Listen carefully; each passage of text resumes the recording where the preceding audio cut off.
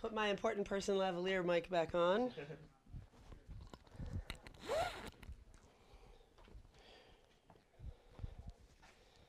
I never know how to do this. Wowzers.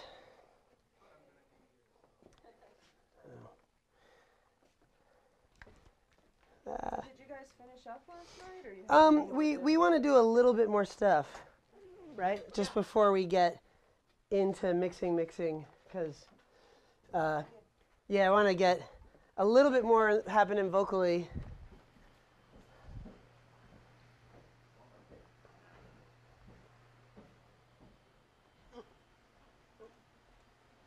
$27.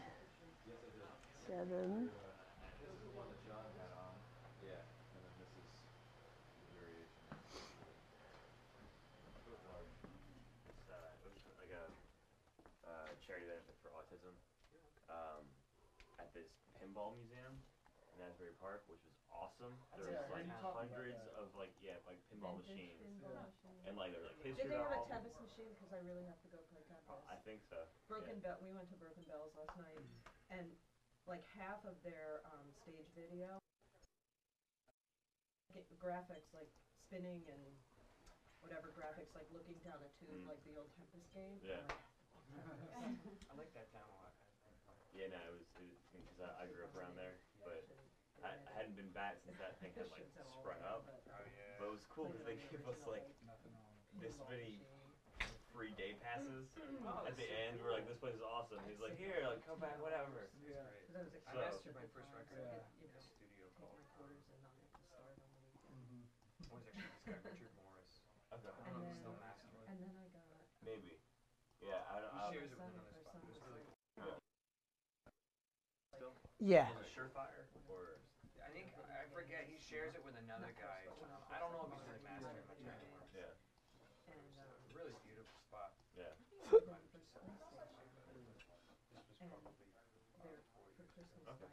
Or maybe Lake House. No, it was not. Like I said, it was his spot. Like called Richard.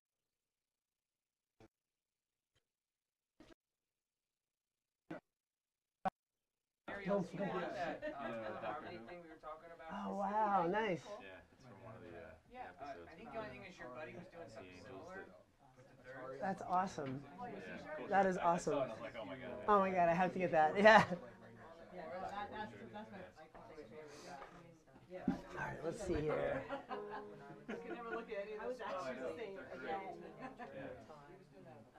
I'm trying so hard to get through season 7 right now.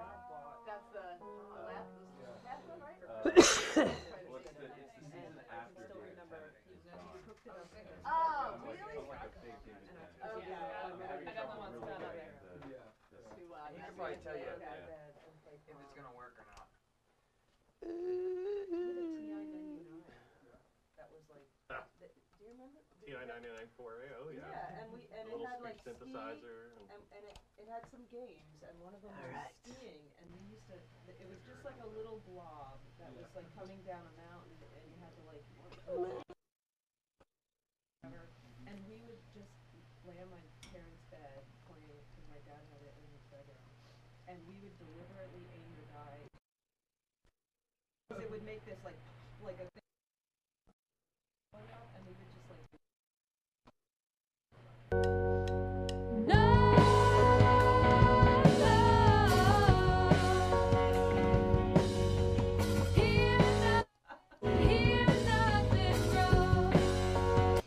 Cool. So, I'm sort of thinking maybe we like kind of start from scratch on those backup vocals that he sort of started last night, and be able to sort of play with them a little bit more. You know, Sure.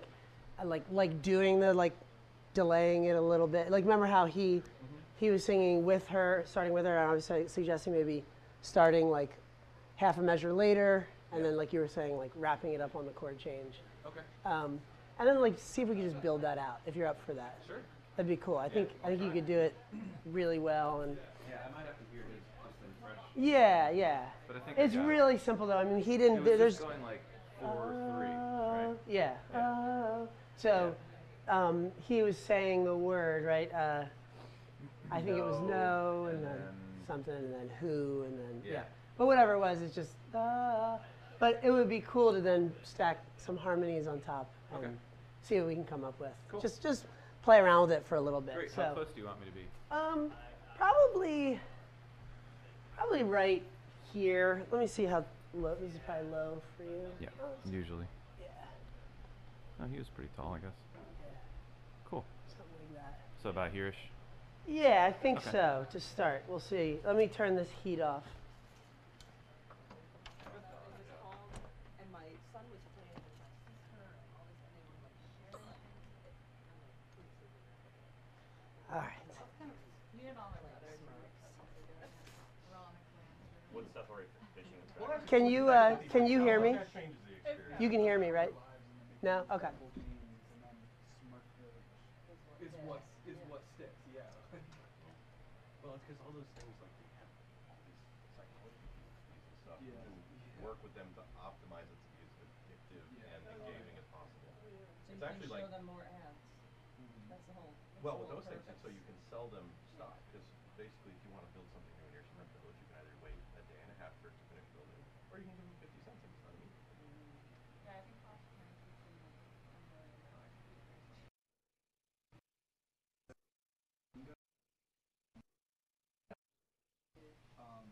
That company. I'm looking for a turnip. Who has a turnip? That company 1 year made more money than the top two, like, the developers that. Are you hearing me now? They No. made more money than the top two of them combined. Just off of like Bonneville.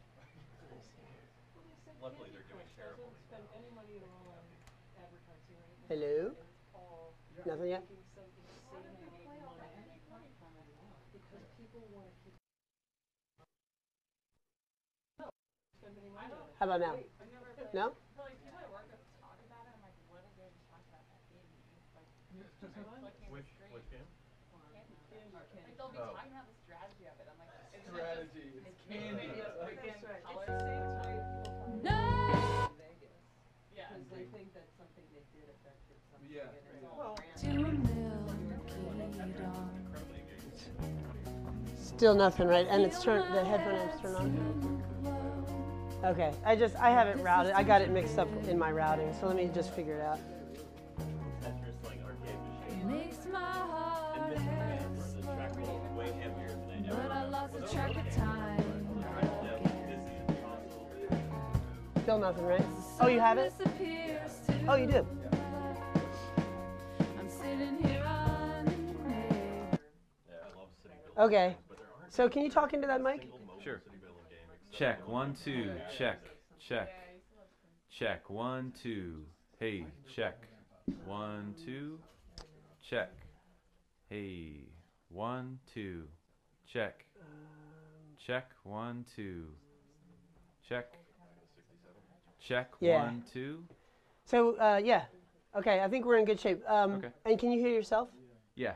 Okay. The headphone mix might be a little bit hot. Is it on channel 2 here? I can turn it down from here. Yeah, it is actually. If you want to turn it down from there, you can do that too. Okay. Well, hey, check. 1, 2. Feel my head Check. Could you just cut the music a little bit? I like where my voice is. Okay. Bring if the whole music mix could come down a little bit. Sure. to a mill. In a sec. That should be good. Good. Yeah. All right. One sec.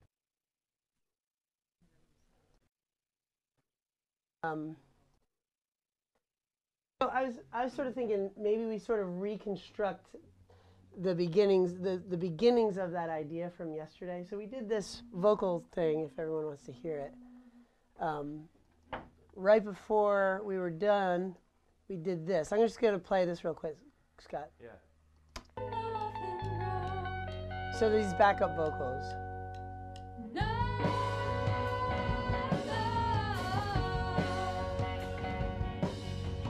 hear nothing wrong. So here it is.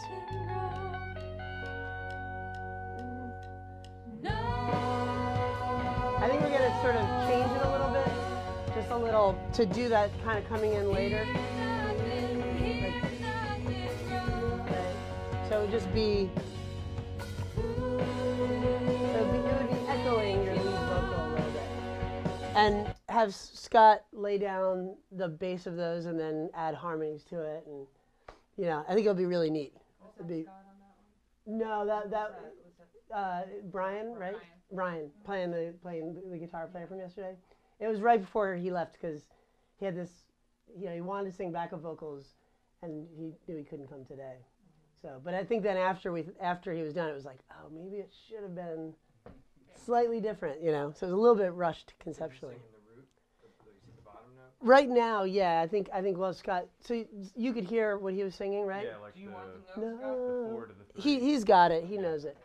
So do you want me to come in on beat 2? Yeah. Beat 2 onset and then resolve it on the 1 of the. Yeah, horizontal? of the chord change. Yeah. Yeah, definitely. Let me get him out of your phones. Oh, he's already out. Okay. You want on the 2 or you want? Let's see. She hits it on the 1. He starts on the 2. They both change together. You know what I mean? So. So Oh, on the 3 maybe. lyrically, am I going no here and then Who? here, no here, who here? R. Who are? R. Oh, so it'd be Who, yes. like, so no would be the first section, Yeah. and then here would be the second section. and Who? then who are would be the third section. I'm confused. Who? Well, here, let's listen. Let's see.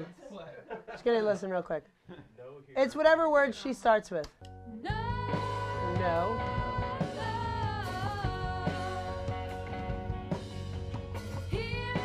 Here.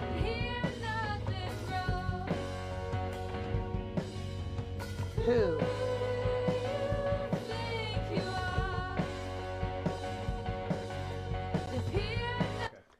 So you just want one word for each. You don't want me to change the word in the result. You know, if you can make it sort of resolve with the word, like who are. You're right. You know, like who are. But I think actually it shouldn't be that. I think it should just be the first words to start. You know. So you want to pull that door shut? Let's see what we got here. And David, you have a good mix of everything? Yeah, it sounds great. Okay. Here we go. If hear nothing wrong. No. Oh, I want on the 1. Sorry. Yeah, right. Here we go. That'd be 2. If hear nothing wrong.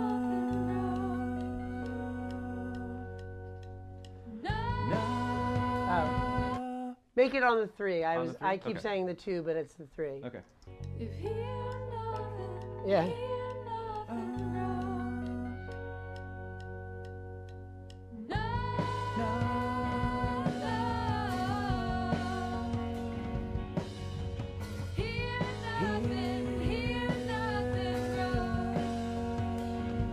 Gotta really be.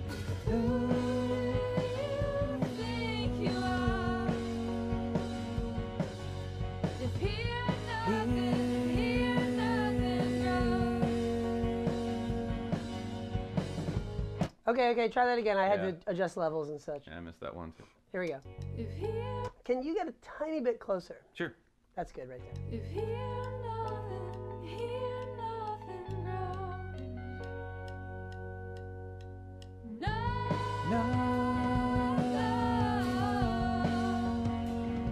I like to hang out. Like that. You know, it's nice.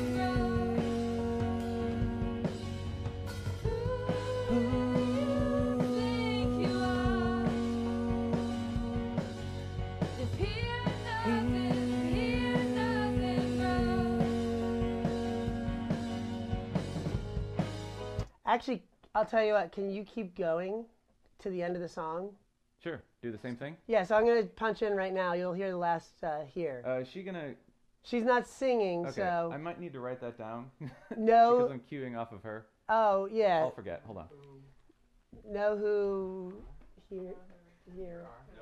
Who? Hold on, no here who. Know here who here. No here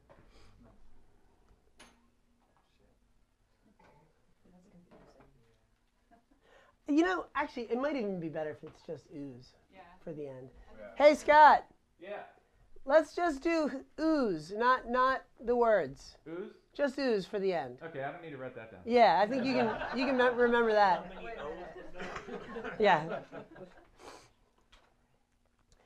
Yeah, I think it might be pushing the point a little too much to be continuing with the words.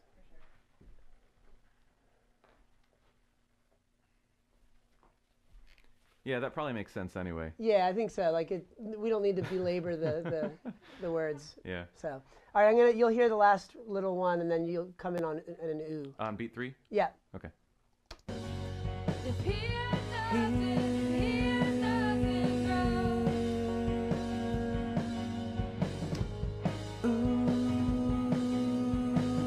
I wonder if it should be ah. I think it should be ah. Can we do ah? Okay. I think we're at the end of the song, and I think an ah is a little Sure. more uplifting than a ooh. Here we go. If here nothing grows.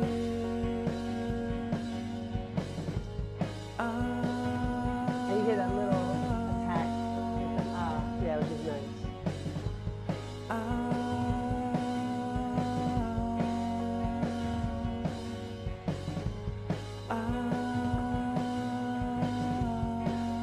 This will really quickly build up nicely because, and we're compressing the hell out of it, but excellent. Ahs are real cool. Okay, so can we double everything you just did? Yeah.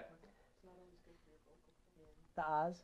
Well, when you're coming at it hard like that, it's glottal attack. Well, it's a lot of, it sounds more like he was attacking it harder. We're compressing about 7 or 8 dB. And I'm scooping up to the notes. Is that okay? You just did a beautiful job, so just do it again. All right. Yeah. Here we go. If here nothing grows. No.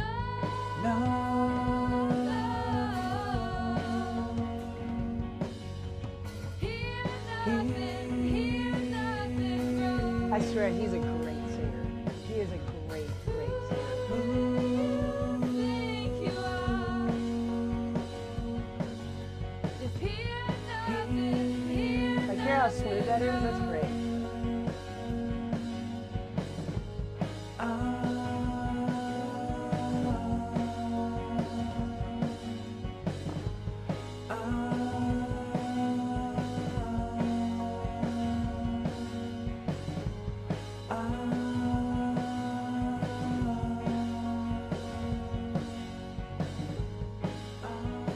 And maybe we'll cut out this last one. Beautiful. Great. Your voice sounds awesome. Thanks. Let's, you want to try a harmony on top of that? Sure. Just hit the 5th. I guess.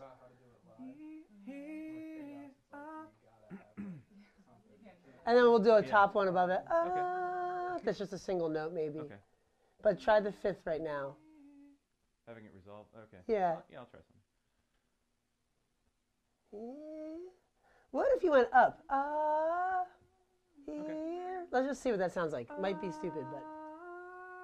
Yeah, and the same like swoop, you know, the sort of George Harrison-y, you know. Oh, okay. I mean, he would be the opposite.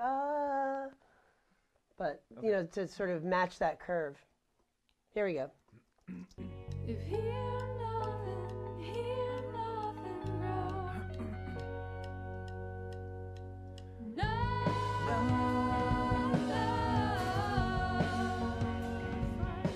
Who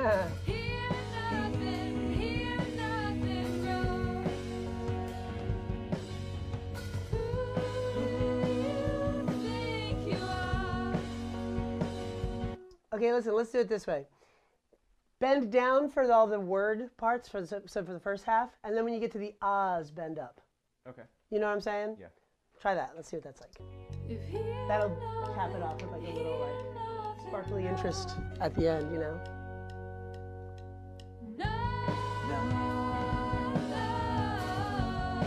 Yeah.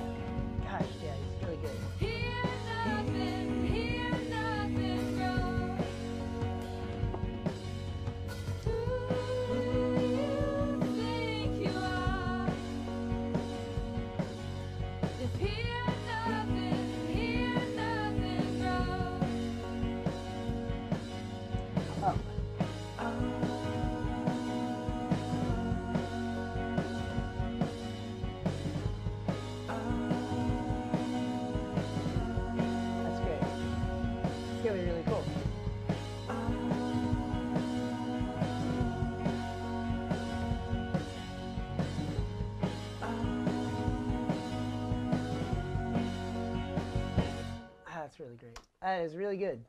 Yeah? Yep. I feel like the tail ends of the Oz are... They might have gotten a little bit chomped up for the first two of them. Here, I'll punch in the Oz. Okay? Okay.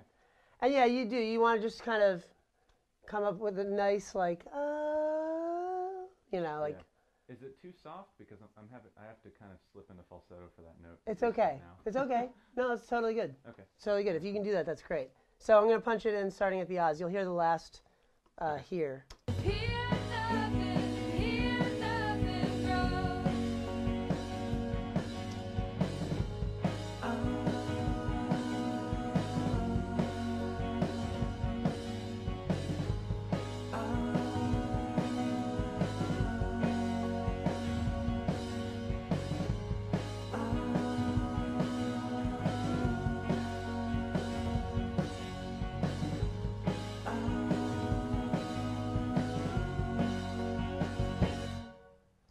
One sec. Just want to take the last one from the previous take.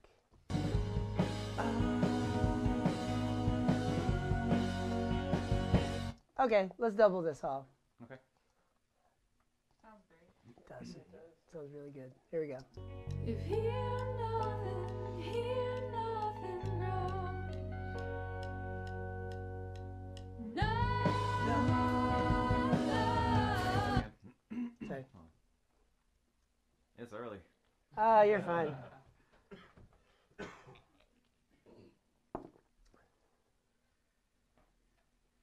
Ready? if hear nothing wrong. No,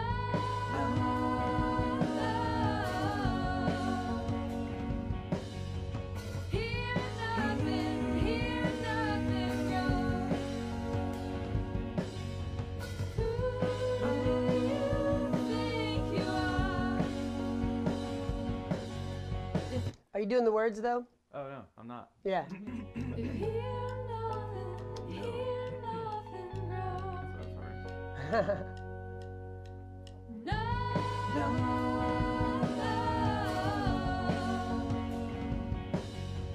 hear nothing wrong. Who you think you are? If hear nothing wrong.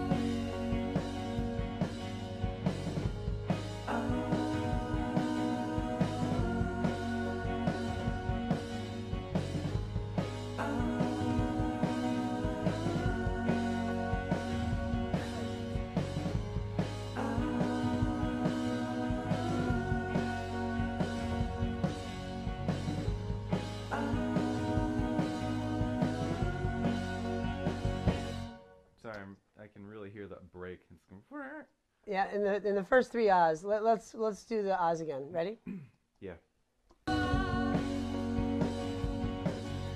If hear nothing wrong.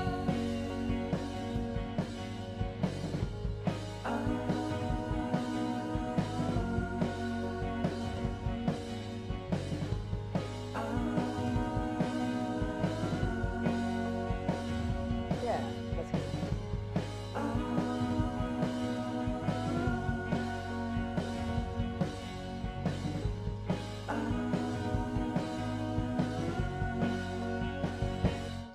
Having trouble with it. No, it's pretty good. I think we need to get numbers 1 and 3 again. Okay.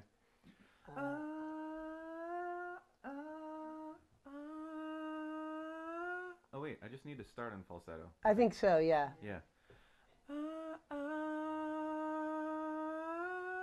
Exactly. Yeah. Okay. You want to do all of them again then? Sure, yeah. Okay. Here we go. Hear nothing wrong.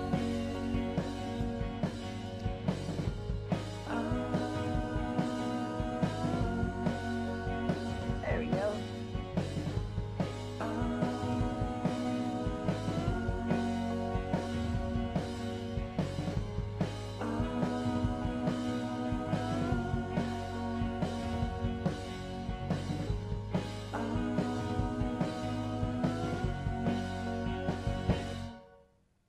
That seemed pretty good. It's a little better. I think I can get it better. Okay, try again. I think the first one was really perfect. So maybe I'll hang on to that.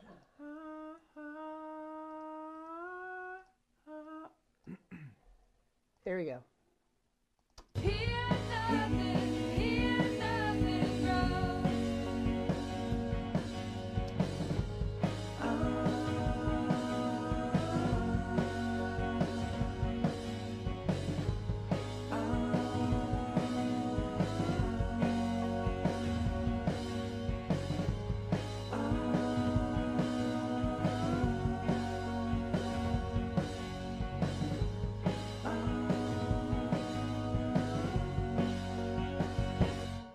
I just realized I'm kind of slamming you with your lower harmonies. Are they too loud, like, and you can't hear yourself quite as well, maybe? I can hear myself okay.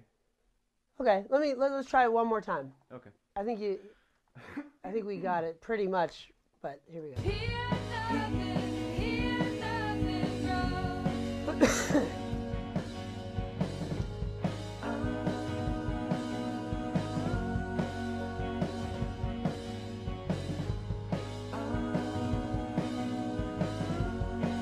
Like, that's better. I think he just was getting smothered by the low one.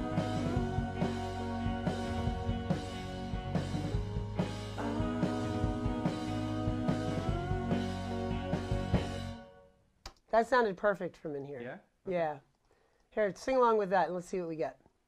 Ready? Mm-hmm. Here nothing grows.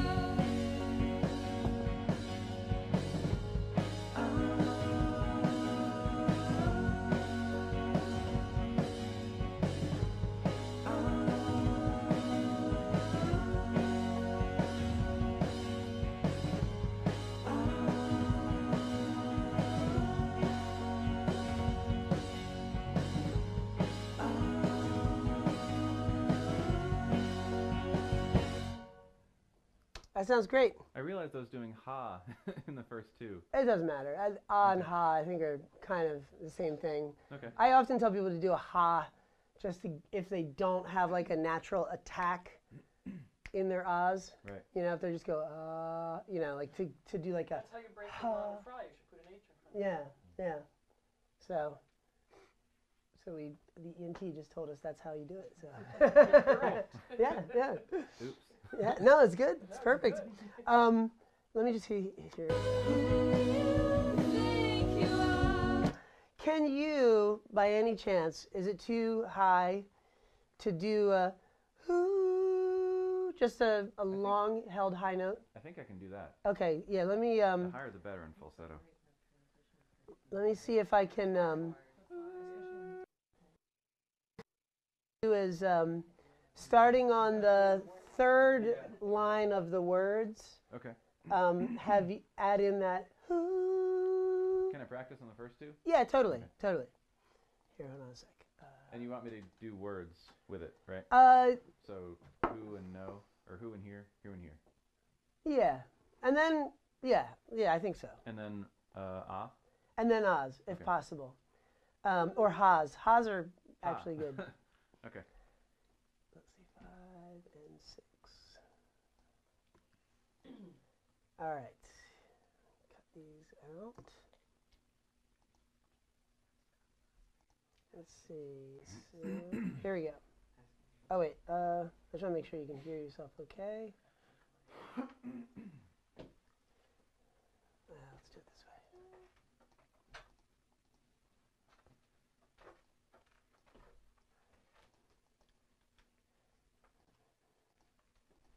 All right, ready? Yep. Oops. Sorry. I have you recording on 2 tracks at once. Here we go. So the idea would be that you wouldn't hear the high one for the first 2.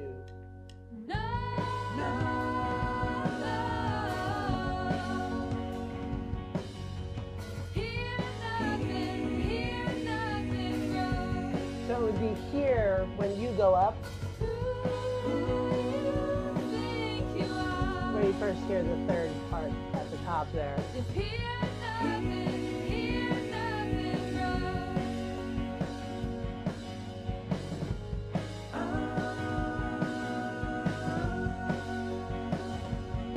that note goes up in unison with it, but it's okay.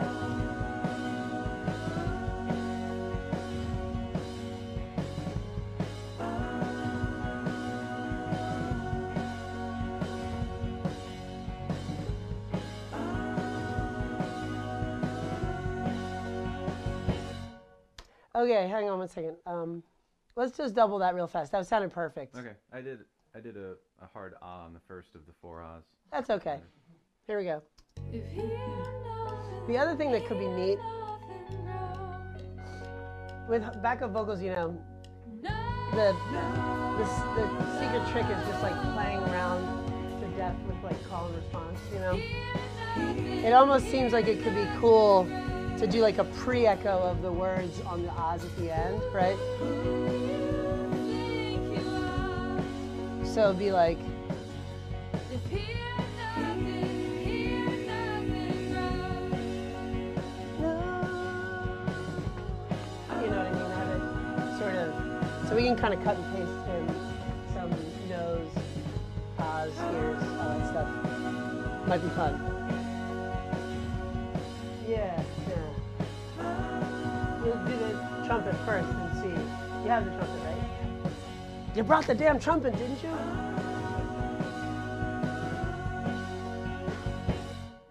That's awesome. Great job. Yeah, I think we're in awesome shape. Okay. Cool. Coming in. Okay. This is good.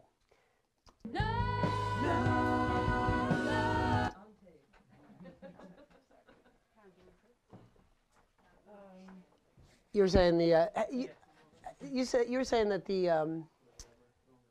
probably gonna try the 440 on the trumpet, but I am curious about the Royer too. The Royers a lot.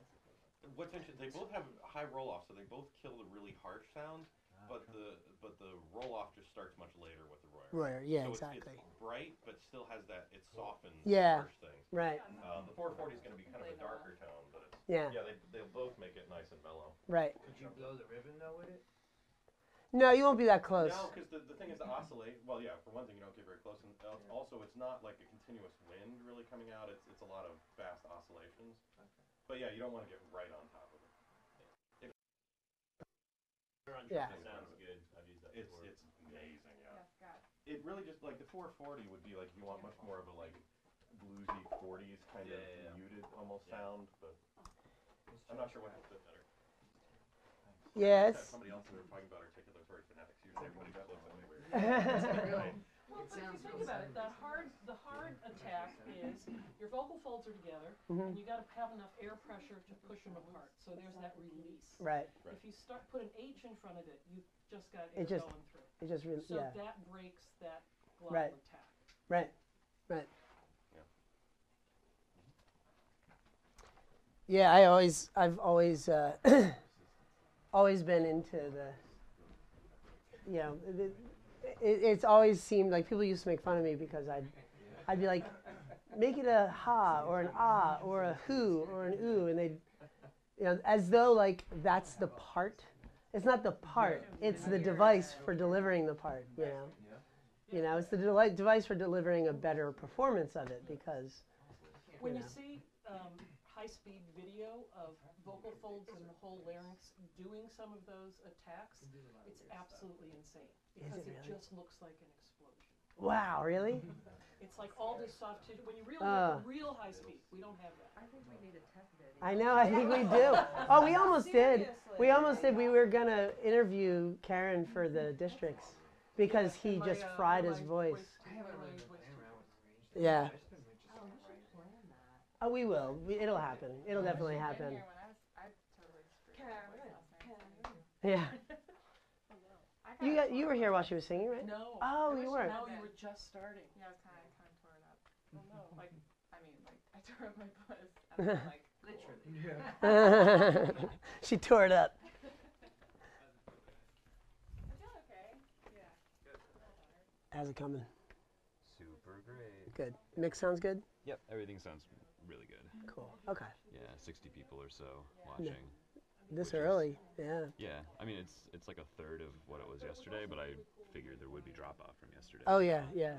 But it's still pretty good. Well, the A real lot good of people stuff is from going to be. yesterday still, and a lot of new people. The real good stuff's going to be when we start mixing. So.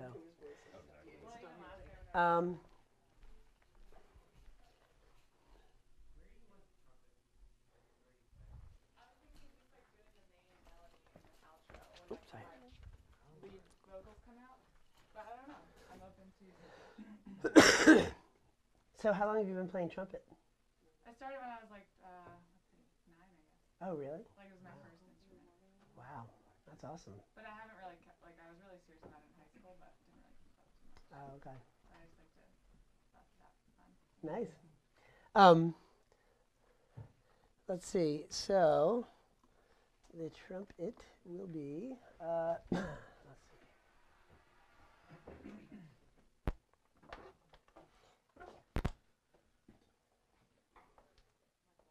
So yeah. Now, of course, there's always the issue with trumpet players of like not blowing out their lips while getting sounds. Yeah. So yeah. So just take it slow. But any of your warming up that you're going to do, if you could do it from like here, and we're probably going to, You're going to be using the yeah, 440? the 440, yeah. We're probably going to have you, playing with like something like this distance here, and we may have you, we'll have you start by pointing at it. We might have you point like off to the side. Or maybe off this way, something like that. But Is there a risk of like? no, Okay. not from this distance. It should be fine. I mean, no air comes out of the end of the horn, right? So I mean, a tiny bit. yeah, but it's not like it sounds. you expect that like, horn players like you could have like people like with their hair blowing because of horn players, but I guess it's not not really what happens. But that's what the horn suggests. Like here. Yeah, actually, so Mariel, your feet will be here. See that mark. See where all the dust moves apart when I just scrape my foot on that gross carpet.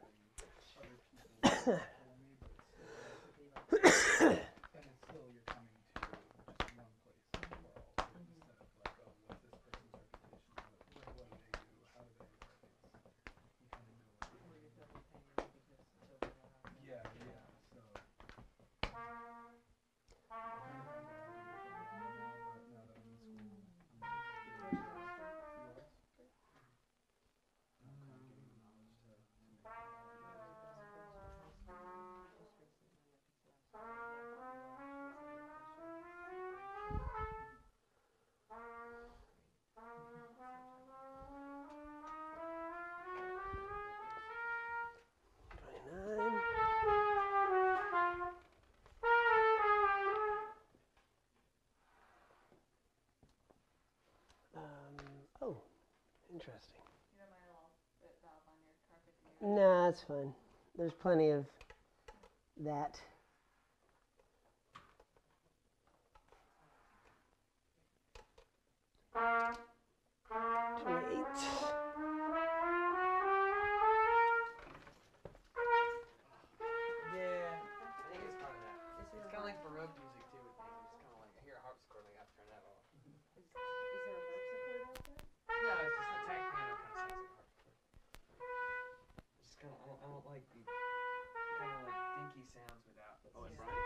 Yeah. It's just kind of like maybe update the spreadsheet with the vocal stuff. Okay. What I was about to have. Okay, cool. So you never bought Windows' electric harpsichord? No. I really had no idea why they were called tack pianos until just now.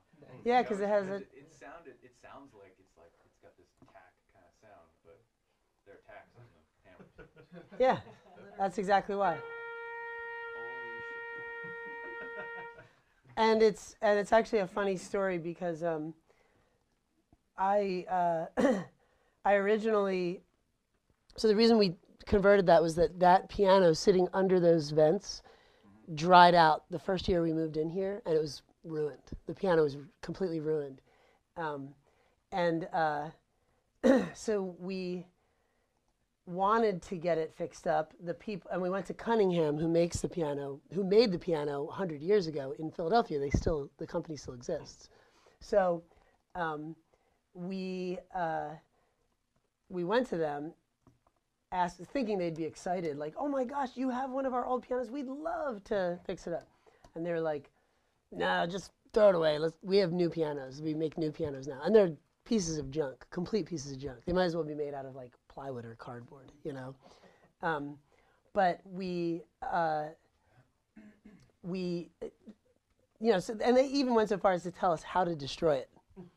They're like, get a couple friends, loosen all the strings, get a sledgehammer, and you whack out the sides. And I was like, oh my gosh. And Amy was horrified, you know. Because somebody gave us that piano, someone who like grew up with it and all that kind of stuff, you know. Anyway, we got the other piano, which is a much nicer piano, but didn't want to throw that away. So we started saying, oh, it's going to be a tack piano. And then lo and behold, I went and made the website, and I was like, we have a tack piano, and we have a regular piano, you know, long before we ever put tacks in the hammers. And what happened was this local producer, Bill Moriarty, was doing a session in here, and he, the night before, he calls me up, he's like, oh, by the way, the tack piano's in tune, right? The band's really excited to use that. And I was like, oh shit, you know? So I literally, that morning, I got up early in the morning, I went to Home Depot, and I got brass tacks, you know, like actual like upholstery tacks. And those hammers have been glued so many times and have so much like glycerin in them for hardening the hammers that I got like 4 of them in, and I thought my thumbs were going to break off. And I was just like, oh no, you know, it was like 11 o'clock, they were going to be here at 11:30. So I ran to the CVS, and I just got like brass colored push pins, and I did the whole rest of the piano with that, and they're indistinguishable, the sounds, actually. It sounds exactly the same. So there's still a few actual real tacks. There's the big, yeah, all the way in the right side, the big heavy ones, yeah. The ones that you break your thumb on, and then they're like the flatter ones. The little flat guys that are also have really thin pins. You just push it right in. So it's kind of funny. Wow. So yeah, like the band was like, the band arrived there. They walked right in. Somebody walked right up to the piano. I was like, yeah, this is it. This is it. And I was like, they came from Minnesota. The band came to work with Bill from Minnesota. And so I remember being like, oh my gosh, like the band is coming from Minnesota to use our tack piano. And we don't even have a tack piano yet. Wow. Pretty funny. At least it was sort of in tune, I guess. Well, it was, that was the thing. We did have it tuned. Oh, okay. That was the thing, was we weren't sure that, you know, after it got kind of ruined from the dry air pouring on it, we got the other piano, we started to properly humidify that room. We put a humidifier on all the time. And what happened was that one came back to life. So it just absorbed all the water again, and it was fine, you know. So, yeah, because you know, we were in a warehouse that was very damp, and piano loved that, you know, had no problem with that. Let's hear. That sounds good, actually. Here, let's hear that real quick. From where you're standing right now, it was really good. Should I put on headphones or? Oh yeah, they're right there.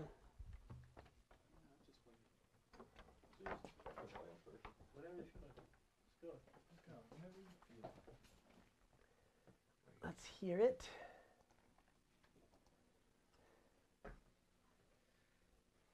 Do it. Let's hear it. I just want to hear the sound real quick.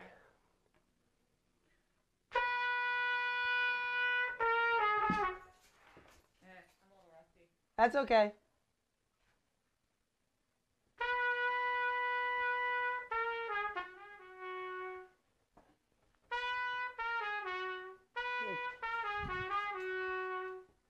Okay, so point towards the camera here.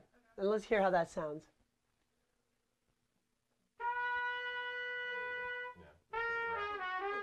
It's a little better, right? Yeah. It's not directly at it. All right, you want to try playing along? Here we go. You'll hear your last line. Does that make sense? Yeah, do you think I should play the melody like that? Yeah, I do. It's nice. Here we go.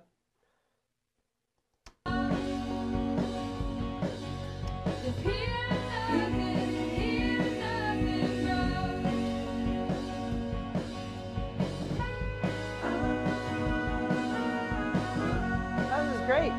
This is really good.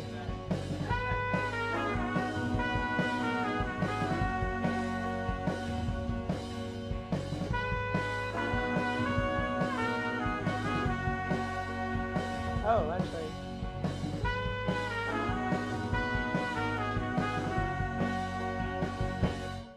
So, okay, so I think that you should do ba ba da da da da ba ba da da da da da. You don't need to do exactly your vocal melody. I think you should sort of now like it's almost like you sort of like it'd be like you're sort of distilling down the actual melody to be a hook that just sort of goes out through the end of the song. Do some different variations on it. Well, I think actually even just simplifying it to ba ba da da da da. Maybe just do that twice. Ba da da da da da da da da da da da. Then da da da da da da da, and then end da da da da da da. Can I get lowered a little bit in here? Yeah, the overall mix. Yeah, it's just a little loud. Gotcha. Let's see.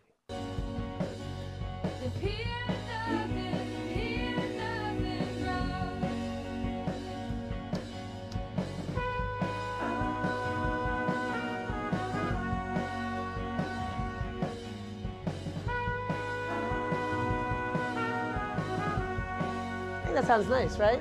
It's a nice mic for this. Yeah. I think if we were doing like horn section-y type stuff, we'd need more attack, but it's nice to hear it a little bit rolled like that. That sounds great. Here, do another just to sort of...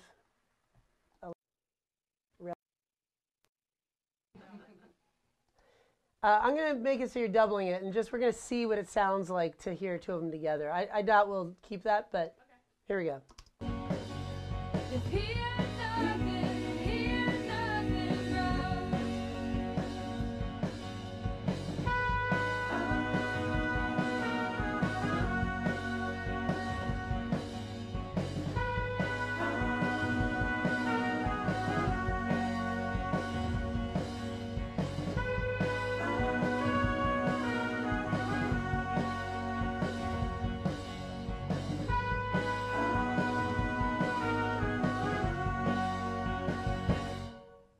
That's awesome. I like a double. Now we just need a trombone. Yeah, I know. I know. I feel like you probably have horns galore, right? You just strike me as a horn person. No, I almost failed it, actually. Put in effect so it sounds like a trombone? Actually, that's a really good question.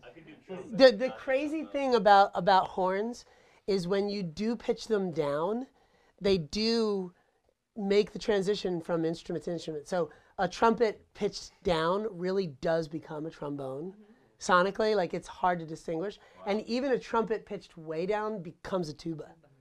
It really does. It's 'cause the mechanism is the same. I mean, it's just vibrating your lips in a system. What's that? Are you sure? Are you sure? That guy in the Roots would be really upset to hear you say that.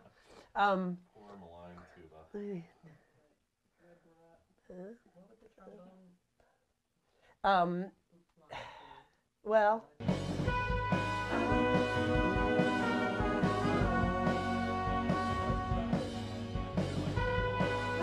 here, let me see something here.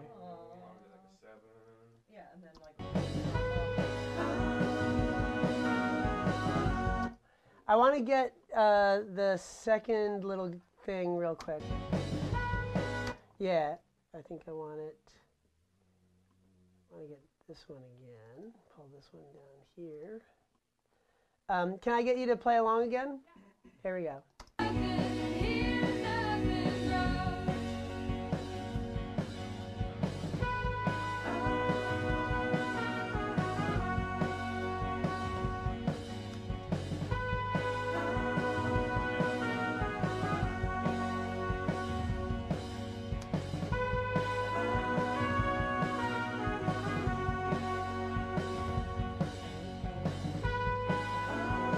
We could do, okay, like to illustrate our,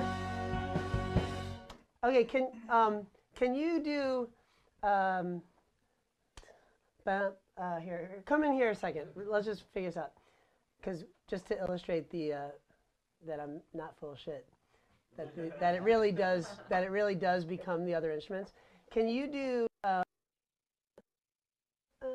this note, so it'd be da, da, da, da. At the end. Yeah, like so you'd be going, it would be going, da, da, da, da, da, da, da, da, da, and we'll pitch it down and see that it sounds like a trombone or it sounds like a tuba. It'll be fun. I think it's a B. Transpose the trumpet. Oh, is shit. That's so annoying. Yeah, well, I still don't understand what that means. Yeah, that drove me nuts B flat on during my brief I think it's a time no, playing B a flat. saxophone. I was like, wait, what do you mean it's a C, but it's that not what a you C? want? I'm like, so why do you call it what it is? Yeah, why don't you call it what it is? Who calls a C flat on a B flat? C, that's retarded. The first Yeah. one's a B, because I'm starting on So bop bop bop bop bop bop B, so then bop that's your bop C sharp. bop bop. C sharp to, Oh, actually, yes. What's that? First one's C sharp. it would be C sharp, I think. It's a half step down. Step low. Okay. Ba ba. C sharp. So you transpose That's the it. little C. pitch off the whole song. Okay. Yeah. You got it? Yep. Ba ba. And then time machine and go back and hurt all those people that made that rule.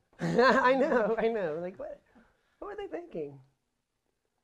It was almost as though they were never ever going to play together. So it didn't matter. Oh well, your C is whatever. That's okay. We're never going to play our instruments together. Somebody, my arranging teacher gave me a great explanation for it. I just forget what it was. Okay, ready? And point at the mic. At the mic. That was it. That was it. Let's hear it. I was talking to a teacher of mine, and we were like, well, why don't they change Here we go.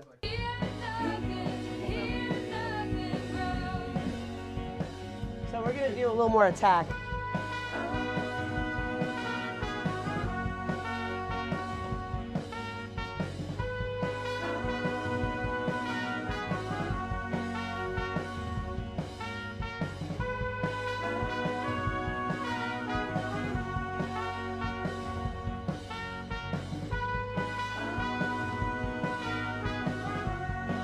Isn't it weird? On the second one?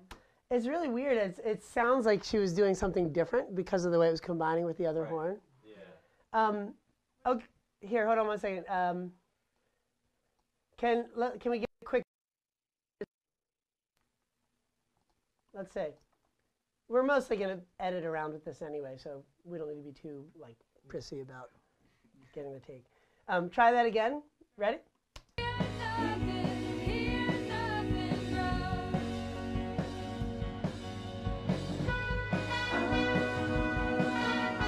So it sounds like it goes down.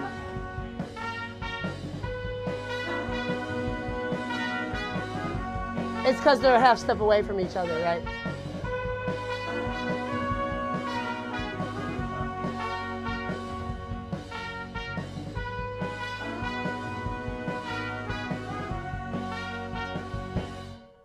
That's so weird. It sounds like it goes down a half step, but it doesn't. Yeah. Well, I think if you pitch it down, it'll be more noticeable. Right. Yeah. As a problem. The interval will No, change. It'll work. I mean, I'm kind Yeah. of hearing it in there, and it sounds like it's working. Okay. Can you do this? Can you go Yeah, if you change it, ba or it could ba be ba flat 9 depending on. ba ba ba More than I want a flat 9. Closer together, so it could sound ba?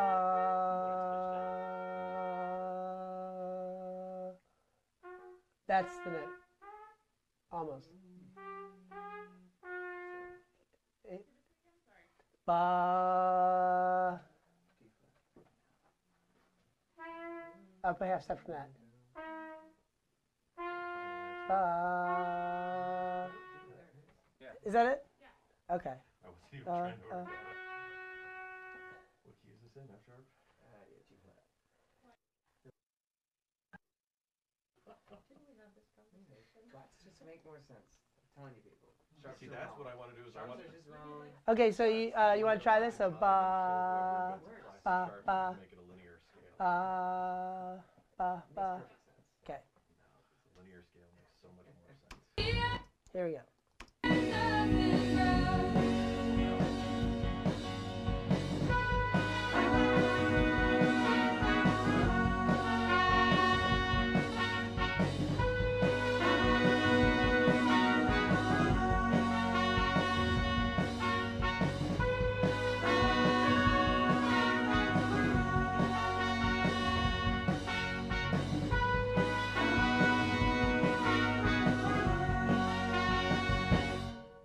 Awesome. Double that. Yeah, I was a little sharp, and I attacked the first one a little. Okay, try it again then. This is definitely going to be the tuba part, so here we go.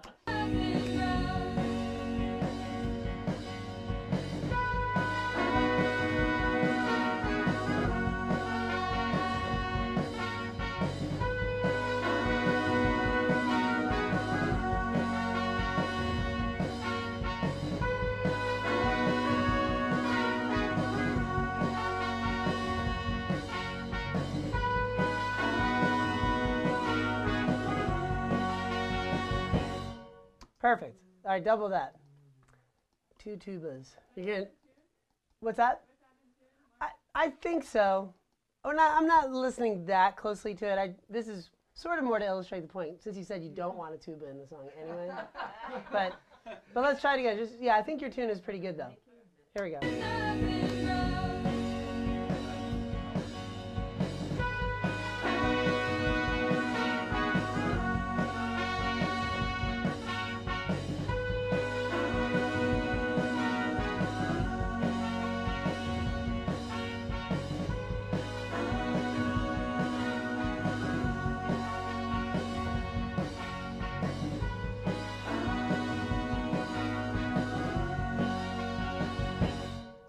Awesome. All right. Come on in. What's that? There's one note on the guitar line it's like a quarter tone off. It's killing me. Is that in the lead guitar? It's in the solo. Yeah. It's All right, right at the end of the measure. And it's just like it kind of sustains for a while too. And it's like. Yeah. Okay. Well, we'll fix that. So check this out. Well, it starts to sound like maybe it's going to be a bend that resolves or something, and then it doesn't. It just stays. Good job. Yeah. Good tone. I know, really good tone. That's surprising. You even lost your embouchure. Usually, wow. It's a different. They just transpose down to the next instrument. Because they all work the not same. pitch It's just shift the like two. that. It's just What's that? Most things do not. I know, exactly. If you pitch shifted a guitar like that, it Well, would sound like ass. and I think because isn't the difference between like all the different horns is how much tubing they have, and that's purely it, you know. The valve just changes. It sends it to a different tube. That's all. Right. That's it. So that's exactly how it works. So, and if we go, let's see here, down minus. So here's your tuba. So I'll tell everyone I play trombone and tuba. Oh my gosh. Isn't that crazy? It I remember the first time realizing that, being like, what's that? You lose a little brightness. Yeah. But Just the slightest bit, and for the most part, you know, like there's not that much brightness on the tuba when you record it, you know. And when when you layer it all together, the trumpet's going to handle the brightness.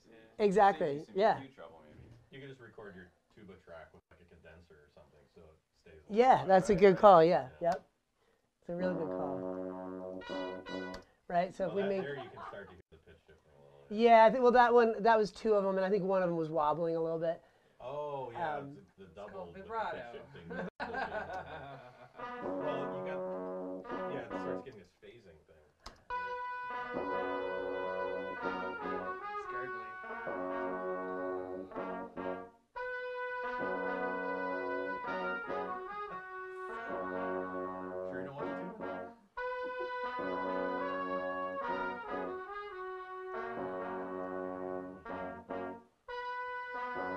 Actually, it's funny because the weird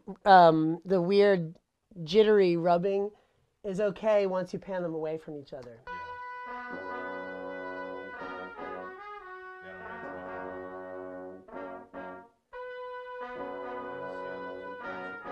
And is there a horn above a trumpet? Piccolo trumpet. The cornet. The cornet's the same thing. Piccolo? Yeah. Isn't that a thing like this? No. Piccolo trumpet. Oh, piccolo trumpet. It's like that big. So does a piccolo trumpet sound like this? It's that Beatles track with trumpet solo. Same time, piccolo trumpet. It sounds pretty similar. Hitting Lane? It just goes a little higher. Is it this? Yeah. Wait a second. I just pitched it. The cornet's lower, right? I think it's actually the same note. Is it? Yeah. I've never. I think it's a Flugelhorn's a little lower. That's Yeah. beautiful. Yeah, I love Oh, Yeah. The flute has the same fingering, just it's a little more Fucking tubing, gorgeous. but it's more because the bell fucking beautiful. isn't as direct as the bell trumpet. Is there a So plug-in was that for more- flute? that's like- Transpose. Yeah, it's Let's little say Flugelhorn's a B flat. flat. The flugelhorn's Yeah. a B flat. Yeah. Yeah. It's interesting. French Why? horns in F. I love French horns. French horn's nice, yeah. Gorgeous. Amazing. Gorgeous. What are? I mean, you have to have a really good player. Absolutely, There's yeah. no such thing as an okay French horn player. Absolutely. Terrible French horn players and great French horn. Exactly. That's absolutely the truth. It's an intolerant instrument.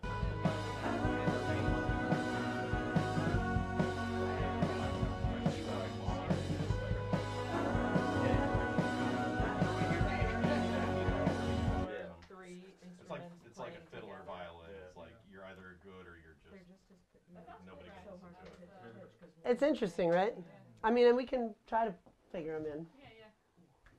You know. We're going to marching band then. I just need like a marching band snare line in there. Yeah. I recorded a marching band on Friday. Oh really? Yeah, That like would be little fun. up a little bit. It was a Yeah. location thing. I didn't realize how loud they were going to be. That's cool. All right, so that's everything, right? Yeah. So we should start mixing it. Okay, cool. I tried to do something at our office because we sponsor this village in Rwanda. So we're gonna mix. And they did a performance, and I was like, okay, they like come out and like just give me some levels. I mean, like play a measure, let me know. No, they're nervous. They don't want to mix. So I set up the mics. So I just put in like an XY. Actually, these KSM 32s, and I put in an XY stereo pair. How about a thing? Unfortunately, our office is not designed for acoustics. It's like a 10-foot high ceiling and hard surfaces, glass, wood, everything. Yeah. Okay. Yeah. Are we So doing they come anything out else in there? No. If not, I can just put Yeah. another camera. Well, everything just goes We're doing reamping or might do a something? little bit of reamping. So maybe hang out for a little bit on that. Although the reamping will happen last. I only had one. Right. So It was not that bad. we'll see. Because like you're gonna be like wiring stuff, right? Yeah. So I'll just turn this. Yeah, you can do that. You can do that. Yep. It was indoors. Speaking of Yeah, it was in their cafeteria. I mean, I guess you go over exactly how you're going to Yeah. I got one of them in my Yeah, totally. I mean, for the most part, the busing system is a really simple. Like it's actually this snake that's already run, but I can definitely explain what's going on there. I mean, very simply put, like the way you guys have it at UArts, how much I/O do you have? 24. So you have 24. Yes, So you can do I can do a full straight board, up. a full board mix. I want to, yeah. Right. And we just don't do that. We actually have, I guess, about 40 channels of I/O. Yeah. But I haven't really checked out the console itself, you know, like the channels are variable and all that stuff. So we actually just, you know, all we're going to do is come out of 10 outputs from Pro Tools to 10 inputs of the console. Okay. You know? And basically use that to like kind of all like group together so you have.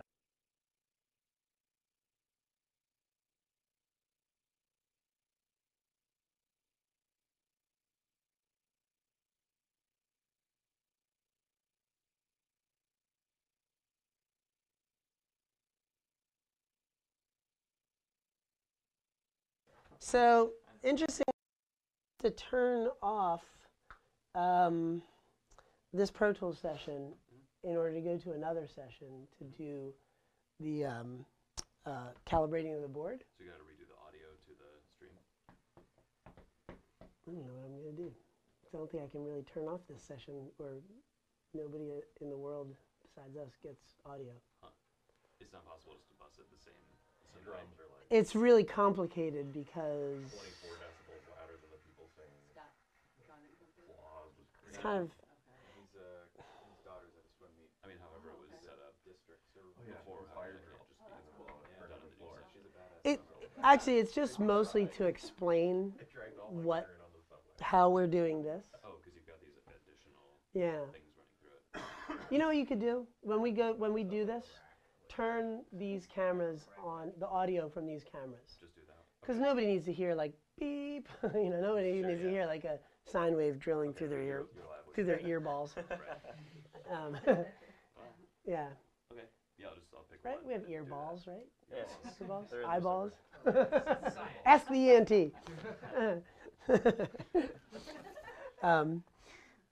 Yeah, okay, that's what we'll do. Yes. Eye drums. Oh, that's crazy.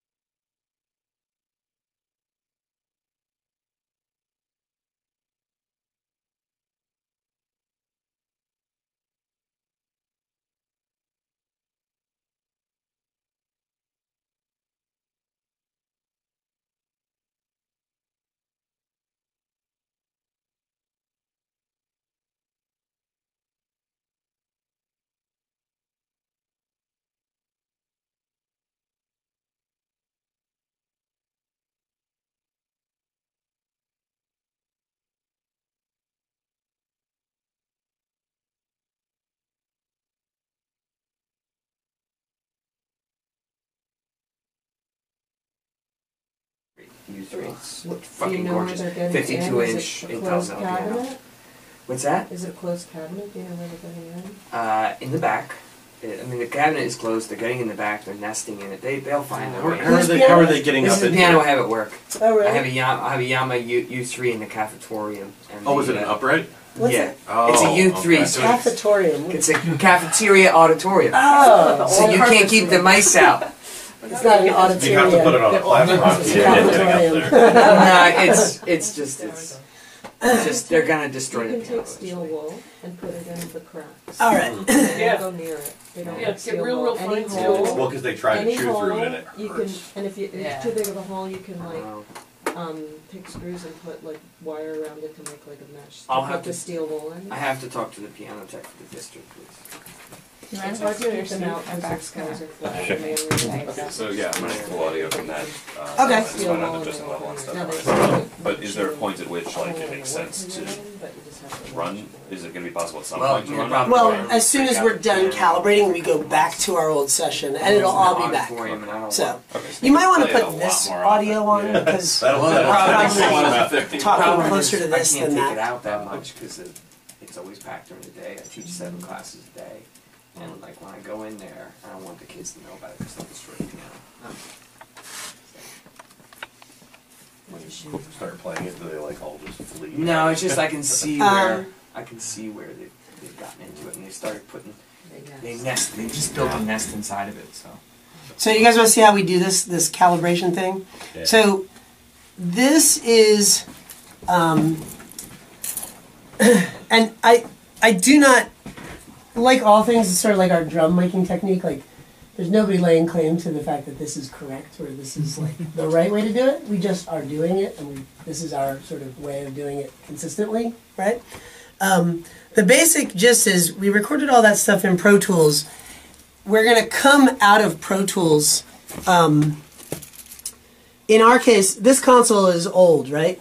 It sounds amazing, but it's very old, so certain channels work better than others. Years and years ago, I was doing a record, and half the console died. So basically, this half of the console shut off, and the other half was working.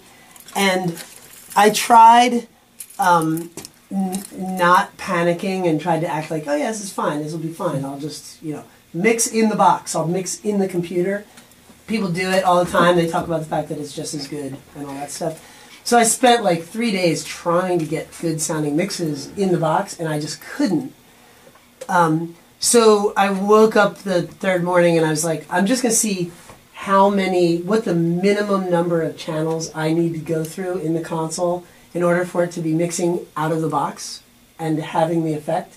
And the crazy thing was, it was like 6. So finding 6 channels in the console ended up saving the day. So we initially aspired to do as many tracks in the console, as many outputs to the console as we could. We now do 10 outputs. 10 outputs from Pro Tools to the console. And you can see them right here.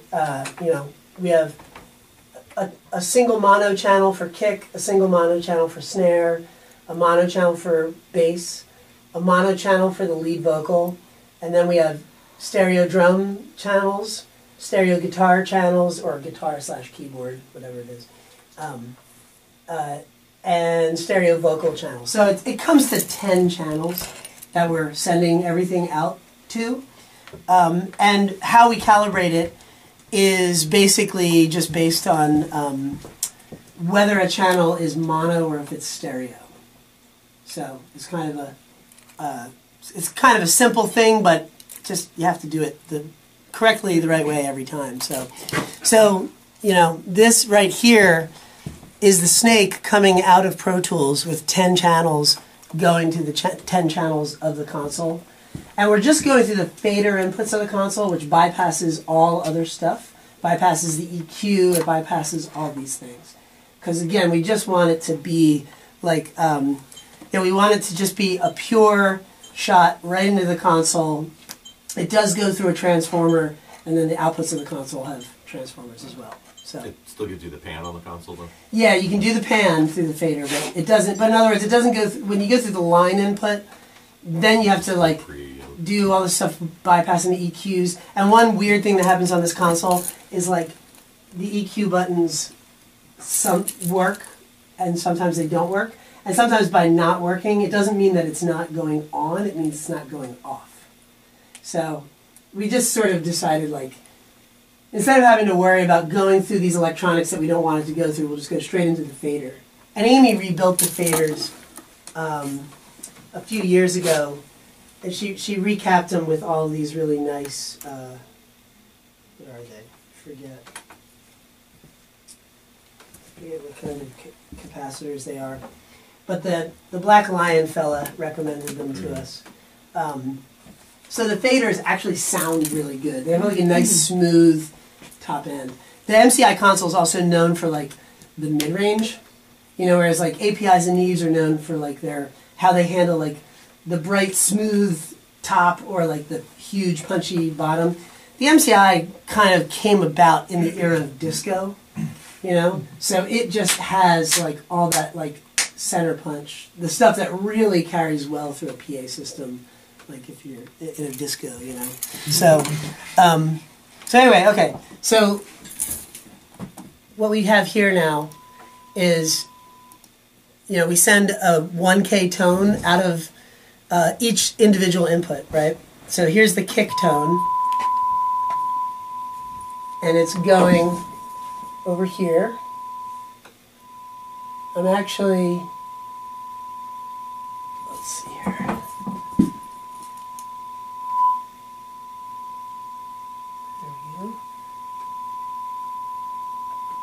And I actually use these inputs 1 and 2 to balance that. Nice crackly stuff to break through. There's the snare, bass.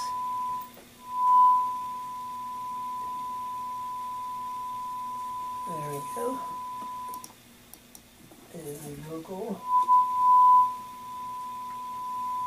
The weird thing is, I think the volume meter on the send of the vocal channel hasn't been working over there lately. No big whoop. And then here come all the stereo channels. And to do the the levels on the stereo channels, you have to do them both at the same time. So this guy's pan to the left, the drums pan to the right, and you got to do them at the same time. Now, if we were to pan any one of these into the middle right now, you'll see the level change on the left and right meters, right? So if we were to pan this guy up the middle, see how it goes down? See how this left goes down? That's why you have to make sure that it's panned the way you want it while you're calibrating. Okay, I'm actually supposed to be looking at those.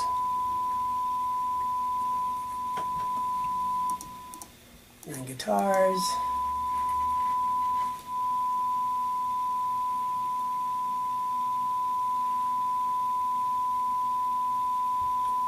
What are those group buses? The first two VU meters? What's that? The first two VU meters are those group buses? Or? Yeah, they're bus 1 and 2 basically. Okay. And it's really just for reference purposes that we go through those. Like, we actually aren't busing within this system, but it's just as a That way you're meter. always calibrating on the same meter, right? Exactly. In case one of the meters is off. Exactly.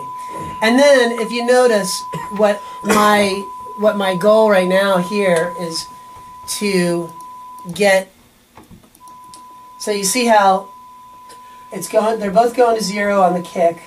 The left and right are both going to -3. That makes sense because panned up the middle, there's that whole sort of panning theory where when things are panned out to the side, they go up in volume. Oh, I forget. Whatever it is, there's a little bit of distance. The difference right here with this left and right is I just want to make sure my pan knob is working. So now I'm no longer looking at the 1 and 2. I'm looking at the left and right, and I'm getting them to be the same. So that's the kick. And yeah, it should be 6 decibels louder when it's in the center. If you're setting the same volume to both. Right. Which is why you have to be careful when you with your mono mixes, because anything like double that to the sides and all can really jump in volume. Exactly. Yep. The perceived volume at least. So those look good. Vocal looks good. And then there, let's see. So this is the drums.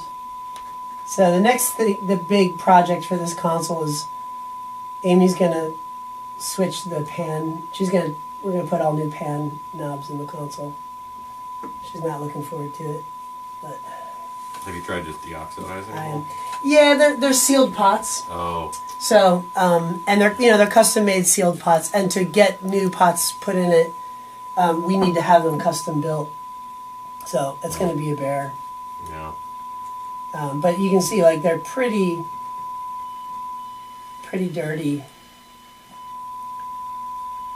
So it's always a little bit of a problem while we're mixing that stuff will be cutting out here or there, that kind of thing. I just remembered something. Uh-huh. We were talking about cymbal swells. Oh yeah. Oh yeah. Yeah. About what? Oh well. Cymbal swells. Right as it goes into the breakdown. Yeah. We can do that once we get rolling with it. Okay. I have to leave probably in about a half an hour. Oh, okay. 45 minutes tops.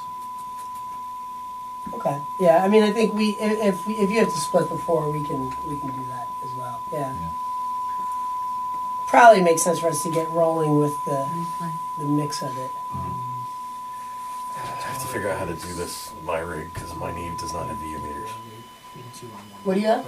I have a Neve 2U rack unit. Oh yeah. The new 5059. Right. Which sounds awesome. I bet. It's got like variable saturation controls on it, and it sounds cool. But I'm sure those channels, even brand new, are probably not quite perfect. Right. But I mean, isn't that why you go through console and you use all analog gear because it's not perfect and linear? It's like Well, but you still want your channels to be the same volume, because if you're setting all the relative volumes in the box, you want the mix to be reproducible. So you want to be able to later pull up the same mix and get it to come out the same, even if you'd like take it to another studio and run it through their board. And the only way to do that is if you make sure the gain on all the channels is consistent. So if you manage to get every song into 10? Well, and it may even be Yeah, perfect. because it's possible that because they're level, groups. I just Okay. haven't checked. They're groups. So even like with Raj's, you were able to condense everything. Yeah, because down it's to 10. a group for the drums. So if we did currently I'm a manager, 40 channels of drums, if we did 10 drum sets, they would all still get sent out through the drum channels. That's why I'm not. You know what I It's mean? not as fun. So yeah. No, I can assure you it really isn't as fun. You're a Yeah. manager too? Yeah, it sucks. Yep. I'm not sad that my new job is going back to actually doing work. So if you have a lead vocal doubles and like pan, you would go out the vocal The stereo. stereo ones, yeah. My job. But if you have a lead vocal, if they were panned, if they were going to be shared in the middle, then you just got out the vocal output.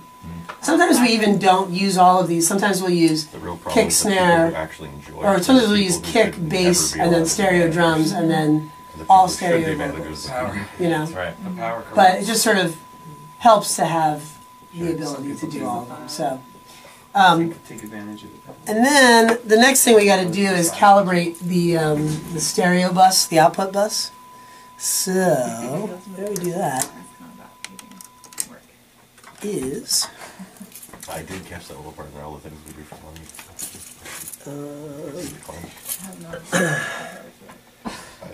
when we do this, That and I'm like, thank God in a week I'm back to like working. when we do this stereo biz, I always try to just get all black and red cables. You gotta do what you gotta. The best lyrics are ones that are true, that mean something to you. If it doesn't mean nothing to you, it's you know. Because it's funny, I was listening to like a couple artists, and like there's something like profound about the way they sing the lyrics, and then I realized it when I like wrote down the lyrics and I analyzed what's happening melodically, and it's like there's nothing really profoundly special about what they're doing. It's just that like when they can give a vocal delivery and they believe it, it sounds so much better because Yeah, it's true. for sure. If you're trying to sing something that's not true, doesn't mean something to you, or you have a little doubt about it, it doesn't come off as well. It's the performance more than the melody. All right, so the first thing we got to do is balance the levels for the massive passive EQ. So here's what I do. So basically, the output of the console now is going to go through everything in this rack here. That's what I still have to get. Some kind of 2-bus EQ. I don't know what I want to get. Oh, Brian. Yeah. Got a question. Someone wants to know if you're going to route the trumpet through the desk. Yes. Everything's going through the desk. When we mix, everything's going through the console. Do you find yourself using any like that Slate Digital, like the VCC stuff, even? John does, and I think it's stupid. I really do. Yeah. Because we go through it, and he'll pop something like that in. Yeah. And I don't think it's actually really doing that much. Yeah. And if anything, it just makes it so that when he leaves with his eye lock, He can. I can't open it. You know? If it has all that stuff on it. Yeah, yeah. I sort of feel like most, it's sort of like we were talking about instruments before we all left yesterday, you know, like, I don't want a billion soft synths. I don't want any, honestly.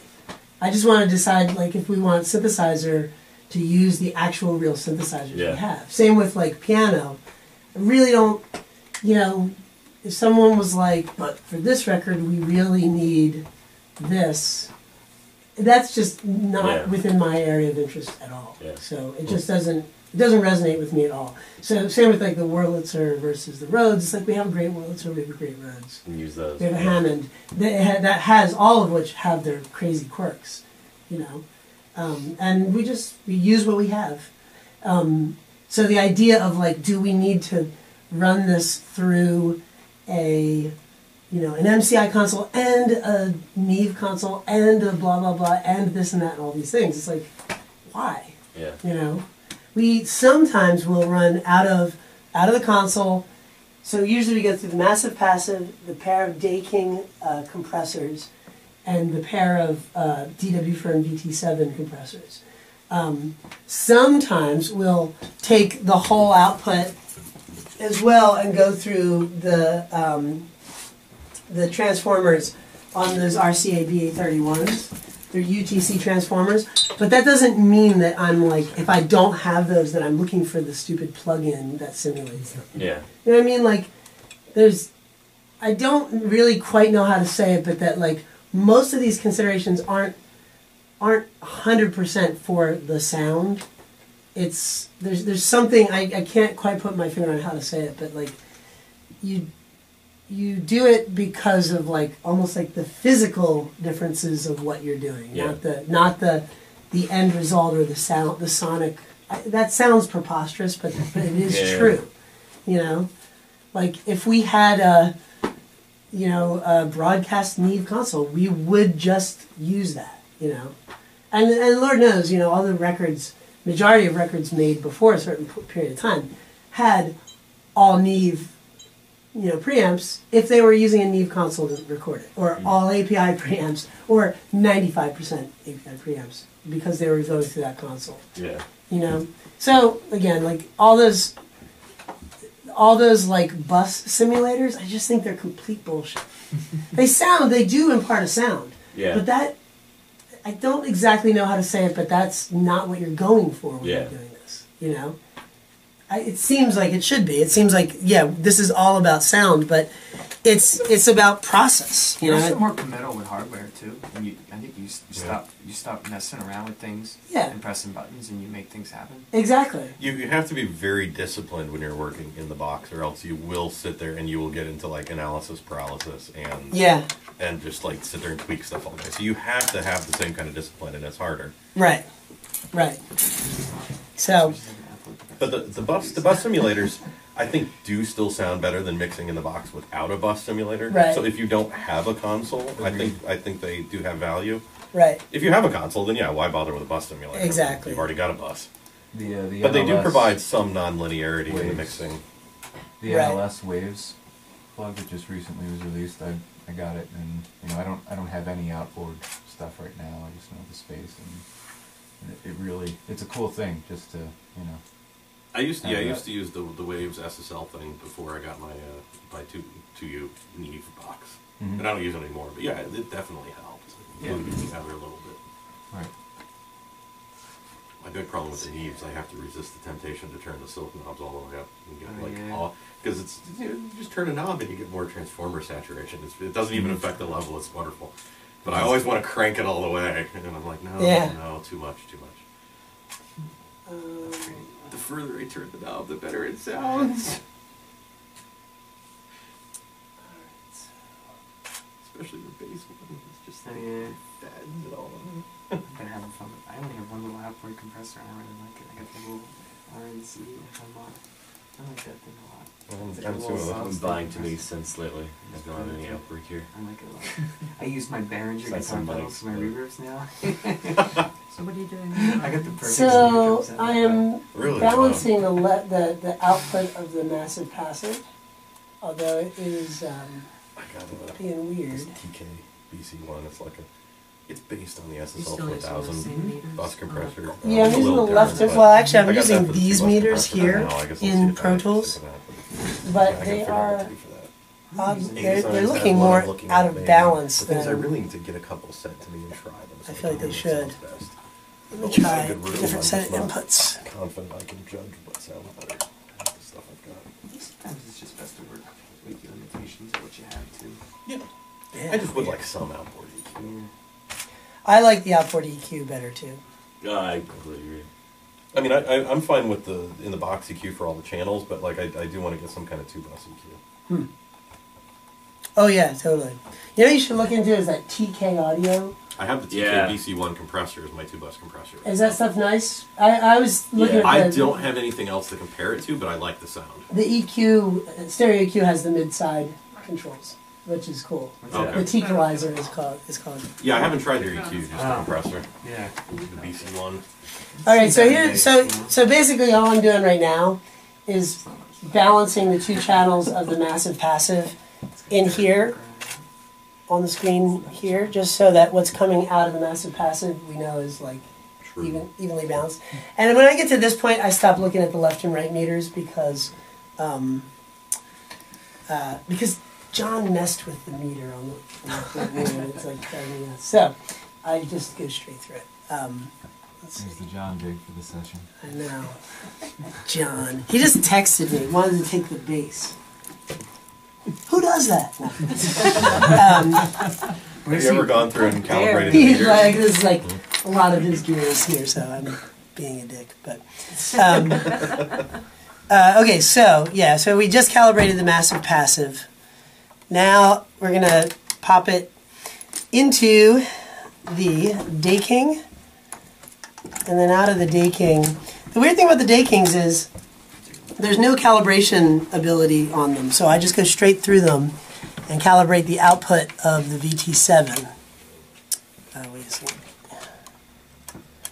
So we come out of the Day King. Let me just pop these together.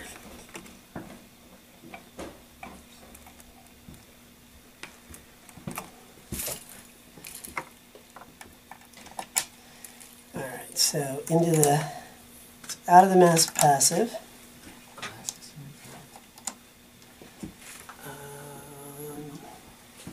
On. If you ever start your own audio gear design company, you have to call it Critter. Critter? Critter Audio. Well, there is Critter and Guitari. I actually have a pocket piano in my backpack downstairs. Do you? Yeah. What's it called? It's a pocket piano. It's like this little just like It's made. They're made in Philadelphia. Yeah. They're Critter and Guitari is this synthesizer, like synth manufacturer, and they make a really cool. And they do a lot of like funny cartoons. Once I figured out that they were they were made in Philly, their cartoons made so much more sense to me. Yeah. I'm like, this makes sense that this would come out of Philadelphia because that's the only Yeah. place this stuff would make sense. Critter So speaking of Philadelphia, this morning I was cursing actually the iPhone, Google Maps, because I was at a hotel around City Hall, and it was sending. I really was mad when I realized it was sending me under the L. So I turned, and I knew I could get here from there, so I just stayed with it. And like 3 blocks later, I got to see the Kurt Weill mural. And I'm like, Google is tracking me, sending me this way because it knows I'm gonna love it when it says Kurt Weill. So you don't live in Philly? No. Where do you live? I live near Phoenixville. Oh, all right. Like 30 miles away, Oh, 45 miles west of me. That's not that far. Yeah. Alright, so. But then I was like, okay, Siri, you're still cool. What is it? I switched to the Apple Map sent me to Jersey one time when I tried to go to West Philly. I was like, I'm like, wait a minute, I'm going into New Jersey. I was trying to go to go to Staples or something. I was like, oh man, I just Connecticut? Where? In New Jersey. Well, no, but I was trying to go. So you're ashamed for the. I was trying to go to 2 buses, the University Manly, City Day Kings. from South Philly. Are you in the for compact some as reason. well? No, Some compacts are going to store. use in the mix itself. Okay. And it just got me on the take 95. I was like, all right, really wait a strange. minute. Wait a minute, I'm going to Jersey. Uh-oh. I'm not getting very much signal on my right channel, but 95 has nothing to do with West you know, Philly. I know. I probably should have been thinking. I should have been thinking, but I was just like sitting there. I'm like, you just start driving to make a right. This says make a right on such and such. Okay. Let's see. Wait a All minute. of What? Ben Franklin Bridge. Well, the problem is, have you stopped thinking about it? Yeah. No, I'm just like I didn't even look at it. I didn't look at it. I use Google Maps sometimes, but I I'll- look I'll at it map before something. I'm I'm just gonna driving. skip have it in my Just head like- and then just 57 make for sure now. that I It's kind of like when I talk, I don't think. I have Maps used is so Google much Maps better either than on my my phone GPS. or on my Impulsive computer at person. different times to get Oh, from wow. home to here. Yes, And there's probably about 10 different ways it's told me. I started Yeah. manifesting It always GPS tells me is to- when well, was in I mean, I haven't Canada mapped in a long when I was time, but going to,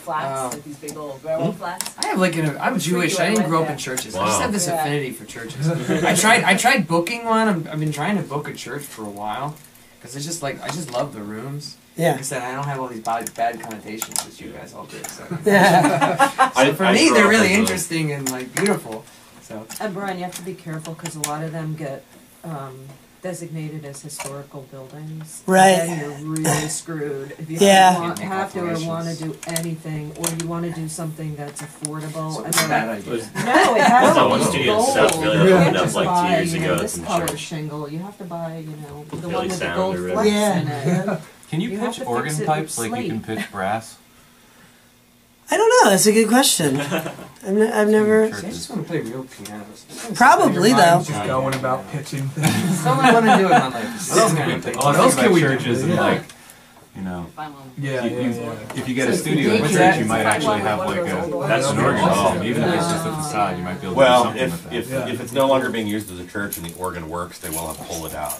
But Colonial Theater it has would be a- interesting to try and repair one. You think just a cable somewhere, or? It might be. They do shows. Oh, yeah. You could probably book it. I was trying to play this place my buddy used to be music director at, and I guess they were into it, but I guess the council shot it down or something like that. The music director and then the guy who was directing was like, yeah, we want to do this, and then we're meeting for council on Tuesday, and then never a word again. I guess they shot it down because I'm trying to. But I think Colonial rents it out, you can record that Because type. my whole thing is I'm just tired of playing rock clubs. I'm tired of playing like shitty sounding rooms where people just getting wasted and talking. I want to play in like a hall where like that's designed for music.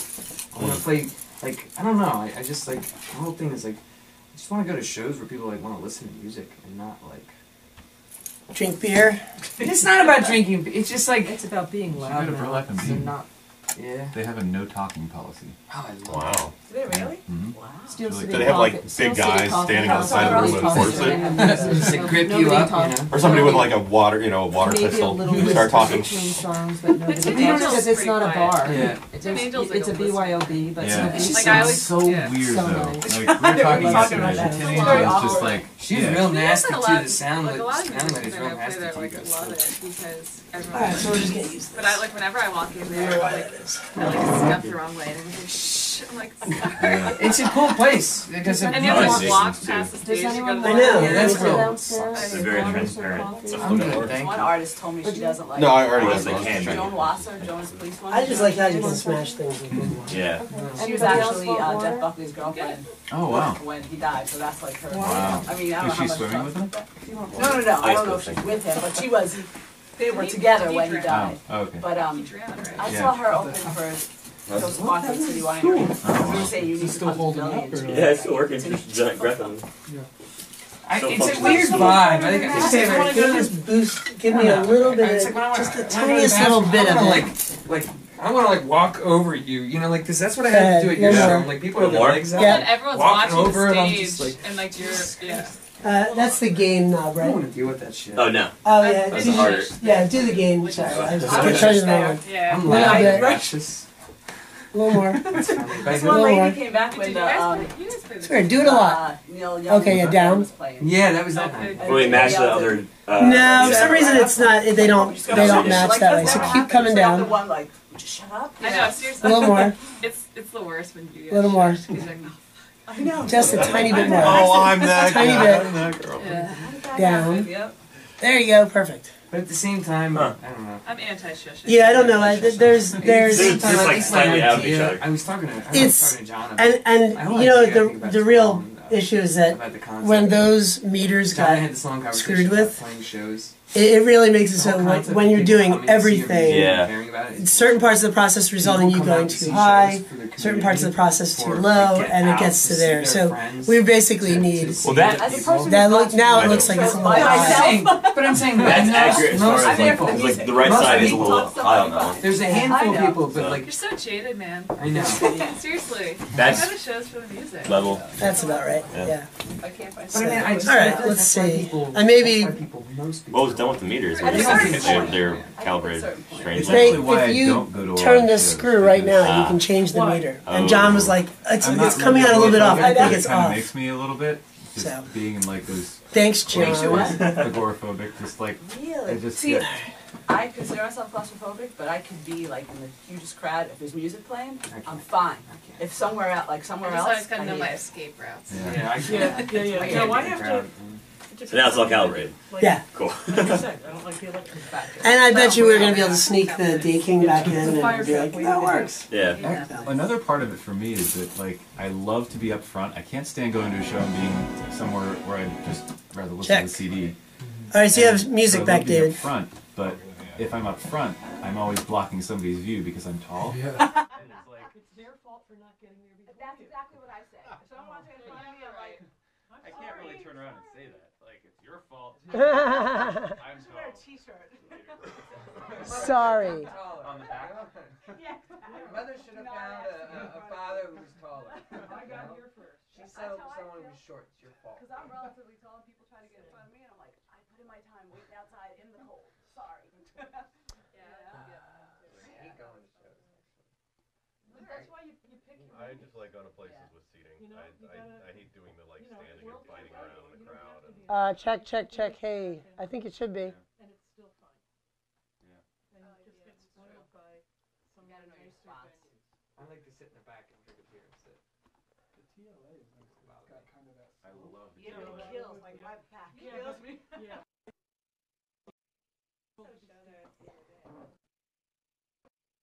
I'm tired of fighting through too, where it's just a bunch of like other stuff. Like I'm tired of fighting through that. So TLA is cool because I can kind of chill in the back. Underground Arts is really cool too. That's like my favorite venue. Like a 90s dance club when I was in there. Yeah, when I first saw paint it black. Why didn't they just make it something charming and Like, this is the night. something charming. I saw Man there. It was like right before the New Year, and The busing system totally makes more sense now that, like, I know they basically using it just to, like, get everything down so you can summit. yeah, Yeah. totally. you can still see, even with bodies everywhere. I thought it was totally way more complicated than it was. Weird ass thing. Yeah. Just like the small. And then, so what we're doing now is assigning all these to their outputs. Yeah, respective outputs. So the two kick tracks are going to get assigned to, It's a hard place. 'cause right? it's so Snare. thin. There's You have no. to- We're seeing it's like one of Yeah, the. why- It does. It does? That's not Yeah, it was okay. built. It was built for Sigma Sound in the 1970s. Okay. No, not for a table. Yep. For this. That's what someone Next to the told me. No, it was in New York. Okay. A good view when you're The sitting Caribbean is that it the I just want to play the houses. There's that Yeah. so far sound. Yeah. She doesn't. I have one in I talked to the other guy. He tried, but I keep saying the story is that Sigma New York See, I mean, I've emailed. like sister studio, which was Compass Point in the Bahamas. I have So and they had also had a MCI 400 series, but the Sigma MCI, this console, was the most advanced console in a commercial studio the day it opened. Yeah. Sigma, or the what they had at Compass Point was just the console. This was the first automated console in a commercial studio. So, and of course we don't use any of that automation. SSL style automation where there's a light Pieces in in the New York in the right spot. basement. Really? Yeah, that has not. Well, that's why I'm Like they want to sell it for way more than it's worth. Yeah. What kind of SSL? I can't remember what series exactly. Or the number. But it's the master. You should. For a while, There's a lot of stuff showing in New York. And I'm gonna convince MJ. I'm like, hey, like if I give the school money, can I just go down there and harvest like just the master bus? That'd be really awesome.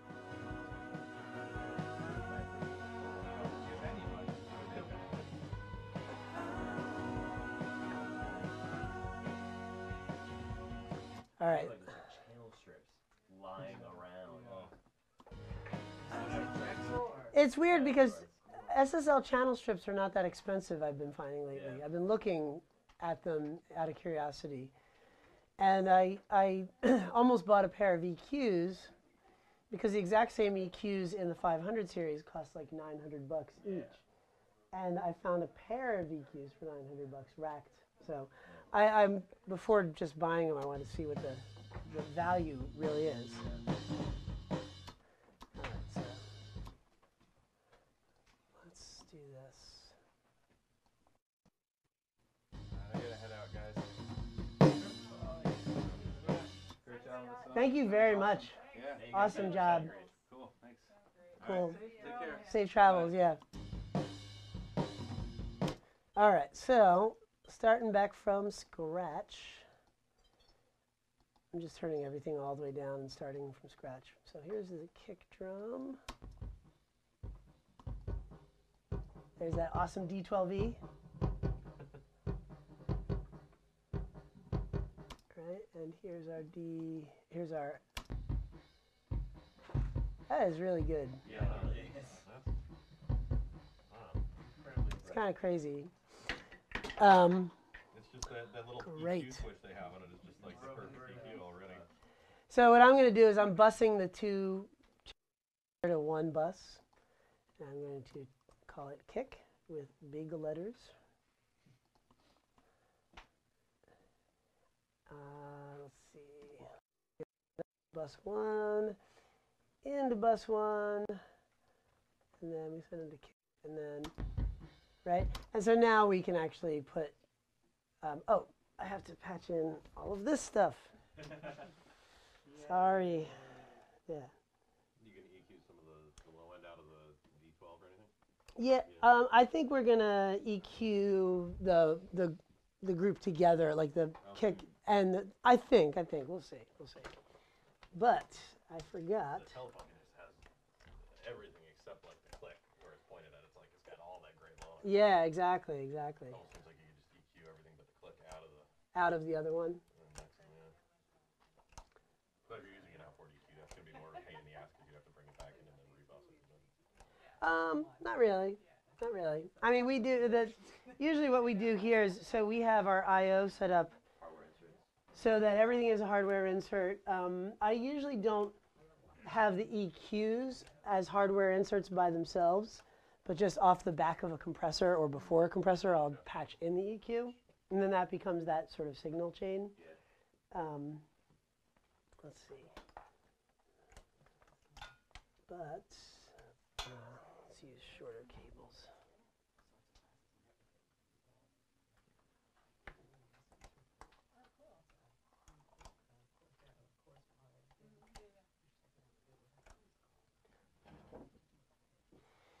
All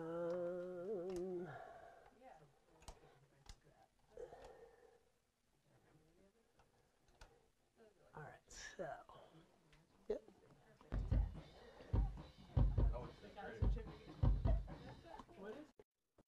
So are you, David, are you hearing anything in there? Gary Burton did a jazz improvisation class on it. I love Gary Burton. The one I mean, they have. Yeah, he teaches at Berkeley. I love Gary Burton. If you go on Coursera and sign up, probably some of the classes they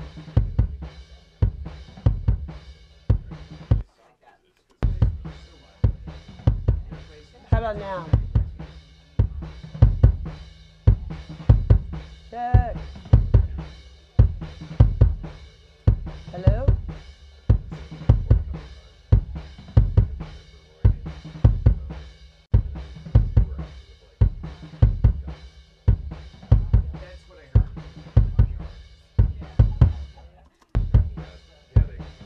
Okay, and then to explain this is actually sort of important, actually. Yeah. With these bus, so these are the corresponding 10 channels of bus outputs to the console.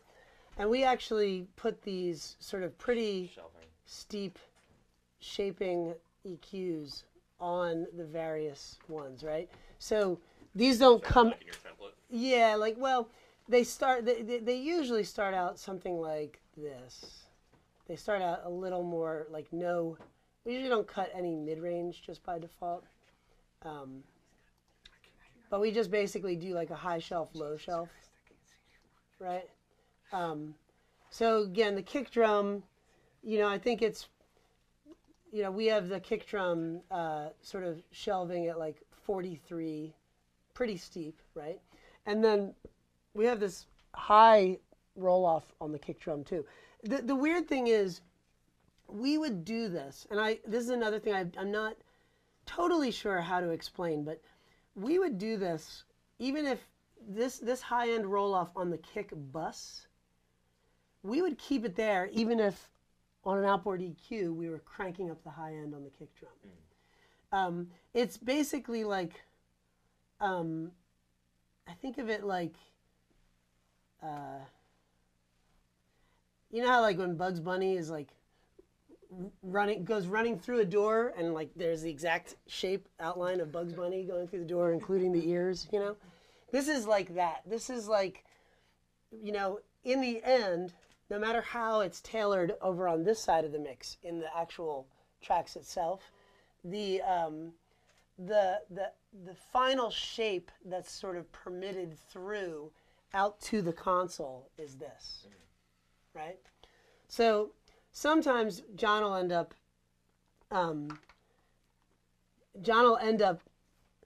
while he's mixing being too aware of the effect that these buses, I call them the gatekeeper EQs. I mean, it's just for lack of a better expression.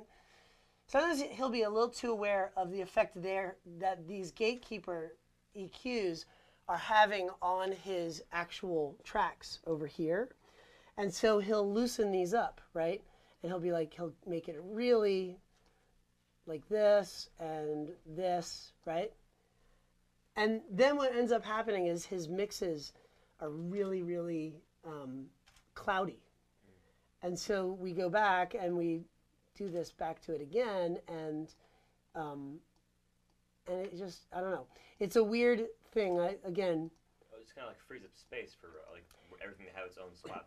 Exactly. Yeah. But this is the bus output, whereas whatever you do on the individual tracks that are going through the bus output, you still do that. Yeah. So. Well, does what you're doing first make what's there sort of denser? So when you drop it down, exactly, it's everything becomes clearer. But in some ways, the logic would be like, well, then why not only do it on the track itself, not on the bus output? And the weird thing is, these sort of steep predetermined EQ shapes for the various buses, like the day we discovered that, we became like way better at mixing, right?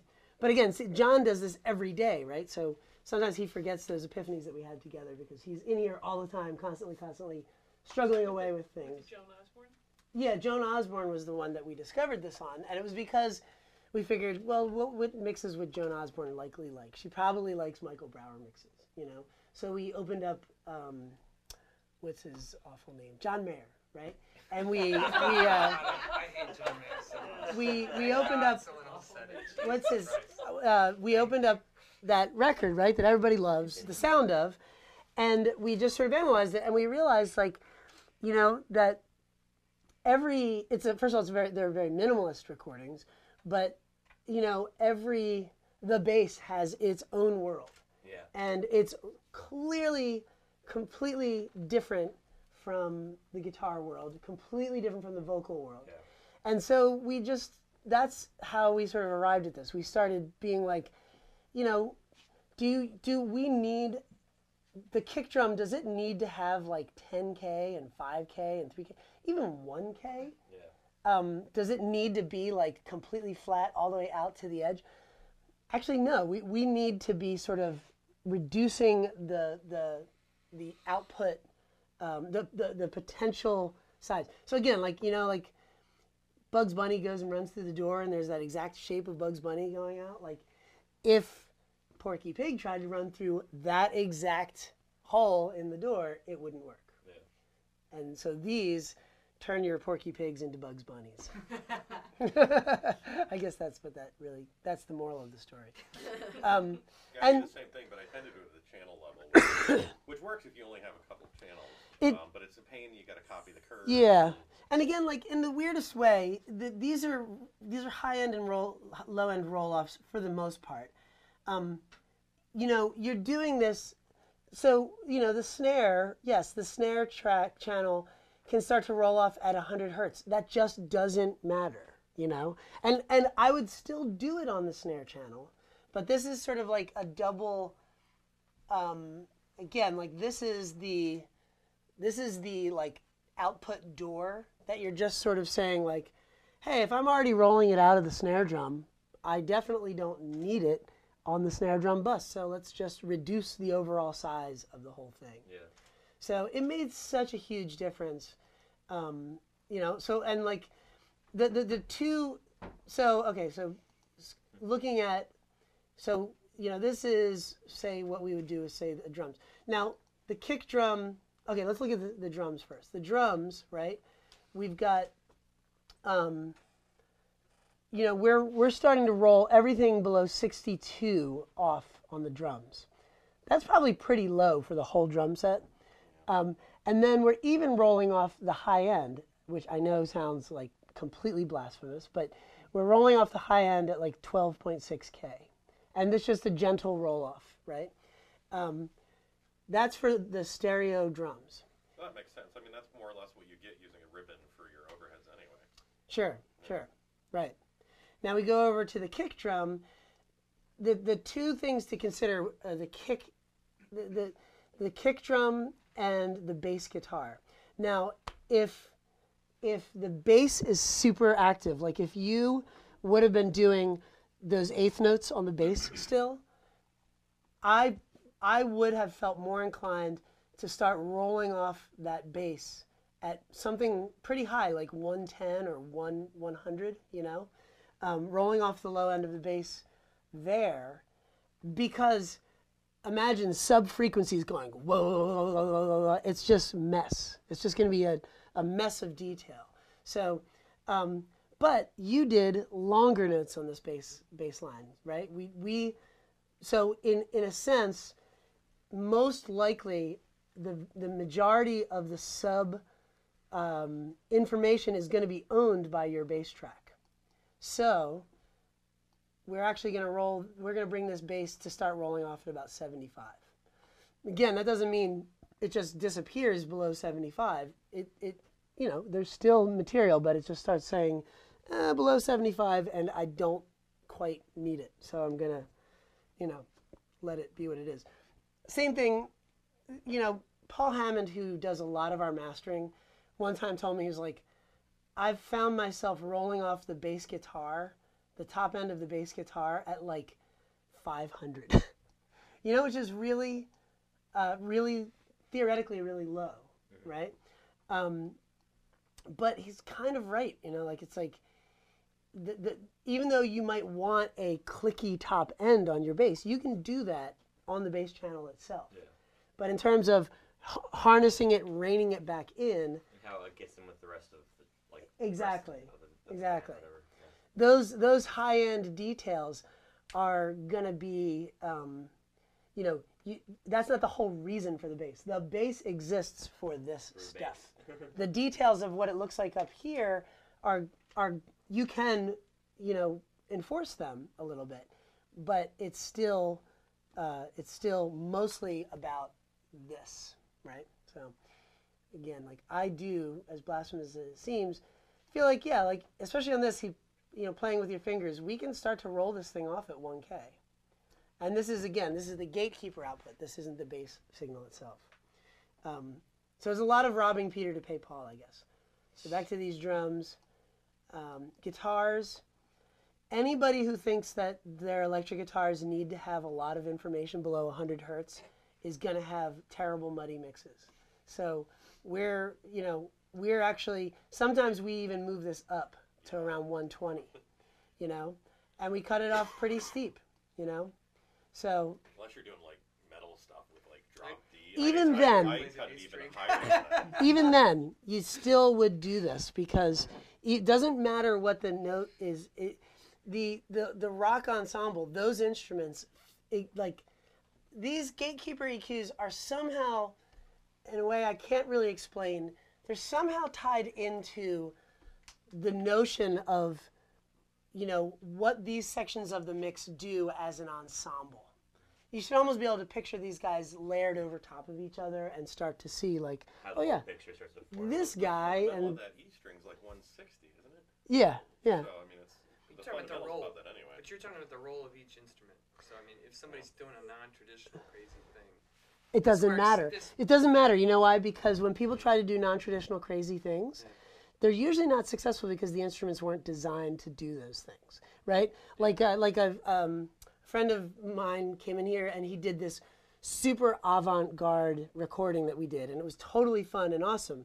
But he was doing like the breath sounds coming through a flute, right? Not the flute playing as the flute, but the breath sounds coming through the flute. So we had a microphone like this close to it, and it was making these bizarre sounds. Those sounds, like when people wanted to see him perform this avant-garde piece live, can't be done, right? So when people start screwing around with the instruments, like it's not like it's some brilliant idea to use like bass guitars as lead guitars, right?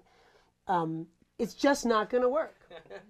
Well, it's just not going to work in the same way. You're just, right, I've done it. It's the ensemble, right? It's the ensemble that's important. It would be like saying, like, we're going to do we're going to replace the string quartet with 4 violas.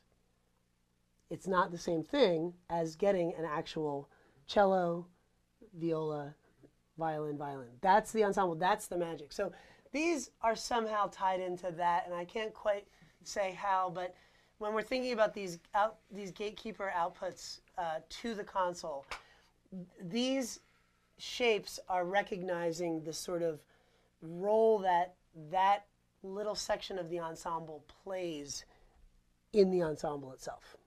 So that's. And you don't have a monovocal one on there? I don't, because I know I'm not going to use it. Okay. So, but the monovocal, same thing. It would probably, we'd probably start by rolling it off at like 120, maybe even higher. Yeah. So what do you tend to do for other sort of miscellaneous things, like if you've got I don't know, a xylophone or a little toy piano? Well, that would go through so that stuff would go through that goes out of our guitar output. Okay. I call it guitar, but it's really the sort of like on full range the low mids up to the high mid, that kind of thing. And it starts, I would imagine, it starts to roll off in the top end, because again, we don't need it. It's like you said, the ribbon mic sort of exemplifies that. So anyway, okay, so all of that said, and sounding like it makes me angry to even talk about it. Put a brass trio from one trumpet. What's that? A brass trio from one trumpet. Cool. Exactly. Well, that is why it's so surprising to me. Yeah. Because they are, they are mostly pretty much the same. Mm-hmm. Like digitally speaking, you take the digital thing and just pitch it down, and you're like, wow, it's pretty tough to distinguish. Whereas, if you hear a person playing a cello and you do that an octave up, it sounds like the gauge of their strings is like this big on the violin, right? I wrote a string trio for a Christmas tune, and then I played it in the position, and it's got like nice voice leading and everything. I put 2 days into it, and then I tried to fix it with pitching and stuff. Nope. But then I did this guitar with like a.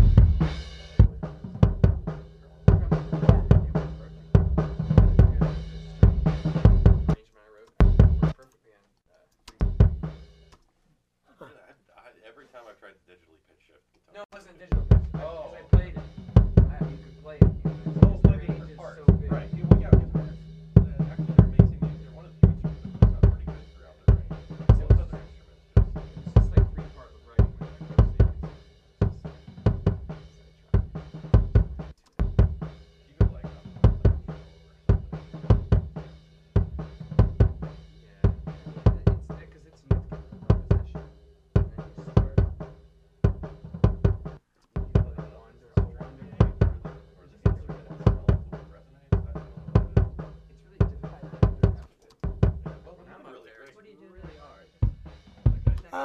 Just taking some of the weird frequencies out of the D12.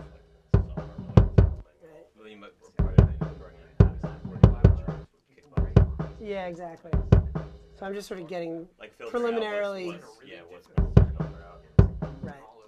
Like we know we're not going to want to be sending that stuff to that bus. Try some of this as well. Consequence of people writing things in software now, where the software instrument, their software can play it. Some people this is how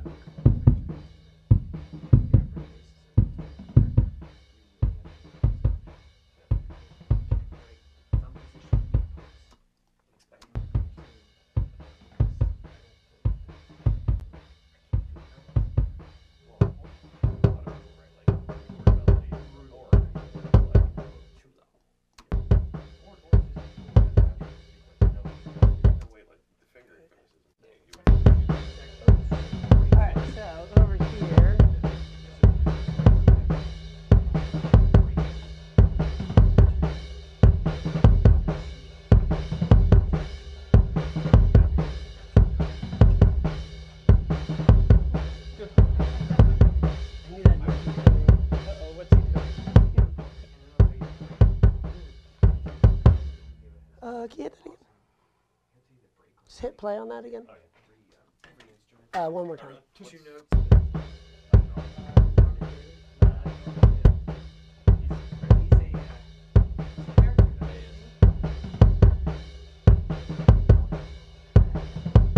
Oh, you know what we should try on this also?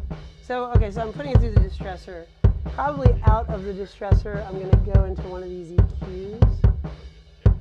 Yeah. The stereo, both, or the two channels of kick are going together. And I think I want to see what. Oh, yeah, okay. Let's go like this. So let's see what just putting that one of these EQs on it is like. I think it's number 2.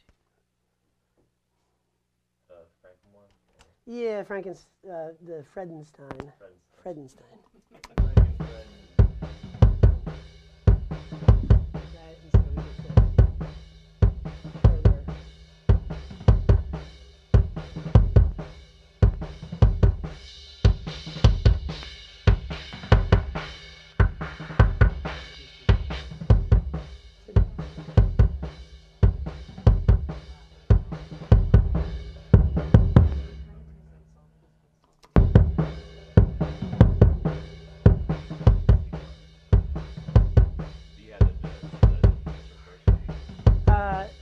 Actually, I didn't mean to do that, but yes, I do. Let me see. Let's put it the other way. So out of the distress.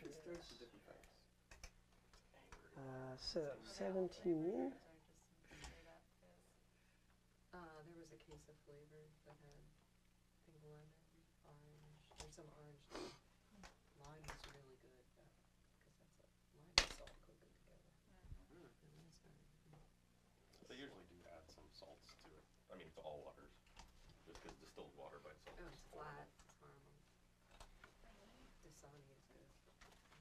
They add salt to water? Just tap water. Yeah, I can taste it. Water is ions. absolutely horrible and flavorless if you don't add Sodium, it's other salt, usually, yeah.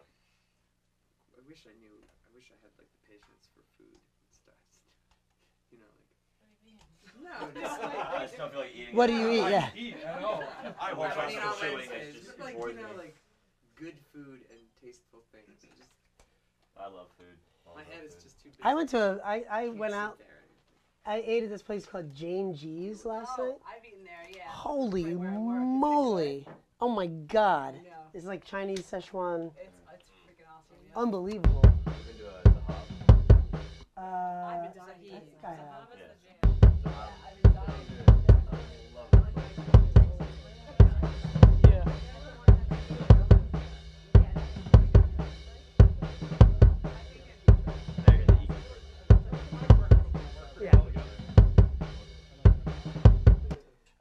So that's going into that. So have you guys used, so here's the, this is that awesome SPL plugin.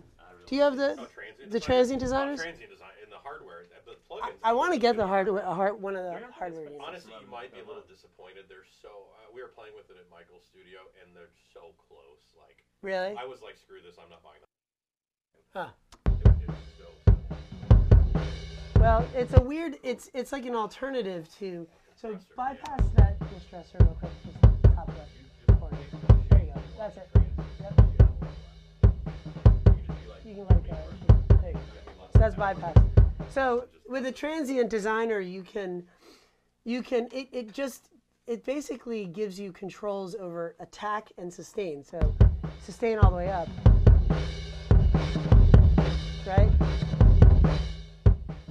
But turning down the sustain, you know, it does, right. It's like a compressor, except instead of having to try and figure out how to make a compressor do what you want, it just has the two knobs you want, attack and sustain. Right. So put that back on. Let's just see. It's awesome. Yeah. I'm so glad Is that on? And you don't want like one channel, you want like five channels on the thing. Give it a little more input now. Wait, I think you bypassed. Oh, you're right. That would solve so many problems. Isn't that crazy? Never made a kick drum sound. Well, even on other stuff, you find that like guitar saving wow. It's pretty awesome, you know? Yeah, I'm buying that. There goes my pitching. You're gonna record that drum solo. I was looking at it after Julie about it. I was like, It's not that I'm not used. I mean, it's so easy to use, it's crazy. yeah.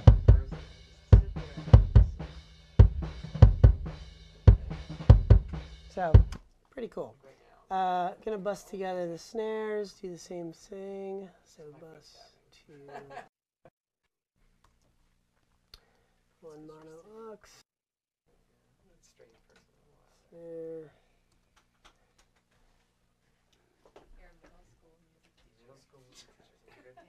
The territory, right? Talk about needing patience. Teacher at Kensington up at HM. That was the worst.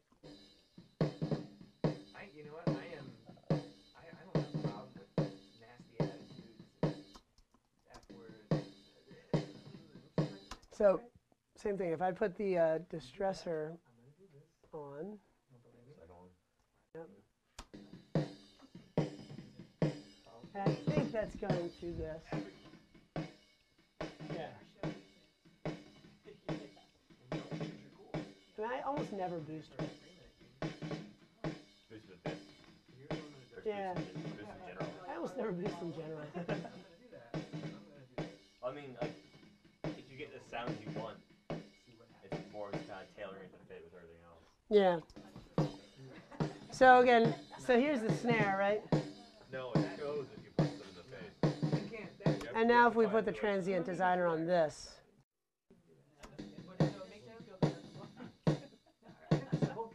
You know, it's kind of crazy. Yeah. Well, that'll make that they'll feed on that, right? Yeah. Actually, transient designer distressor. Yeah.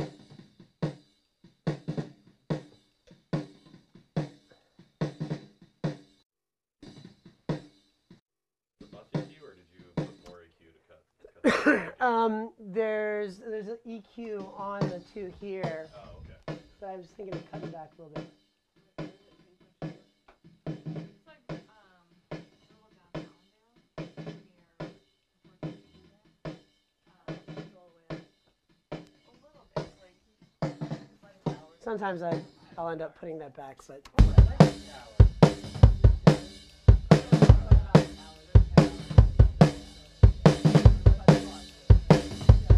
I didn't want to cut that much sustain out of it. And actually, for fun, the distressor is really good at lopping off the attack.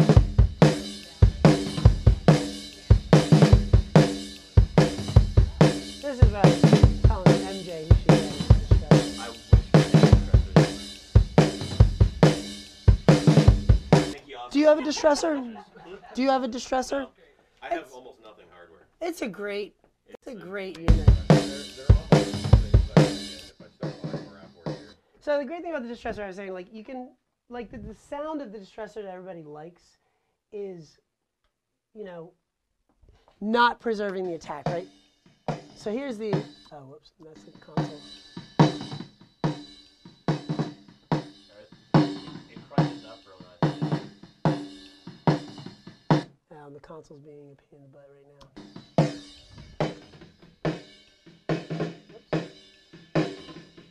But so the thing that's great with the distressor is that you can like totally slice off the attack. Wow. Wow. And it gives it that like, with a really fast release,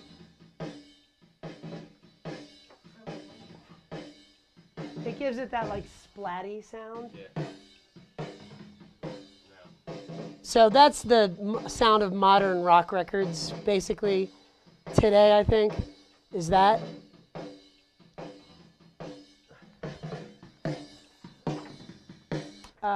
Put the designer back in.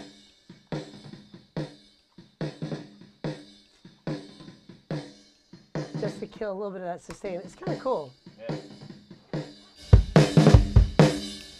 Right now, these sounds are Still probably a lot bigger than they really will be in the end, but.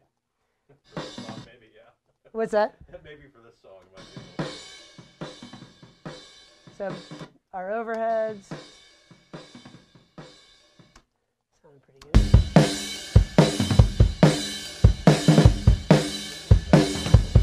good. No, that's the elams. Yeah.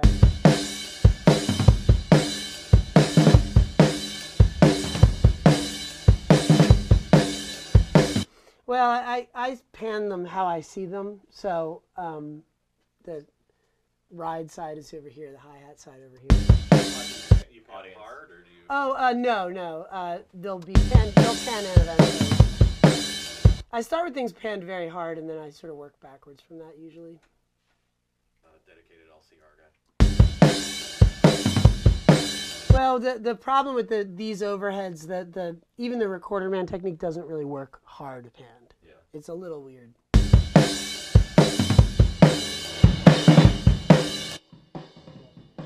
So that's that 44 overhead. All right, guys, I'm gonna head out.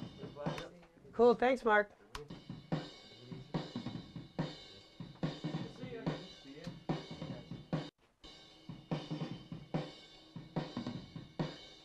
Cut a little bit of.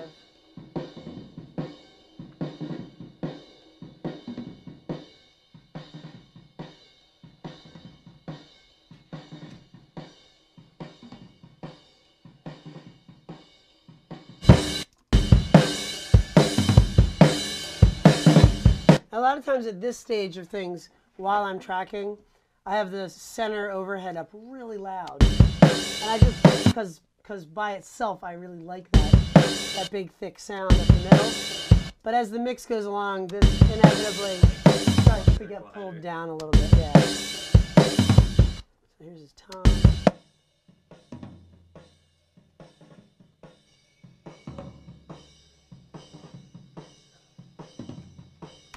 Now the toms, I think we are gonna just cut the space out of them, right? So cut the stuff as opposed to gating them. You know, we're just gonna. Somebody could ever create a gate that would actually work right on toms. Yeah, actually, you know what? I'll tell you what. So check it out. So check out the transient. Oh wait, that's the snare. Check out the transient designer on that. Do it. Right. So put that.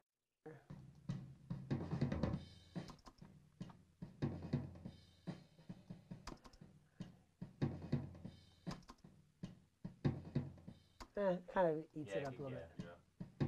No, you can sit there and tweak your gate and tweak and tweak and tweak, and eventually, like, it takes more time to try and get the gate right than it does to just. Exactly. It's not worth it. Yeah. Yeah. Which makes me so angry. There should be technology for this. And like when I use the Royers and the toms, sometimes like it's kind of like the bleed that comes in there. It gives like the cymbals a little more color. Yeah. Like in the background, it's like, oh, I'm just gonna keep them in there. Really? You don't have phasing trouble with it or anything? Not really. No. Like. What are you deleting? Just the space in between tom hits. In most songs, of course, there's like 12 tom hits in the whole song, so it's really fast. Exactly. This Yeah. one actually has a lot of This toms has. in it. Yeah. The edits delete sounds thing we're working on this. I don't ever do that. Yeah. Because I just, it doesn't hurt to just put in the friends time. who like to swear by that. They do it all the time. Like. Well, it's like a gate. It's great until it mistriggers or it cuts the end off something. Yeah, if you have a good, if your drummer has really sort of consistent hits, it can be great. But you know, most of the time people don't have that. You know, most of the time people don't have that awesome tone and consistency. That's actually why, like, another reason that like a killer studio drummer is worth their weight in gold, because they just make it so you don't have to do so many things, you know. They pretty much mix themselves and get the tones for you, and they're like, oh. Yeah, and that's just what they do. Yeah. They just, you know, our friend Pat Berkery is like, he is the best, and he's like my guy just because he doesn't. Like, you don't have to do, like, I can sit down at his drums minutes later and they sound terrible. Or it just doesn't sound that great. But the way he hits, it's all there. So whenever we hire anybody to do studio drumming, it's always him. And he's not even like the biggest chops guy, although he's got his chops perfectly fine. It's not about that though. It's really his tone. And I think the same is probably true for like orchestral players as well. You know, you're really looking for the people who deliver the tone. Nothing more frustrating than a great violinist with bad tone. Well, you that's know? the hardest thing to master. I mean, Yeah. being able to play a lot of notes fast. Well, okay, that's just Right. that's a little bit of practice. Right. But Can sort you of. tell me what you're doing on that? Yeah. So okay. So here's the toms. I'm cutting out the space. Yeah. How are you doing that? What are you copying? You're like. Oh, you're I'm basically grabbing. I'm important basically. part and Yeah. So the tom hits like so. Here's the tom hits. Right. He hits it 3 times. Dum dum dum. And I'm just gonna make it cut off by the next hit. So starting here. Let me see. So I'm gonna cut this stuff out. Right. And then I just do a little bit of a fade at the end, so it's not a little clip.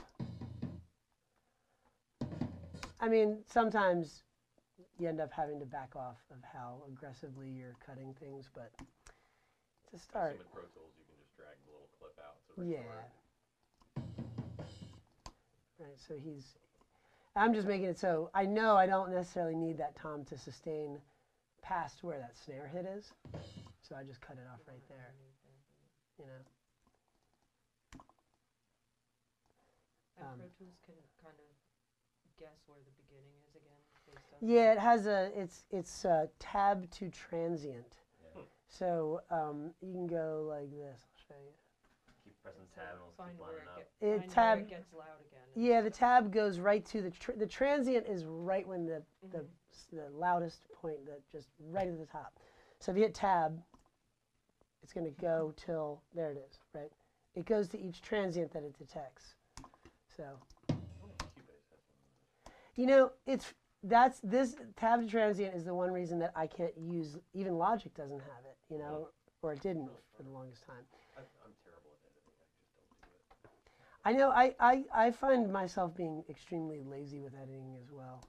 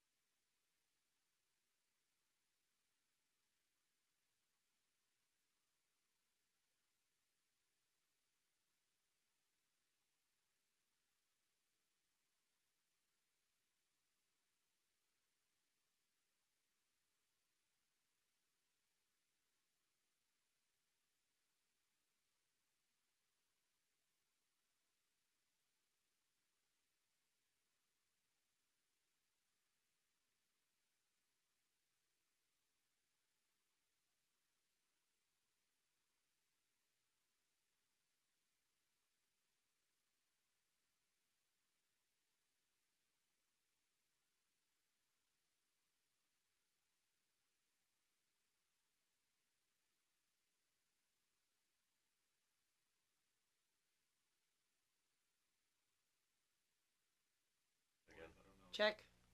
Now? No voice at all. Oh, maybe Your battery's dead again. Hello? Weird. Yeah, maybe my battery is dead. Yes. It says low battery. Do you have more batteries, David?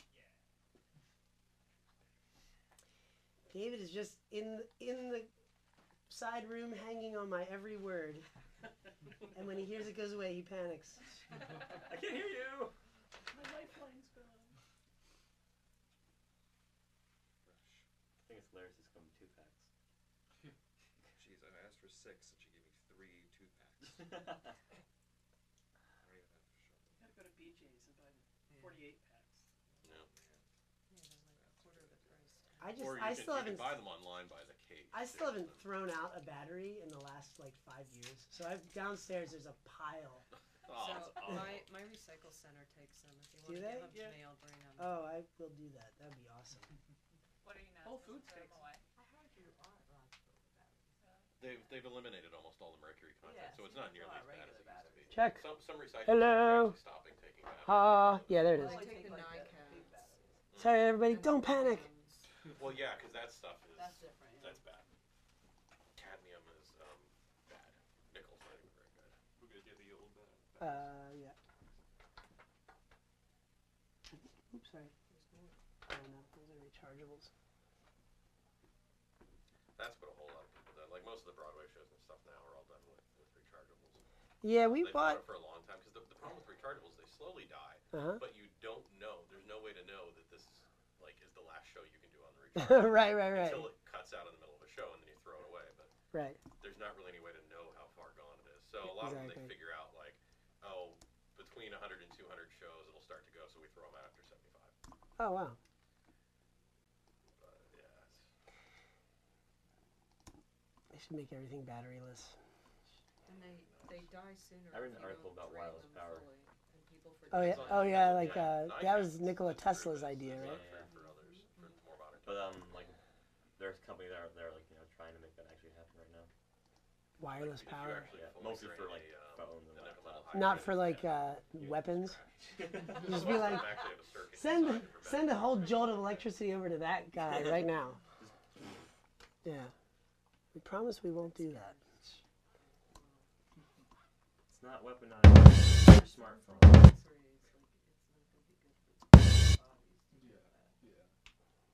Let's see. What's that? That whole concept of wireless energy transmittal. Oh, yeah, jury's still kind of out on what the effects of that is. Yeah, totally. It's not ionizing, but in high intensities it can cause tissue heating. So cell phones are known to heat your brain. They're gonna sell me a When I was growing up, I got to take a couple lessons with Bernard Purdy. Oh, you did? Yeah. Holy My teacher growing up was taught by him. Wow. And then I got I went to some conventions with him, kind of he mentored me for a bit. So wow. The whole studio. He scared the shit out of me just because he, no matter what drum set he played on, it was his sound and his tone. He had sat down and hit it, and it was just oh, well, every hit sounds exactly the same, and it was just scary. Oh, I guess we should figure that out. Yeah. Because it's one now. It should be here like an hour. Yeah, I don't think we need as much because there's not as many people here. And I know pizza 2 days in a row. I'll survive. Do we have? I know we all look at Karen. Karen. Go get falafels. Yeah. Yeah. So go. You want to do that? Just get some with Soup Kitchen is open. I can go pick up Soup Kitchen if you want. We could. Yeah. If anybody wants to go look at what they have, what the menu is. I mean, if you guys want to do that. I can call. Where is? Did you give me that card back yesterday? Oh, okay. Well, maybe we could just get a bunch of stuff at Soup Kitchen. Let me see what's on their Facebook.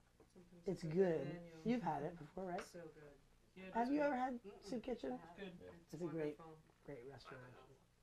They have they do a half sandwich, half soup, or half sandwich and a soup thing. Really, really good. And they always do outside stuff during the festival. Yeah. I've never had it. Yeah. There we go. It's very good. Very good. So we could do that if you guys want. Got sandwiches too. What's that? As long as it's got sandwiches, I'm down for it. Yeah. They have a great meatloaf sandwich. Okay, Sunday soup are chickpea and chorizo, parsnip, parmesan, and tomato basil. But they also have sandwiches. Chickpea and chorizo sounds good. Was the first three lessons I had was literally just playing. You could get quarts of a couple. Really? That's it. And you sneakers when you play. We're gonna work on only that. Sloppy. This is my tight. This is my laid back. Wow, that's awesome. It was crazy. Led Zeppelin's "Fool in the Rain" is kind of a variation on the Purdy Shuffle. Yeah. Which is the one. If you turn down the volume, actually, Oh, it is okay. Ooh, wow. Let's see. I'll do it this way.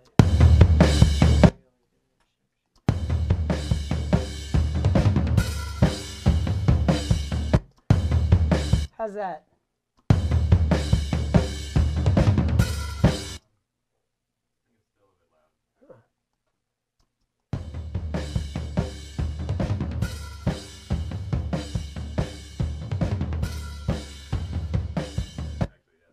Okay. So many tom hits here.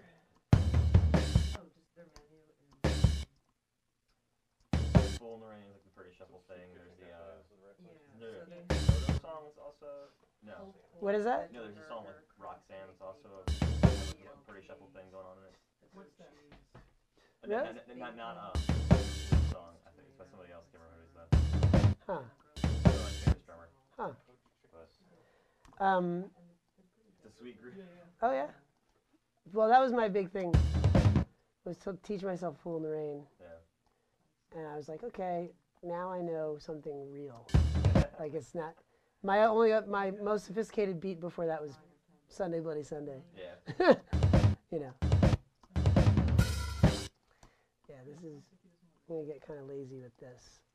And not like it's crazy the way Pretty plays that because he actually like he has these giant hands.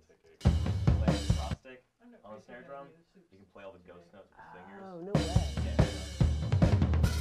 Wow. And, like I've tried doing this before, like my hand is not having enough weight. Wow. Chickpea chorizo and a whole meatloaf. Let me do my waitress. So, well, yeah, you can write it down, and David can order it all.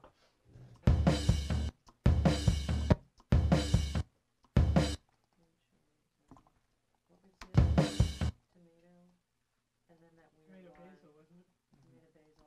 It was like parsnip and something. Parmesan? Okay, so you wanted one of that and a meatloaf. Brian? I'm just gonna have a grilled cheese with green tomato. Are you gonna eat the whole thing? No, actually, do you want to split it? Yeah, sure.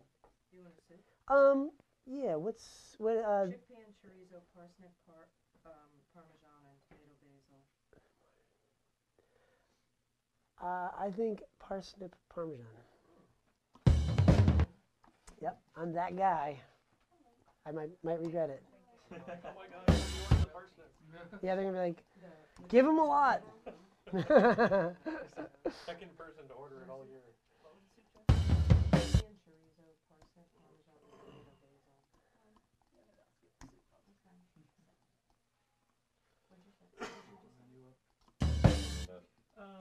I'll get the goat cheese. The Soup Kitchen Cafe, right?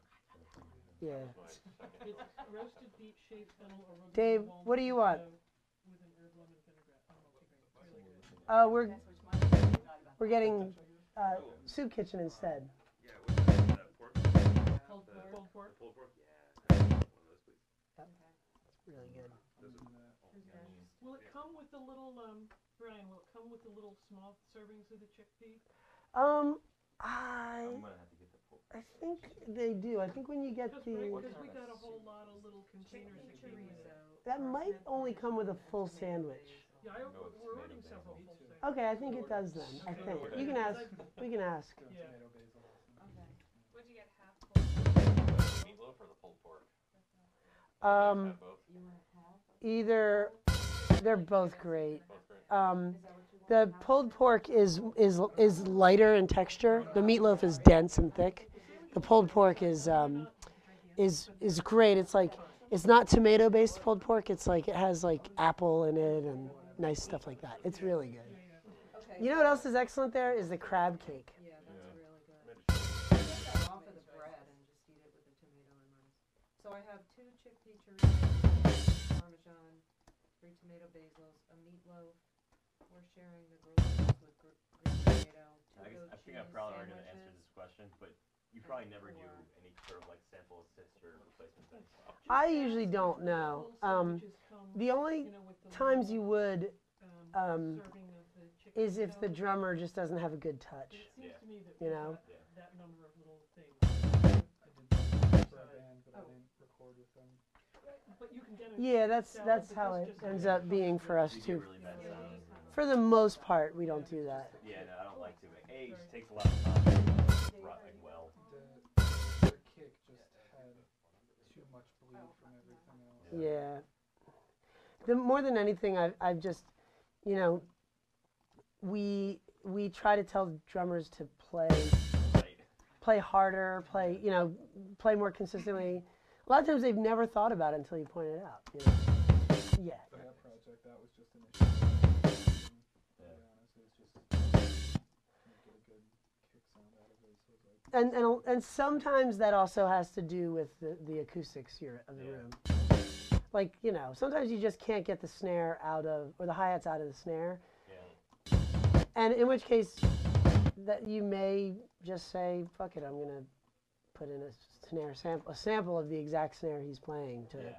Well, that's the issue with held like that, is you can't really get the hi-hat back into the null of the snare. Right. Which is why you've seen the ATM 450s? Yeah.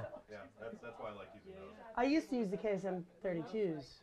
That you can get in the null too. Yeah. But, yeah. But I really still have found that the weird thing is, like, if you took this, as we were playing these drums, if you took the ceiling and just lowered it as they were playing, the hi-hat would turn up in volume in the snare mic. It just would. Yeah. So if you have this room, I from our previous place, I did so much to try to keep open hi-hats out of snares, right down to telling people they couldn't play open hi-hats. And then when we moved here, I was still doing that, and then I realized, I was like, oh my gosh, I don't really need to do that as much. That's why I'm waiting until I can find a place with high ceilings, because I really don't want to. I mean, like, with low ceilings, about the only thing I could really do is just make it dead, the ceiling above the drum kit. Yeah. Completely kill it. Right. And then instead of doing overheads, do like behind the drummer or something. Oh, okay, right. You can do that, and you can get an okay, but I don't want to do that. I want the vocal live for drums. Right. Right. It's hard. It's a hard thing to do. You gotta have somewhere for the sound to actually go in order to really get the problem. I definitely don't have a problem with people putting in samples. You know what I mean? It's not like it's some awful offense, you know. It's just it's a lot of work, and it's sometimes just easier to record them nicely and get them. You know, it's not that impossible to give people suggestions that even make them produce better tone. So it's a pencil condenser, but it's side address. So you can get it in right on top of the snare, even if the hi-hat's right above it. I'm guessing the rejection on the other side. Yeah, it's cardioid, so it's got a total null in the back. Do you think they deliberately made it? I wish it was like they made like a hypercard version. Neutral? But, Probably. There's one it's across the cardioid, street. So, you know, since it is cardioid, it loops around back to like here. There's a little bit in the back, but on the north side of like 205. Yeah. That's a really nice aspect. And it's very bright. Those M80s are a little bulky around the. You can't even They are. Totally, yeah. I'm not even totally sold on the M80 as always being the snare mic we should be using.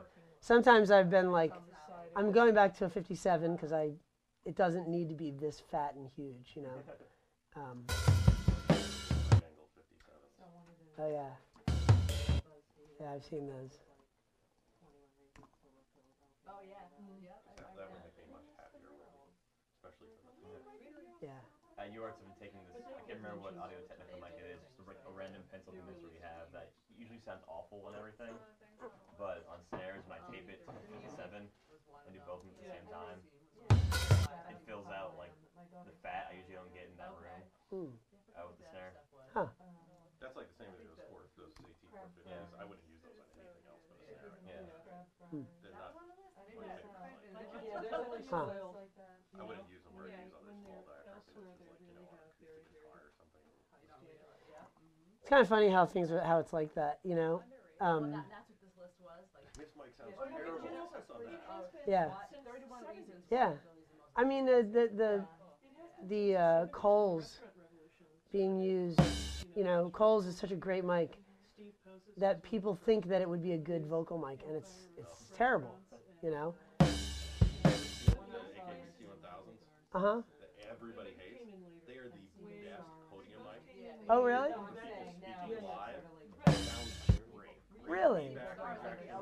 Phenomenally deep, rich sound for the voice and everything. Yeah. But everybody hates it in the studio, and I'm like, really? Like, that's one of my favorite mics because I used to use it for podiums, for like conferences. Yeah, you have an affection for the mic, you know. It's like the thing does what it does. It wasn't even necessarily designed for that, but you know. I've never tried it in the studio, but like, I mean, that's like Beer Sluts' That's because they're cheap and they were so popular, you know. So one of these days I'll have to actually pick. I always use a rental and stuff. We'll have to actually pick one up and try it in the studio to see if it's really as bad as Yeah.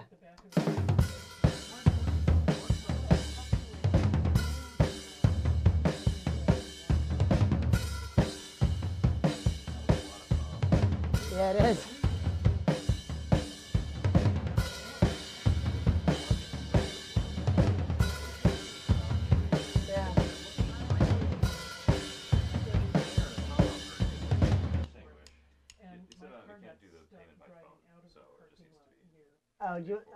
Oh, okay. I'll run over there and I'll pay for it. Okay, yeah, it's under your name. They said about 25 minutes. Okay. Cool, thank you.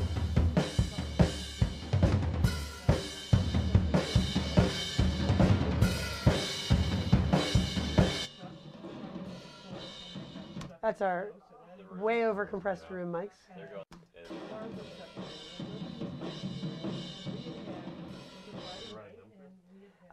Nothing. We recorded them through the Complex. Oh, that's right. That's why they're so insane.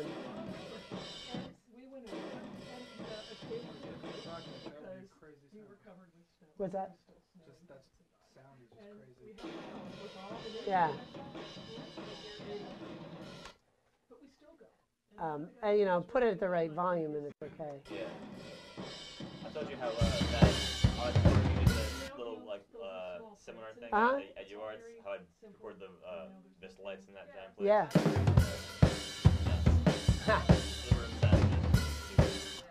I actually do like to run a second stereo parallel bus for the Compex. Yeah. Although very often it doesn't end up being the room mics anymore. Sometimes it does though. Yeah.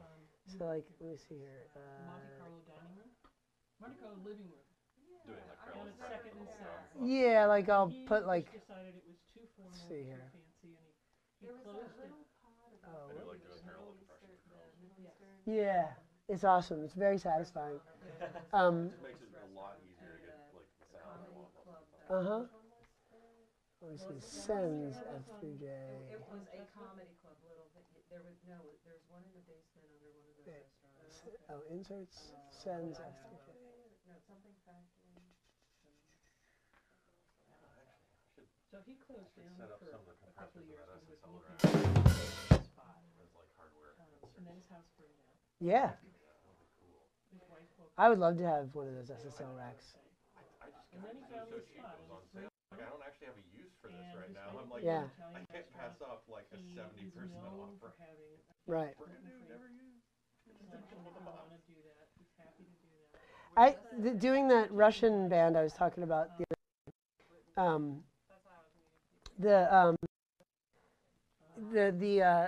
the drums that they recorded, I had the hardest time with, and then I just smashed them through the Compex, and it sounded awesome.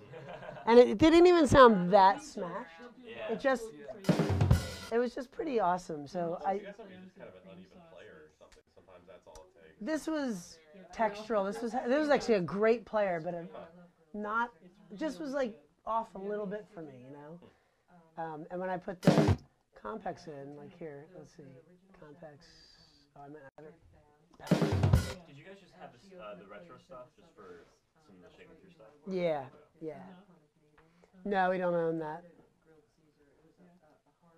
Let's see, complex. grill, and then they put the yeah, that like Yeah, Okay. everything is going through the console. Everything. I mean, into like the video stream and everything. Oh, it should be. Why is it turning into silence again? their gnocchi is pretty good, so sometimes they bring in a little bowl of that. Oh, okay. Hold on. Cheese, or a couple of Specifically, 25. So that's. He's a sweetie.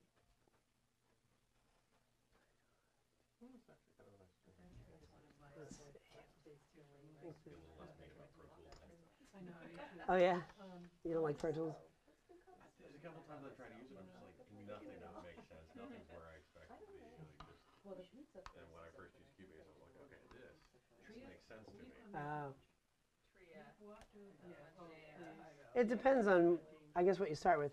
To me, yeah, I feel the same way about Logic. Like, Logic makes me just mad. I agree. I like playing Constantly. with it. I haven't done anything with it, but I just played with it in the store once. Yeah. That's what I was playing with the Avid control surface. Right.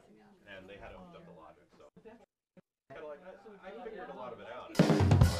Right. So I was like, okay, I could use this. I've never actually done a real project.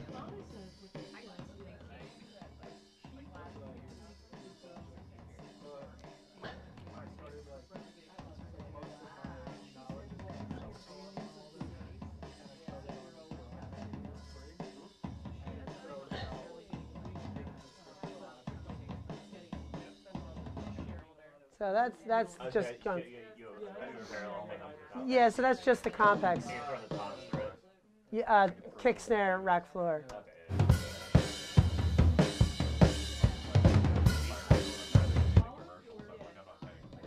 Looks like the outfits.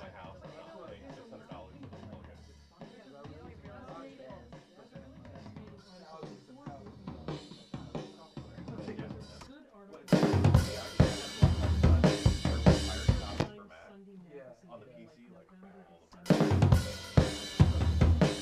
So that's why.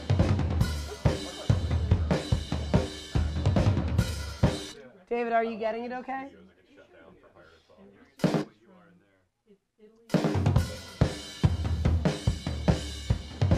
And actually, so yeah, you can actually send the overheads or like try the center.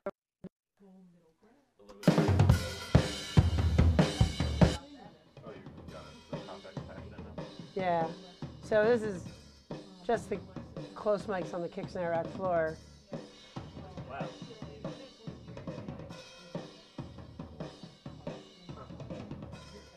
But the cool thing is just how it blends.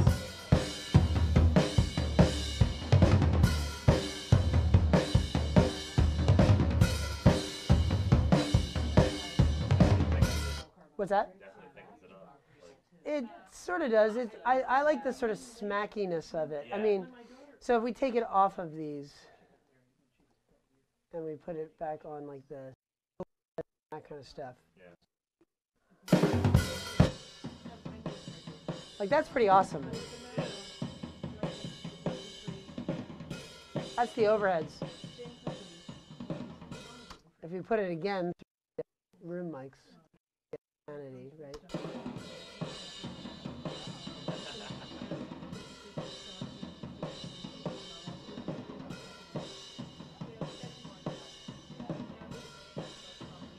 It's pretty awesome.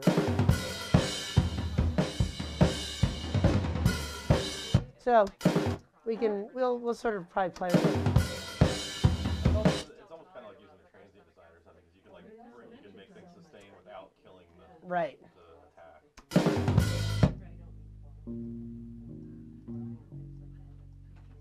How did you guys find that match? A friend of mine, I remember when he bought it way back, and he bought a $5,000 amp, and then eventually just didn't want it anymore, so we bought it from him.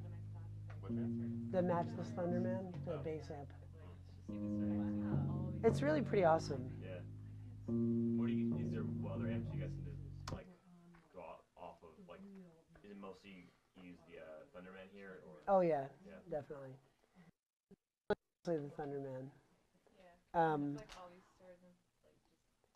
Anytime channels together, like a bass DI, bass mic, I always just bus them together and then do a bunch of stuff to them. And sometimes it means I end up taking out one or the other, but so this is bus 9.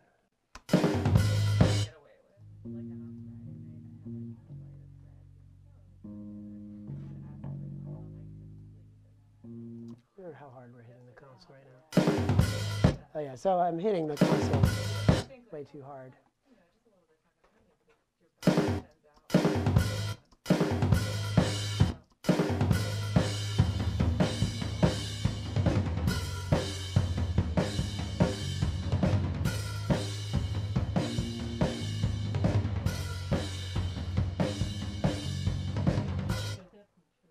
So,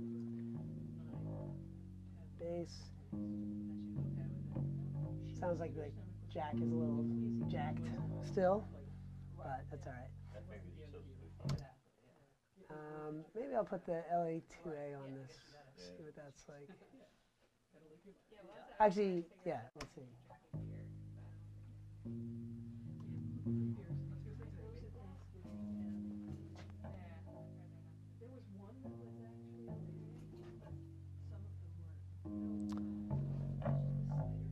Yeah, and you hear the jack is a little bit messed up. That's all right. Sometimes people, when we put out Shaking Through stuff, they're always like, you know, something's wrong. It's like something's wrong at this, and we don't even notice it, which is sad. We don't even notice it until we're sharing as people. Shows we're kind of hacks, I guess. I don't know, there's some stuff like, I don't know, it just sounds like a buzz that could even be like distortion from the amp sometimes. Right. And it's like, well, if it sounds good, then live with it. Well, or if you didn't notice it, that apparently that mix engineer Chad Blake is really famous for not listening closely to like that kind of stuff, just because he just mixes, you know, like he's not interested in like getting too caught up in, you know, minutia of the sound. Yeah, he really is mixing, you know. He's, yes.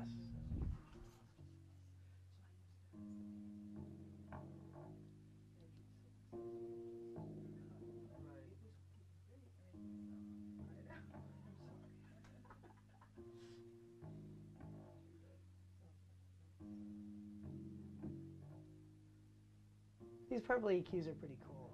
Yeah. So they're kind of like based off the 560s at all, or no? Sort of, but they sound pretty different from them.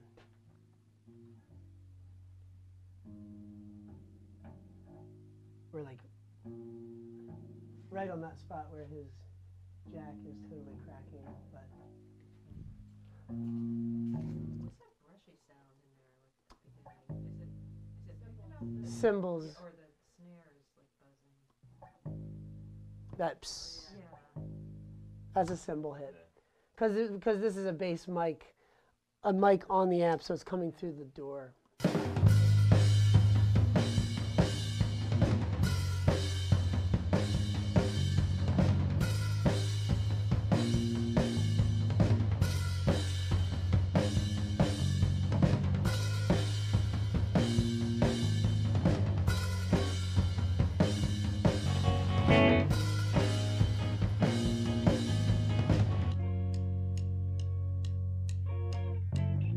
Guess we can get rid of the stick clicks now. My favorite part. The chorusing on the guitar sounds so nice. With the two of them? Yeah, I think you're right.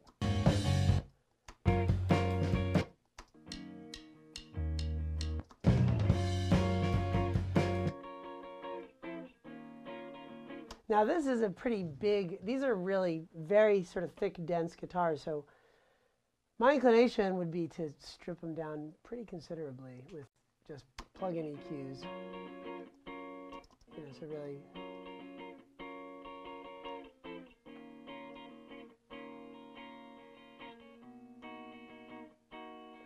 Something like that. Same with this.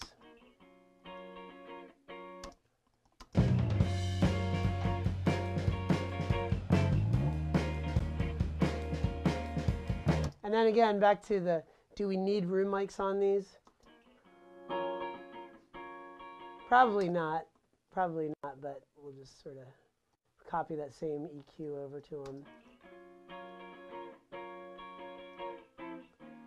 Gives it a little bit of ambience, but.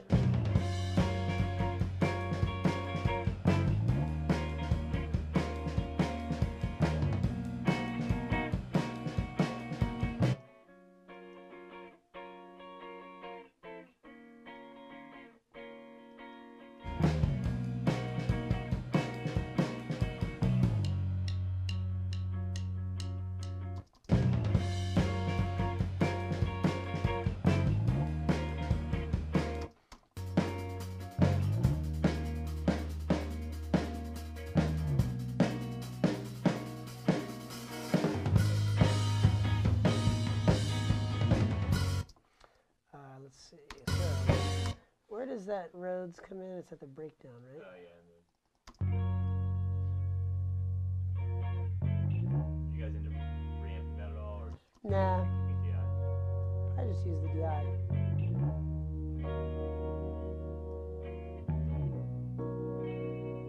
Since it's a high one to the right, left one to the, or low one to the left, I'll probably bust them together. And you end up just using just the tremolo on it? You use just the tremolo on it? Yeah, we didn't end up using the phaser because it wasn't sounding as good. Like it was losing the density of it all. It was buzzing, yeah, exactly. Rhodes, oops. Plus 13, 14.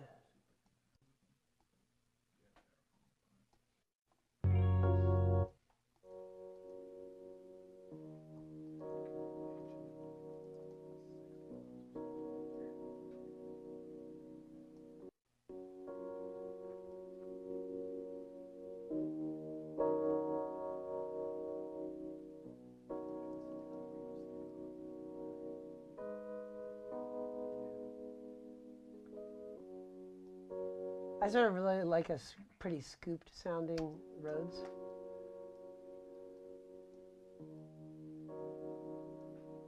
Probably not a good idea to add this low end, but.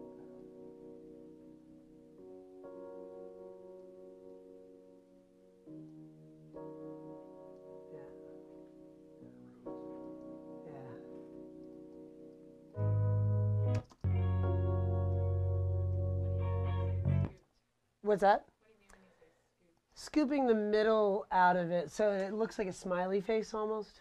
I like that, yeah. On the Rhodes, at least. At least here.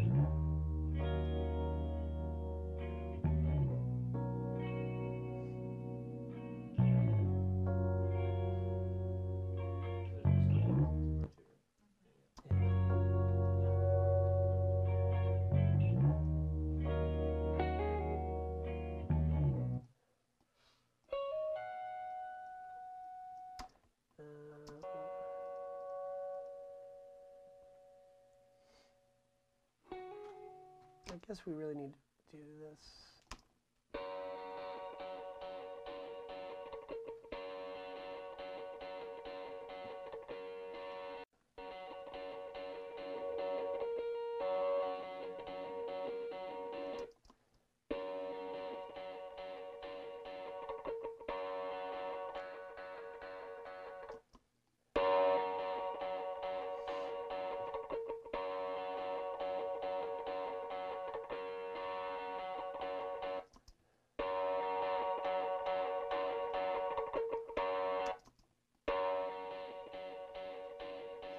Kill a little bit of that.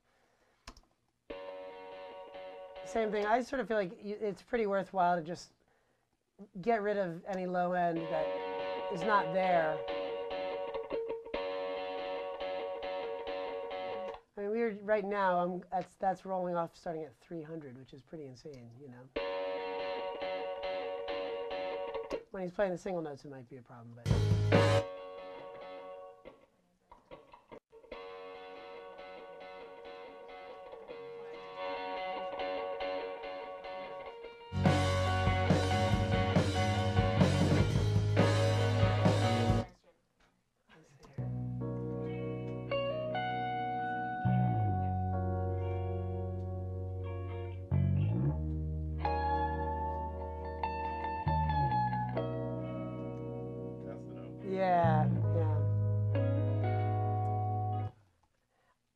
some of these like little licks we might just not even need to, you know, like some.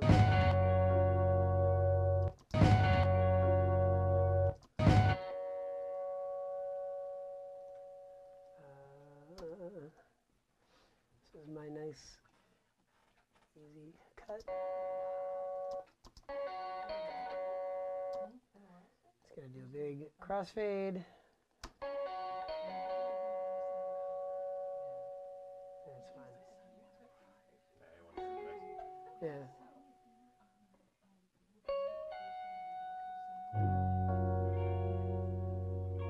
This note here, right? Ooh, yeah. I mean, we might not even want this. Let's just take out this whole lick anyway.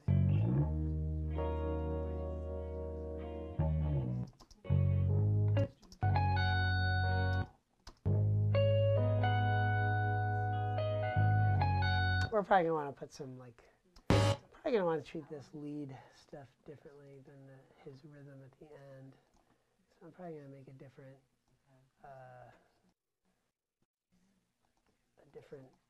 set of tracks for this.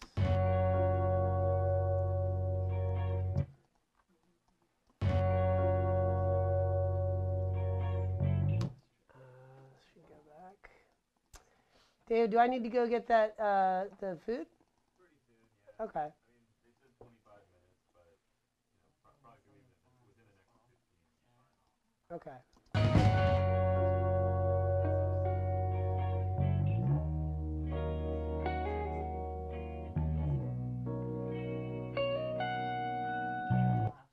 I'm gonna get rid of that too.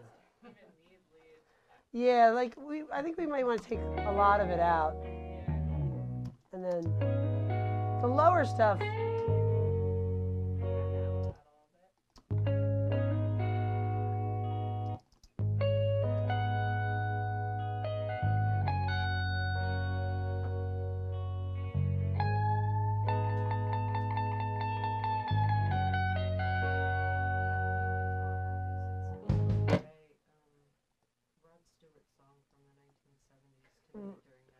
Yeah, right, right. It's a different feel than the rest of the song. I think you're right. I like the break, but that lead guitar just has this certain flavor that sounds a little bit different. Let's start without it then for now. Let's take it out for right now.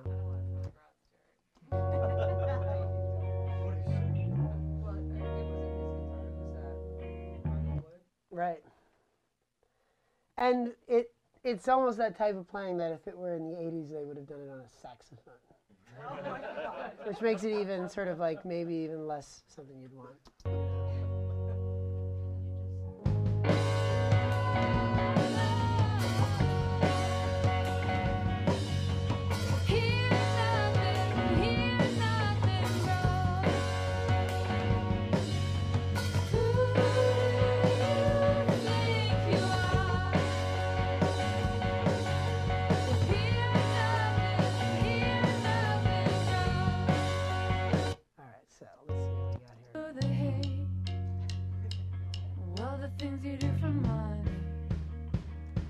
Definitely want to get rid of the room mics in the kick parts like that.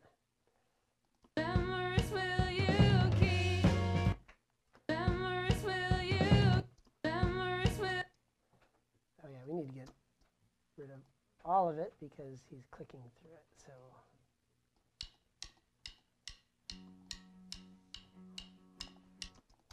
Which memories will you keep? Which memories will you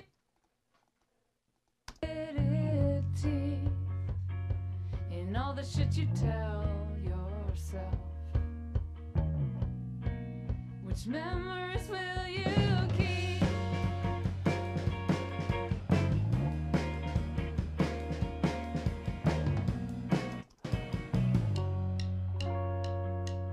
Awake to a milky dawn.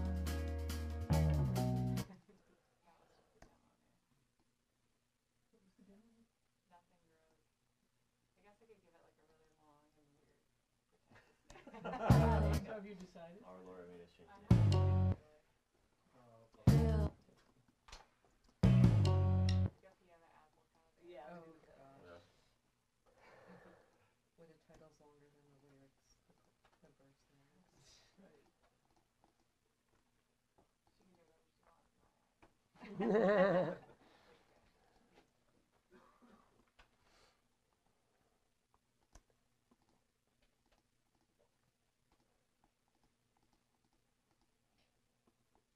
She's talented.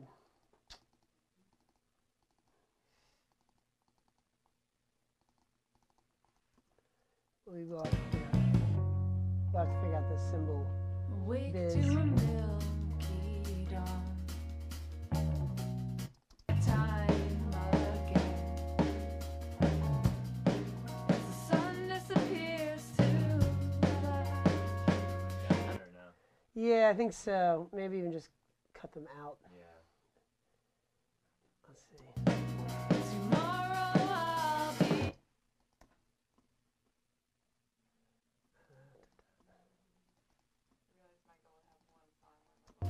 But I lost the track of time again. As the sun disappears to light, I'm sitting here unable. Tomorrow, but I lost the track of time again. As the sun disappears to light. Yeah, that's something about the way he hits the snare in this part of the song. It just, the sound of the snare is just really weird. Like, it's okay now, right?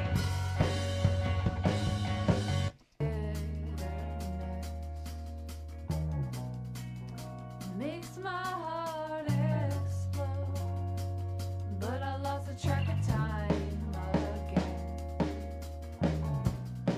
As the sun disappears. What's that? Ease them on the compressor on that one part with the snare. On the snare? Maybe. Yeah, maybe. Maybe that's part of it. I'm sitting here unable. But I mean, even so, if I kill it, right? I'm sitting here It's something about, I don't know what exactly it is, but it almost sounds like, you know, you think about it, it's him hitting with his right hand instead of his left hand. Yeah. So he might be hitting off center of the snare, you know what I mean? He might be hitting in a weird place. I'm sitting here All the lugs aren't tightened evenly. Right. I'm sitting here unable. Tomorrow I'll be back. The designer to really just keep the transient out of it. Yeah, actually. I'm sitting here unable. That's it. That's exactly it. That's it. What did you do? The transient designer has the thing where you can manipulate just the attack. And when we in the mix, when I pulled this down, it sounded better. So let's see how that sounds. I'm sitting here unable. Right, if I just take the transient. I'm sitting here unable. That sounds so much better to me, actually. Yeah. I'll have to automate that. That's cool. So do you have to pull that part of the track out into a separate track? No, I think we would automate the parameter on the transient designer to go down there, right? So yeah, just for there, which let me see. So if we I tend to split stuff like that up because it doesn't make instances Um, the reason I find working with plug-in settings on automation tracks just annoying. me too. I do. I would normally also do the same thing, just set up a different track for it. I usually just automate pan and fade. I'm the same way, yeah. But I am going to do it on this. Let's see. Oops. And I lost it. There it is. Let's see.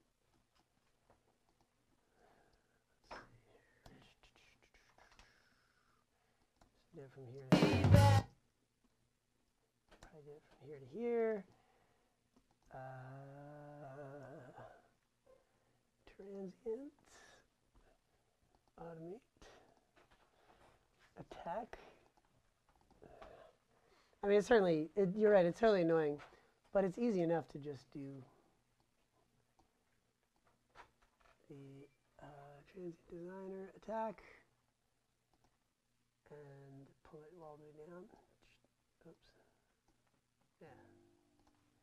So let's see what that does. Makes my heart explode, but I lost the track of time again. As the sun disappears to black, I'm sitting here unable. Tomorrow I'll be back. It's good. It's a little more even now, yeah. It really is. That's a good call. Good catch. That should be the way he was. Oh, well, so it's probably something with his wrist motion being different or something. On the Yeah, or just even he also sets up his drums a little funny. Like they're pretty widely splayed, right? So like going from this to like this is. So it's just probably that there should be like a big bullseye on the snare drum for like where to hit it, and he's probably just going like a little over off center of it or something like that. I don't know. It's weird. But that's totally works.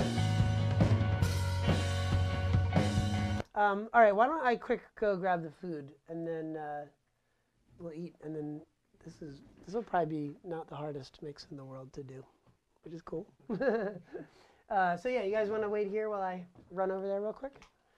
Brian, I'll take a walk with you. You want to walk over with me? Yeah, I need to take a walk. Okay, cool. All right. So, Dave, I'm going to go do that. Go grab the food. Is I'm going to turn this off.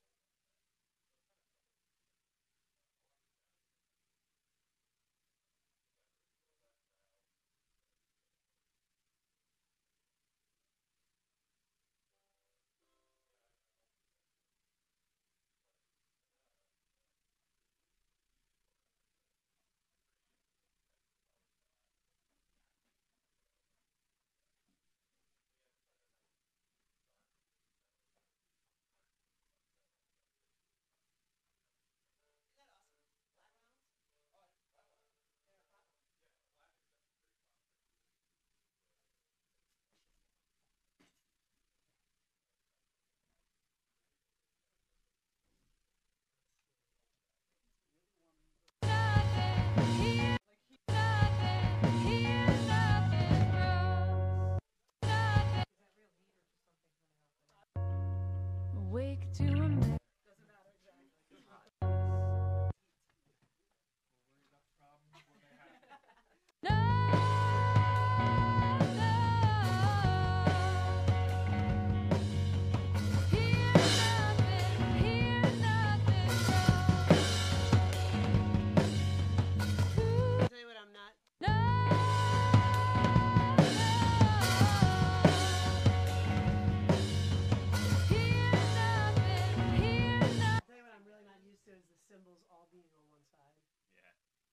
My brain wants to hear him go, you know. Hey, I'm not gonna hit the same one twice in a row. All right, let's see if our signal gets.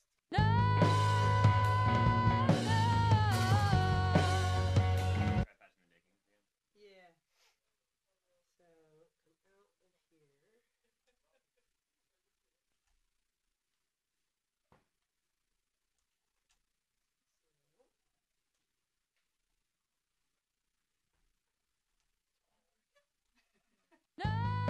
John! John!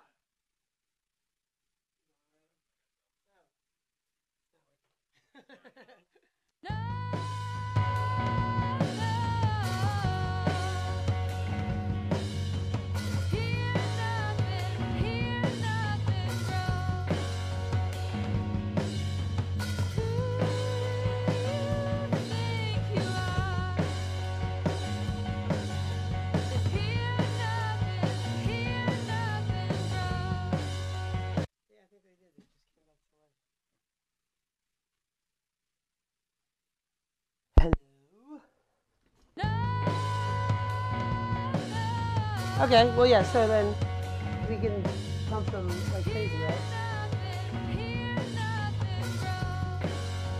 See how it's sort of buffets.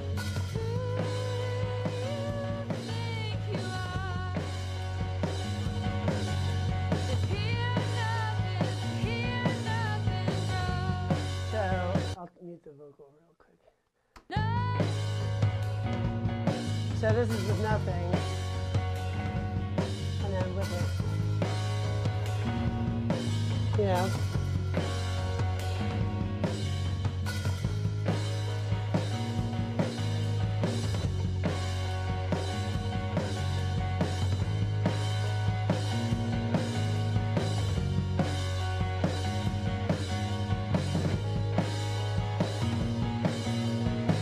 What's that? Maybe turn your lab up a little bit. Just round out when the rest of the sound comes through. Oh, okay.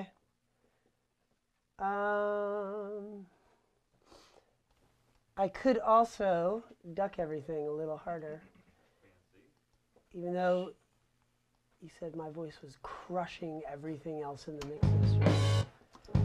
Hello. Oh, wait.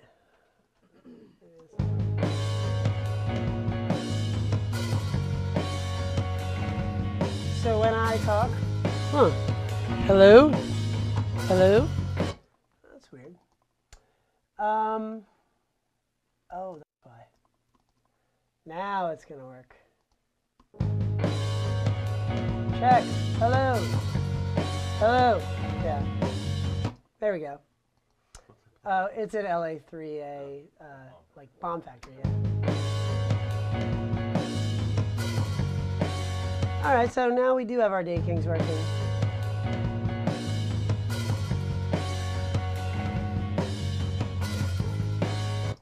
Okay, so let's get this voice in here. So, there we go.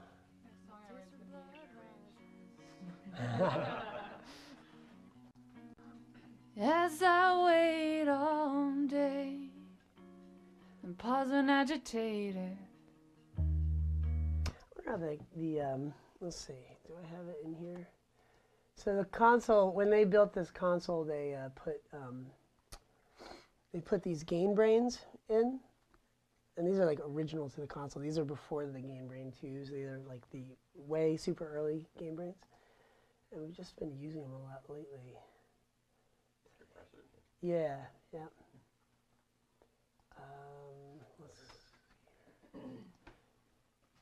Gain brains are really cool. Maybe what I'll do is,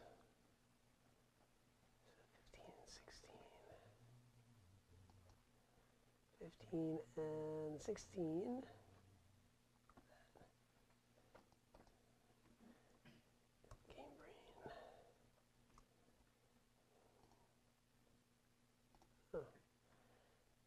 New subpath.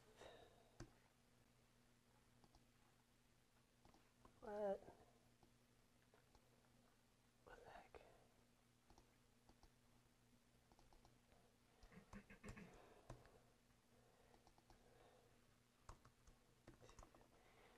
They're really cool. Oh, what's that? That did not do what I wanted it to do. Hold on a sec.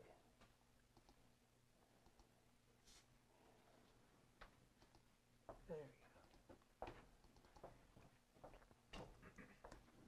I'm guessing you guys are liking those isoacoustic stands? Yes. Yep, they work great. John bought them.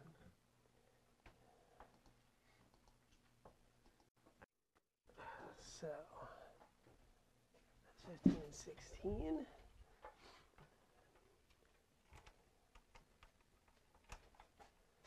I think the only thing is,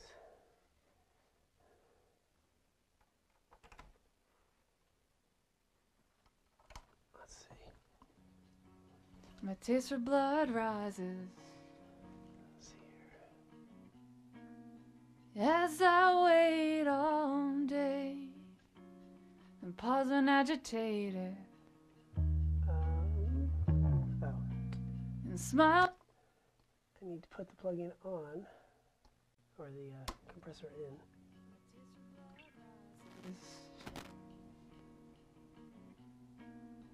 As I wait all day and pause when agitated They're pretty great. and smile right through the hate.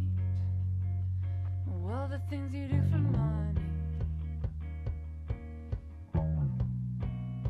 all through gritted teeth, in all the shit you tell yourself. Which memories will you keep?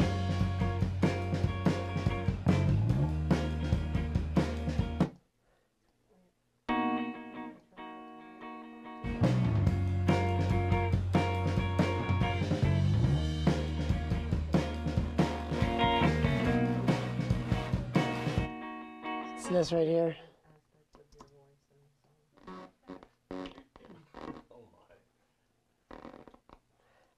I'm just trying to avoid touching the actual fader because I don't want to have to recalibrate. My taste for blood rise. No, it's like junk in the signal chip. So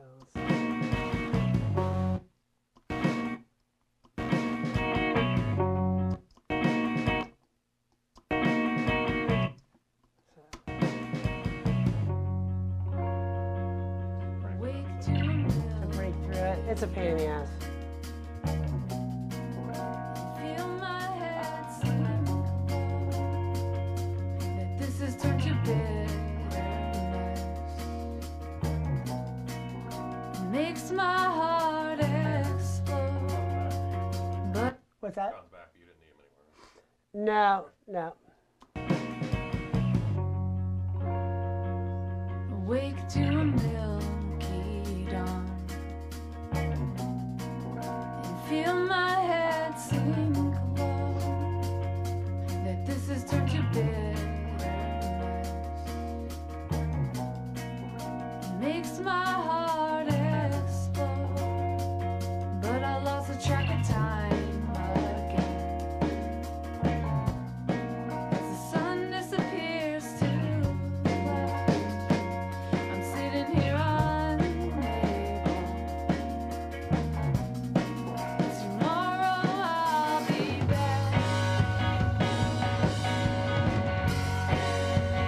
That sounds pretty great. That's a lot of that pumping that we're hearing right now.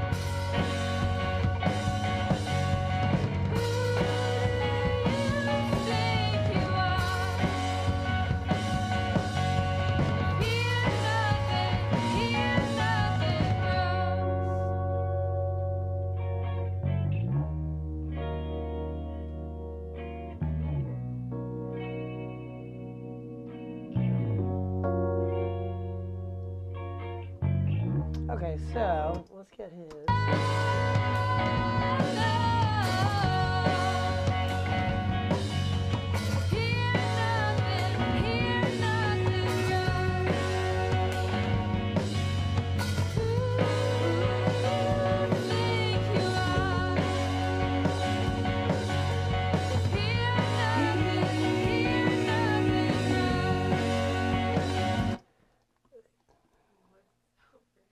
He really has such a great, yeah. Let's see here. Mine's are like.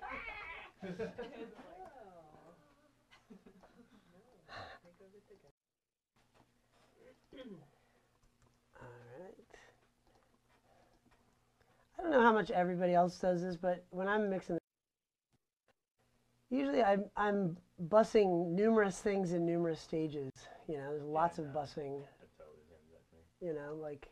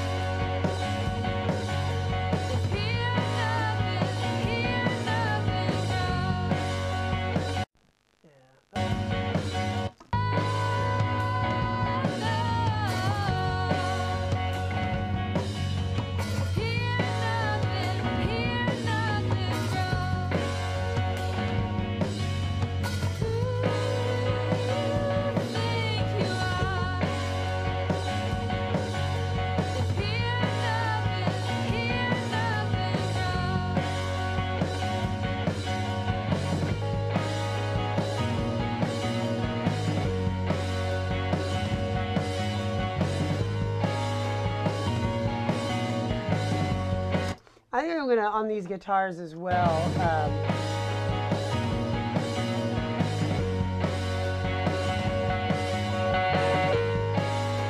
I think on the guitars maybe it might make good sense to just bus all these electric guitars together and put one of those C4 multi-band compressors. I don't know if you guys ever use those, but busing would just be. It's like sending like right now I'm bussing these 1, 2, 3, these 8 channels together, these 8 tracks, into one fader that's, 2 tracks. So into one stereo bus. A submix. It's a submix, exactly. Like something some brands. Right, that's right, yeah. You can have some layers merged into one layer, and then that layer merged into other layers, so you can make it a tree, basically. Yeah, exactly. So you take all the background vocals and you bus them to a background vocal bus, and then you can take that and bus it to the vocal bus, and then that goes to the main mix bus. So you can sort of mix it down progressively. And you can put effects or EQ or whatever each stage down the way. And that just makes it a little more manageable. Yeah, it makes it manageable, and it does. The act of busing does a little bit of sonic dumbing down or sonic simplification, basically. You know what I mean? Yeah. So like sending it through the circuitry, like when you do it in a real console, right? Sending it through the circuitry takes like essentially a mixing console is all about busing, right? It's busing all these faders here to the stereo left and right fader here. So you can take 32 channels and bus them together to a stereo left and right. That's essentially what busing is. And there's electronics to like sort of elegantly step things down from literally 32 times louder down to what it needs to be. It's all done through algorithms in the computer, and that's why people don't like doing quite as much mixing in the computer. But yeah, so for me, it just gives us a chance to say, all right, that whole sort of guitar genre of sound in the mix, we're gonna just sort of make sure that it all it all sort of stays. It's sort of we're cutting out a little bit of the spikiness in the high mids.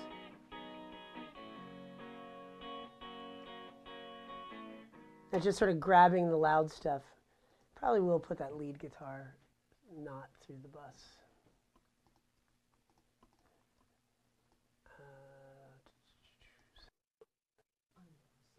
Unbussing it. Debus it. Yeah, get it off the bus.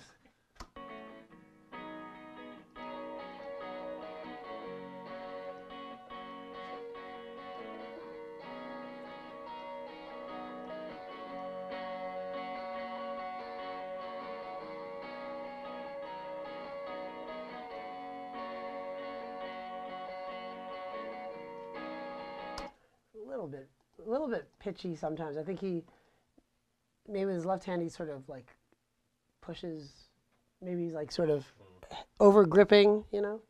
He's real good with his right hand. He was like real good at sort of managing his volume that way. Let me see here. So, yeah, maybe Mike, let's just see what. And then same thing, I'll try that C4 stuff.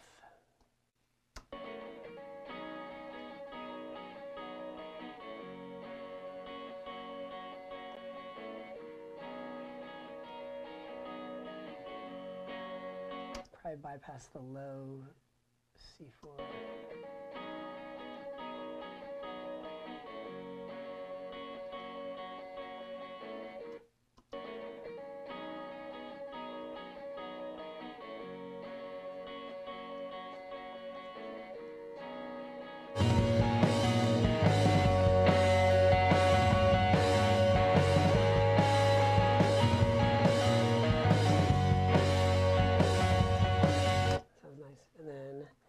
Horn section.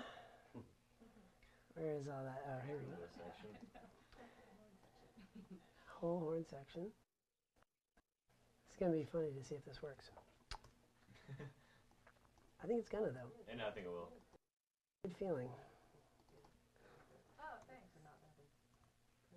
I know. I should play more, really. Yeah, your tone is really good. That's the majority of the battle.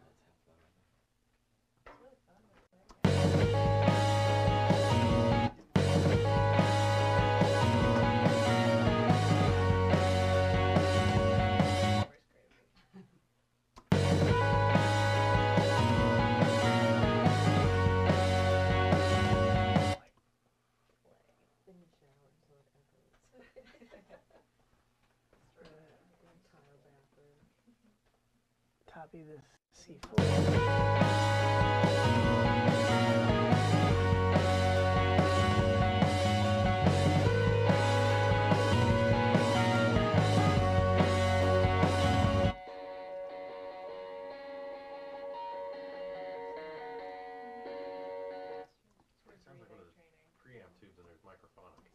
Yeah. It's like that kind of buzzing sound. I think those tubes maybe. Maybe, yeah. The volume of it is way lower.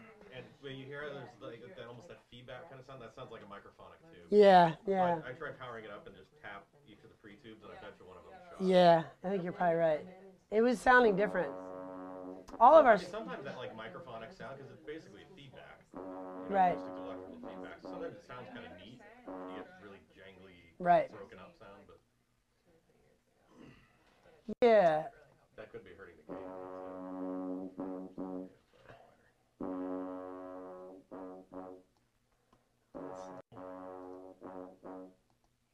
It's kind of funny. Let's see here.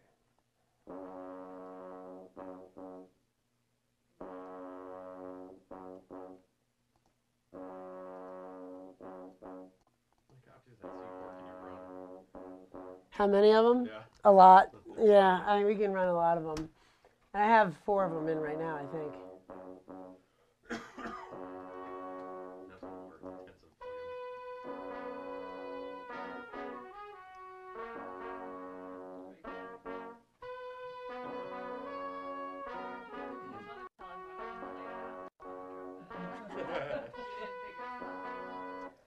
Yeah, you should just be like, yeah, I did all that. That was easy.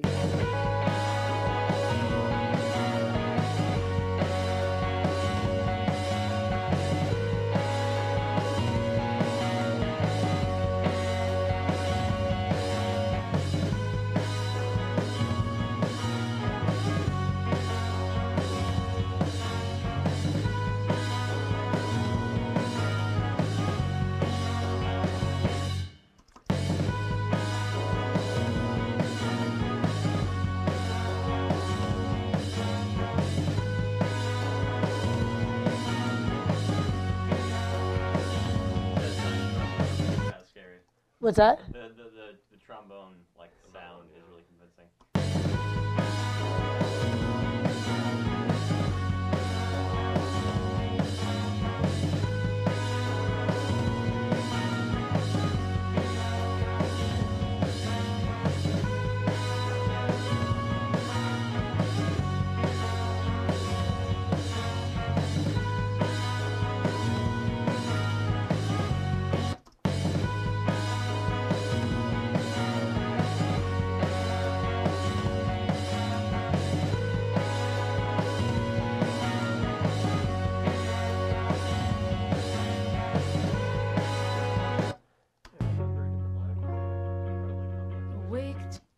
Just about the only instrument you can actually hear the difference if you invert the phase. What's that?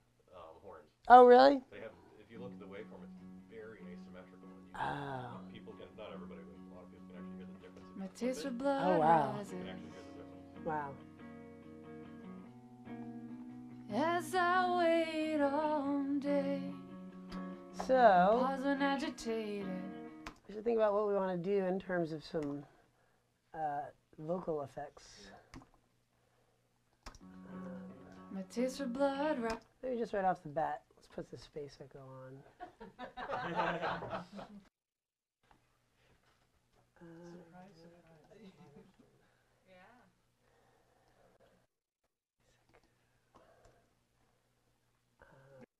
Those aren't being EQ'd at all, besides the filter?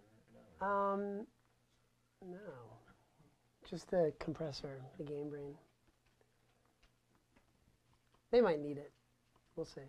Maybe. The 67 seemed like a pretty good match, just as it was. I thought. Yeah, sure. It sounds good. It has that little thing in the mids that fits your voice. Let's see here. Yeah. 67 has this magical thing that works really well on a lot of female voices. 27. I started doing a lot of live music stuff when I was a kid, back in high school and all. I did that stuff constantly. So I did it a whole lot then. Now I'm acquiring gear, but I don't really have a lot of I don't have anybody to record. I don't have a room to do drums in. But yeah. Keep hoping I'll like pick it up through osmosis.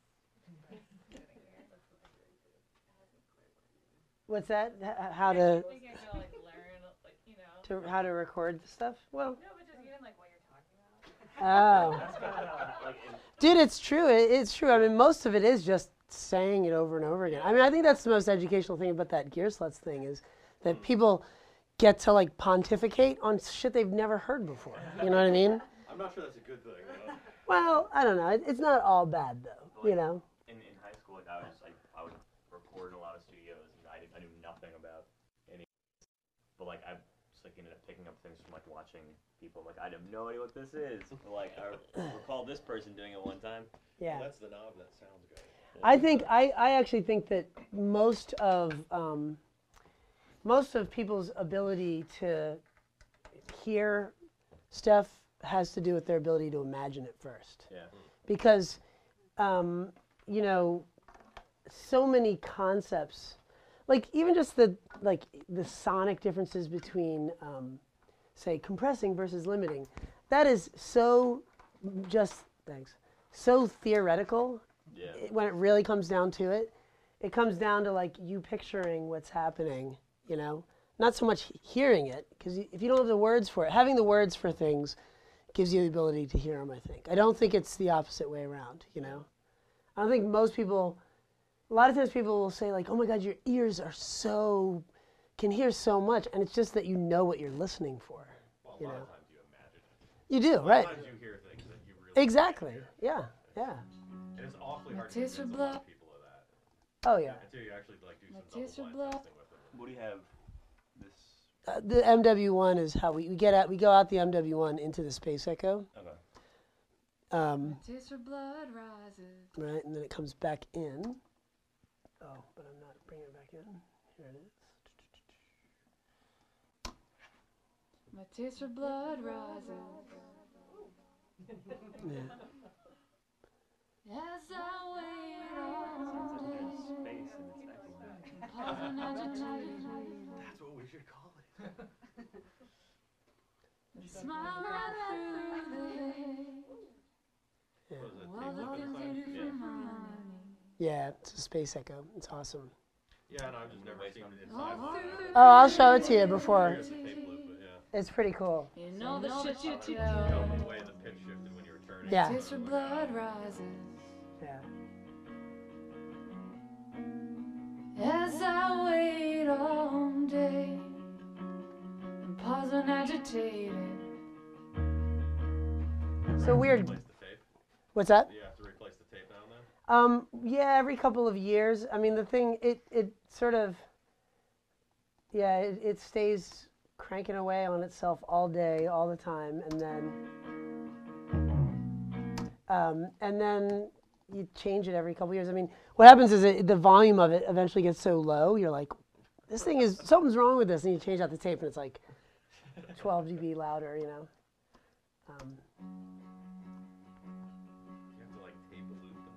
Yeah, you do, and they get caught in the gears.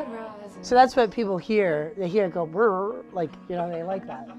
As I wait all day and pause when agitated. And smile right through the hate. And all the things you do for money. All through gritted teeth. In all the shit you tell yourself.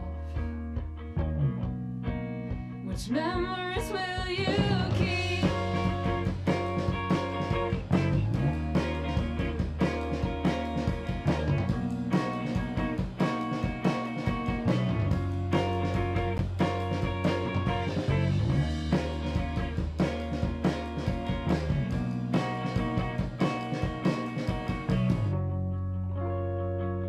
Awake to a milky dawn. And feel my head sink low. That this has turned to bitterness. Makes my heart explode. But I lost the track of time again. As the sun disappears too black, I'm sitting here unable. Tomorrow I'll be back.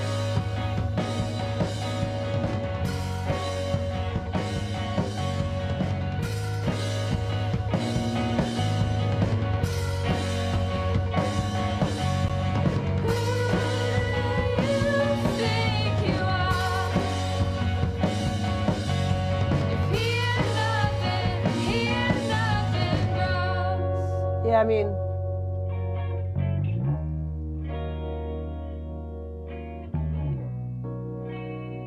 the 67 almost sounds too bright to me. So I might darken it a little bit.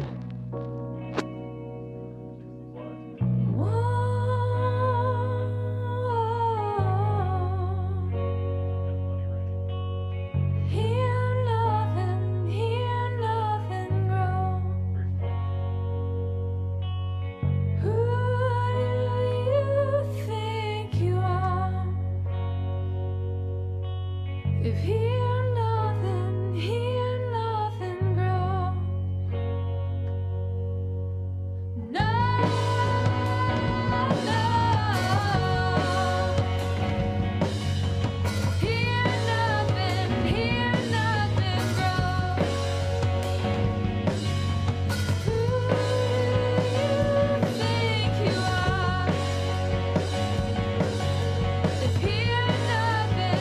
So actually, what I think I'm going to do first is just print all this outboard that we have running so far.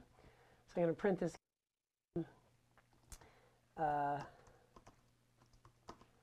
And the snare drum. This will free up some of this gear in case we want to use it on the vocal. Now, would you normally like lay the stuff back to tape while you're doing this? No, no, because the tape will have there's a distance in the head gap. Yeah. So you'd have to push it back in time and all that stuff, and it's a. Not to mention the tape, you would never do that like just the snare. You could do all of the drums maybe, but not just one element. Yeah. Because there's the tape speed is slight variations moment to moment, so it would cause flanging basically. Let's see here. But when you're mixing down, would you that maybe mix it through or no? The whole mix to tape? Yeah. Yeah. Although I don't have tape right now. Yeah. The tape that's on there is pretty messed up. Brian, what were you saying about the brightness of the vocal microphone? Again, why would you want it darker? It just sounds a little slightly harsh to my ears, like from where I'm sitting right now. It's like a little bit biting and cutting and harsh. So, yeah. Do you want the vocal to be like more in the mix? Because I heard that it's, I don't know, it sounds like it's a little, I'm having trouble with finding my words, but like it's sticking out a little bit. Right, like it's too loud. Yeah. Yeah, probably. Yeah. I think, though, the brightness that I'm hearing is, it's probably just because I've gotten so used to doing everything with the 44 lately, which is sort of darker. And then as you get to this stage, it sort of brightens up a tiny bit and a tiny bit. So, but yeah, I just might roll off a little bit of stuff. So do you have the room mic on my vocals also? No. You mean the 440 that was there? Yeah, I was recording both of them, but I only comped to the one. Okay. Because Christopher said he liked the 67 better. I thought you said you did too. No, I do. I do. I think so. Let's see. Anything I print back in from outboard gear, I always make this bright blue so that I know what I'm dealing with. I just thought with all the bright guitars and stuff, the 44 might leave her vocals just kind of a little too dark. Sure.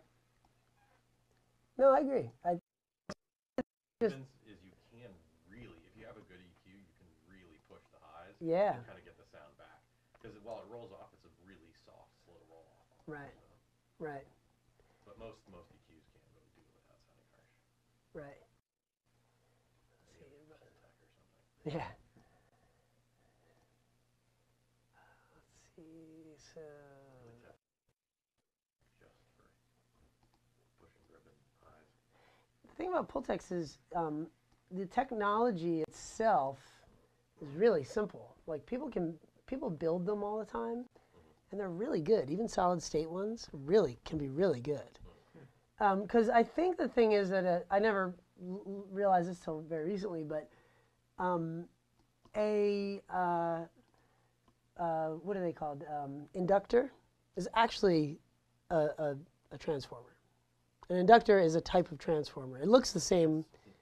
Well, yeah. On a schematic, it's almost the same symbol. Both coils of wire. Exactly. An inductor is just two. I mean, a transformer and inductor is coupled together. Oh, right. Yeah. Okay. Yeah.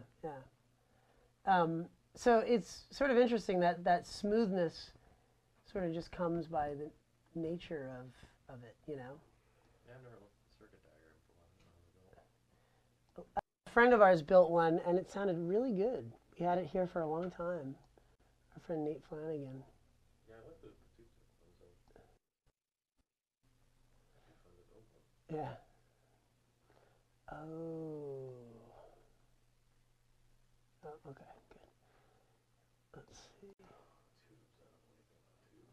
You got to be careful. The building stuff with tubes, you got to be careful that you don't kill yourself because they're extremely high voltage. Remember Matt Manhire was working on an old head, Yeah. In the back of the tech office at yours one day, and he just starts making this awful noise, and I see him get up and start to back away from it, like he's not entirely sure what's about to happen with it. Yeah. And he's like, I don't want to be anywhere near this thing. Wow. If this thing decides to go off. Wow. Not worth Does it ever freak you out, like, knowing there's all this electrical shit running through here, you know? Oh, yeah. The heat, this room, we don't heat this room. It's so the gear heats the room. Most That's of it's all low voltage, except for tubes inside of the gear, though. right. But this console, the manual for this console, for instance, says how many BTUs it gives off. You know? That's pretty crazy. When you're designing a studio space, you have to worry about that because the control room's pretty much airtight. It's like an oven. Yeah. So I mean, you actually have to add in, like when you're doing studio design, how many people are going to be in the room, because a person puts out about 75 watts. Now, when Right. we're in Windows, all that heat dissipates out the window. Yeah. But you get 10 people, 75 watts. That's a 750 watt room heater. Yeah. Yeah. Yep. About 75 watts, yeah. Sounds like that'd be a good name for like a movie about the human soul or something. 75 watts. Like the punk rock version of 21 grams.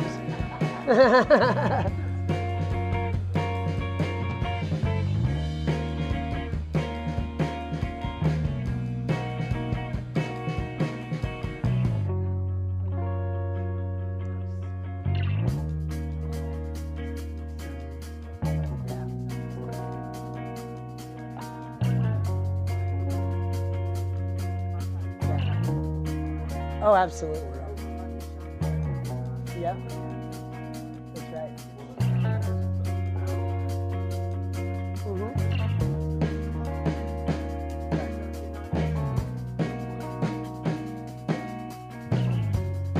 Although the tolerances, it's like above 110 degrees or below, you know, something like that.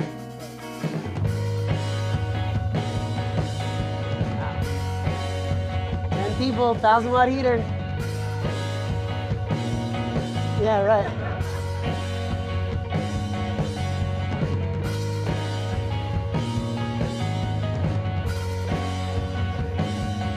Is it a hoax or is it? I wanted to see it. It's totally not real, but like I saw it. It is. Yeah, they tried convincing people like they had invented powerful technology. They got a bunch of like famous people from like University, Doc Brown. Really? Yeah. And he was like, "Oh, this is great. I'm so happy this is finally like a thing."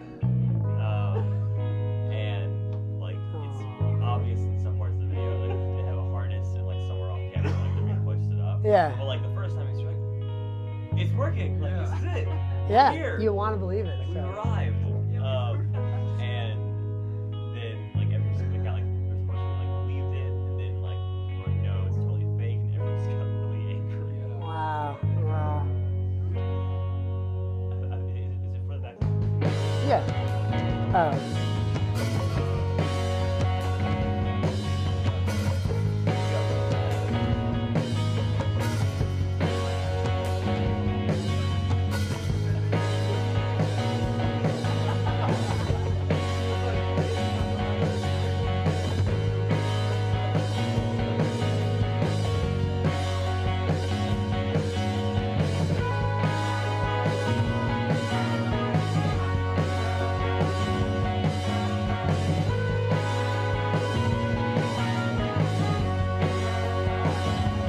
But people believe what? Well, there are though those new ones that are like not humorous, so they're just you know they're just fake. Yeah, a lot of stuff about the Pope, a lot of stuff about like legalized marijuana in Colorado. You know, like 40 people die on the first day. You know. Facebook is making changes again. Yeah. I just sold everybody's personal information. I guess those are funny when I see people post those. Secondhand embarrassment. Yeah, like I'm embarrassed to be in that general like thing. Like I'm embarrassed. But the thing is, it is I mean, that's the thing. We live in a day where like crazy shit happens. You know what I mean? And it's like, in some ways, you can easily make up anything. Yeah.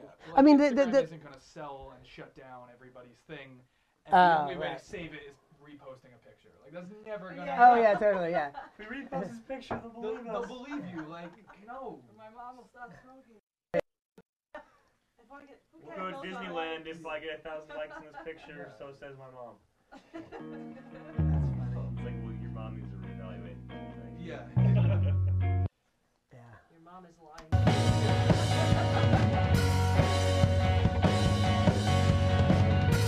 To see that and they get really mad in the comments like, no, she's lying.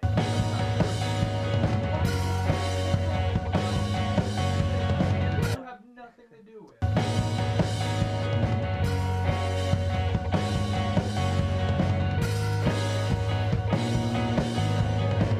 Is the one of that Chinese?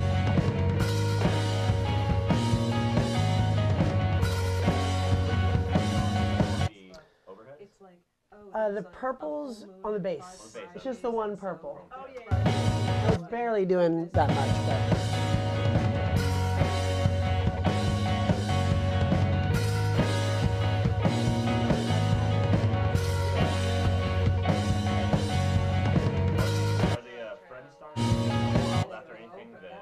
I don't know. I don't think so. Although it might be like because they do have they make an op amp that replaces the 2520 op amp, so it might be like a 312. Clarity switch finally go off by itself? Oh yeah. It looks like it. That one has been really weird. That one preamp sometimes just doesn't work. That's why when you guys got it working and then you changed the thing, I was like, don't touch it. Let's just leave it. And it's brand new. It is a little dodgy. It might just be that it's like our 500 rack unit might be a little bent or something. I don't know, because it doesn't look like it. It's fully seated or. I don't know. But to answer the question, yes, it did finally see.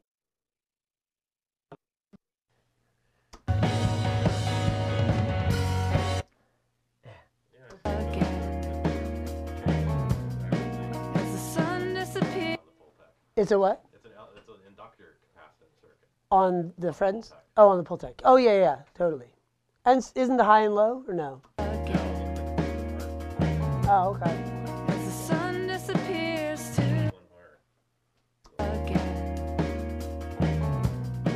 as the sun disappears to black. Okay, so now we've got some stuff back, right? That's like 10 parts to build. Yeah, and that's why there's so many of them, I think, out there, you know, like so many clones of them, you know. Like the real thing. Well, no, I think they probably are, but it doesn't sound like it, but it behaves like it. You know what I mean? Like, so you could tell the difference, but the behavior of it is what you're sort of you're half after the behavior, half after the sound. It's sort of a weird thing. Let's see. As the sun disappears to black. So this is the LA2A. Yeah, even more. Let's see. As the sun disappears to black. The LA2A you can really hit hard. And yeah, pretty much, yeah. It's I guess the opto circuit is so unique. Awake to a milky dawn and feel my head sink. Sometimes they talk about that. Bitterness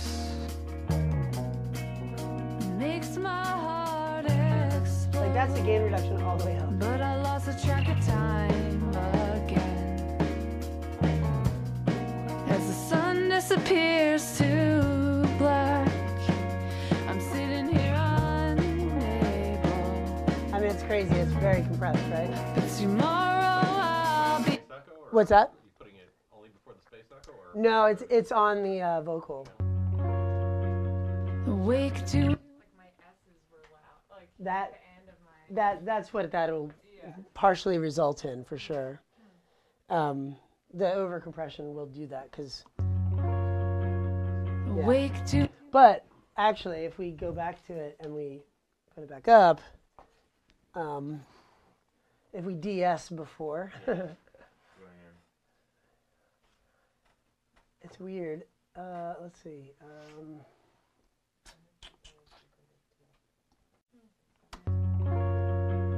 Awake to a milky dawn and feel my head sink low. Yeah, I guess it makes you lispy then. You ever seen I think it's the Orban de-esser? Yeah. I used to have one. Awake to a milky dawn and feel my head Good de-esser? sink low. That this has turned to bitterness makes my heart Yeah. Awake to a milky dawn and feel my head sink low. That this has turned to bitterness. It's interesting, right? Makes my heart explode. But I lost the track of time. What's that? As the sun disappears too. And this is going through the gain brain and that. Yeah, it's kind of funny. Awake to a milky dawn and feel my head sink low. That this has turned to bitterness. Makes my heart explode. But For the LA2A? I don't know. I got it used for $2,000. Awake to a milky dawn and feel my head sink low. That this has turned to bitterness. Makes my heart... Yeah, people always act like these are, like, the reissue must be terrible and the originals, but I've actually never even heard a reissue one sound, like, terrible. You know what I mean? It's sort of like a... People want to justify the fact that they spent, like, Yeah. 20 grand on their Vince. On something that's broken, you know? Yeah. Right. I mean, some things are changed. Awake to a mill. Reissues. They can't get the same Transformers. Mariner doesn't make Transformers anymore. Right. But other than that, like, the circuit's exactly identical. It's just a different company made the Transformers. Right. People I actually trust. Awake to a milky dawn. It's like the difference of the characters entirely the same. Right. But some people will be like, oh, those EMS reissues. Awake to a milky dawn and feel my head sink low. Yeah. That this has turned to bitterness. Right. Makes my heart explode. That doesn't sound too bad. But I lost the So that's track the of gain brain time into again. the LA2A. Let's see. As the sun disappears to black. You know, it doesn't have a ratio. It has it. You can either set it all the way to RMS or all the way to peak. Okay. And it's all the way to RMS right now. Awake to a milky dawn. But and then I have a de-esser after the LA2A. So. Awake to a milky dawn. And feel my head sink low. That this has turned to bitterness. Makes my heart explode. But I lost the track of time again. As the sun disappears to black, I'm sitting here unable. Awake to a milky dawn and feel my head sink low. That this has turned to bitterness. What's that? I just swapped it all the way over to our peak from RMS. It still does weird stuff with the Awake S's. to a milky I am dawn. slamming it though. Yeah. Awake to a milky dawn, and feel my head sink low, that this has turned to bitterness.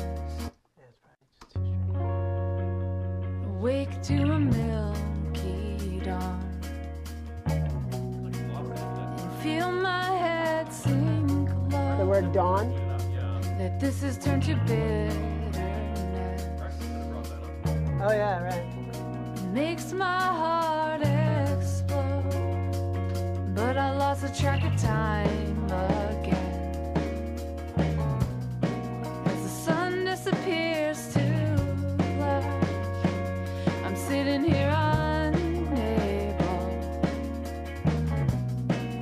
Tomorrow I'll be back. Awake to a milky dawn, and feel my head sink low, that this has turned to bitterness. Makes my heart explode, but I lost the track of time again. I guess just the S's sound more natural with just the The LA sun thread. disappears to black, I'm sitting here unable. Although it's still a little S-y. Tomorrow I'll be back. Awake to a milky dawn, and feel my head sink low. What's that? Now it's just the LA2A, and I've added the de-esser. Awake to a What's that? Oh, awake to a milky dawn. yeah, you're right. Yeah. Feel my head. I did. Well, I switched it to peak.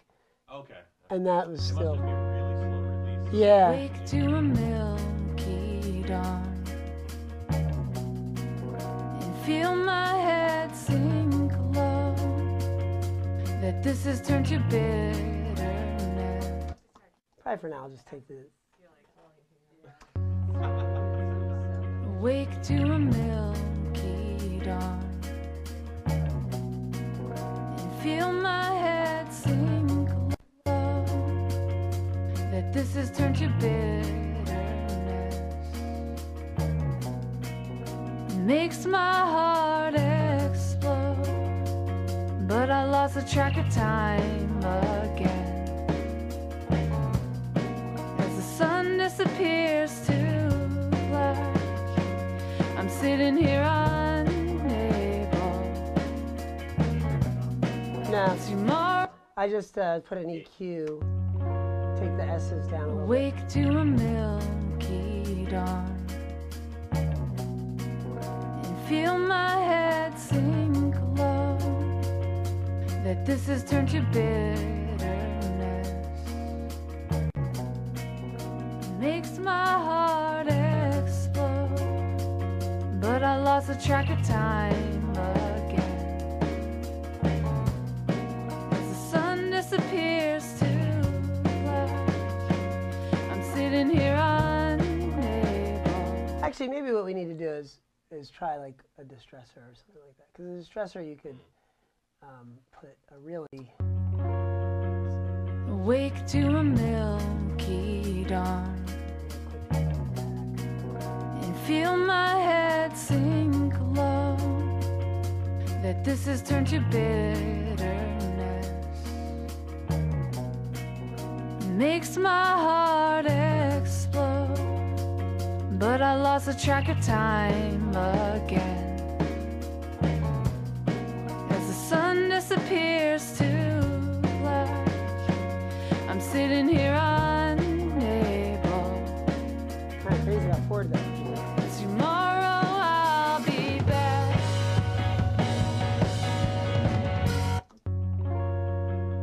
Awake to a milky dawn, and feel my head sink low, that this has turned to bitterness.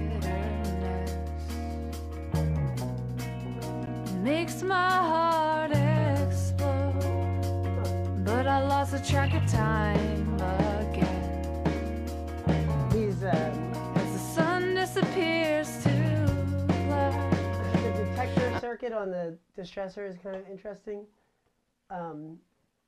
That right now is making it detect it in a mid boost, like detector circuit, which sort of helps with the de-essing a little bit. Wake to a milky dawn. It's kind of interesting. And feel my head sink low. That this is. What's that? I guess you could just stick a multi-bank compressor after it, Yeah, right. Or actually before it. Let me see. Let's see. The good old C4. Wake to a milky dawn. And feel my head sink low. That this has turned to bitterness. Makes my heart explode. But I lost the track of time again. As the sun disappears to black. That actually sounds pretty good. I'm sitting here. Let's see what the LA2 sounds like now. Or the game brain. Let's see. Wake to a milky dawn. Yeah, just feel my head sink low. No, I just was putting it after to see. Wake to a milky dawn. And feel my head sink low. That this has turned to bitterness. Makes my heart explode. But I lost the track of time again. As the sun disappears to black. Let's go with that for now. Sitting here on. That sounds pretty nice. Having to do with Mark, because he was so much worse. Yeah, a lot. We did several de-essers. Yeah, that's right. I did a bunch. We did de-essers focused in all different places. Yeah, yeah. Because you're right, he has a really strange voice. We can say that now that he's not here anymore. He's probably watching. No, it's true. It's true. Yeah, he has that. Yeah. Yeah, with his teeth, it's just. Wake to a milky dawn. It is cool. And feel my head sink low.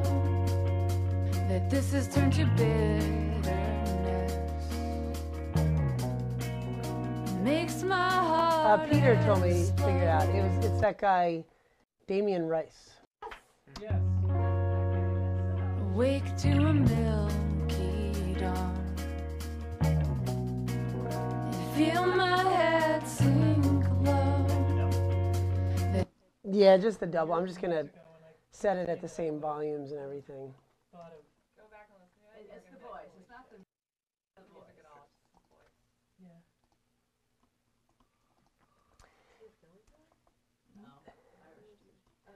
Yeah. And he sounds just like, who's the other guy that Damien Rice sounds like?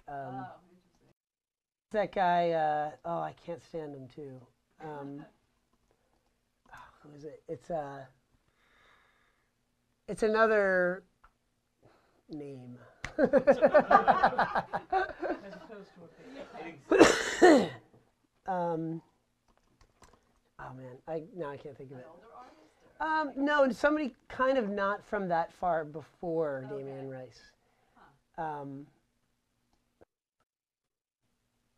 It's somebody they play on XPN all the time. Really? Yeah. And I just can't remember. I try to put it out of my head. So I stopped listening to XPN because of it. No. No. Yeah. Actually, it was really funny. I listen through those all the time. I know. I do. I know. I think it's because I'm like I know that. I want to see how many different ways I can say the same. I know. It is kind of fun. Wake to a mill. Yeah. Michaela's not so bad. Wake to a milky. No. Oh, him and Lauren. The two of the banter drives me nuts. I can't Who? believe- Oh, really? Dan and Lauren Bowers. Oh yeah, I hate that too. I cannot stand I was listening to driving- it. It's like they should just get it over with, or not. Yeah. I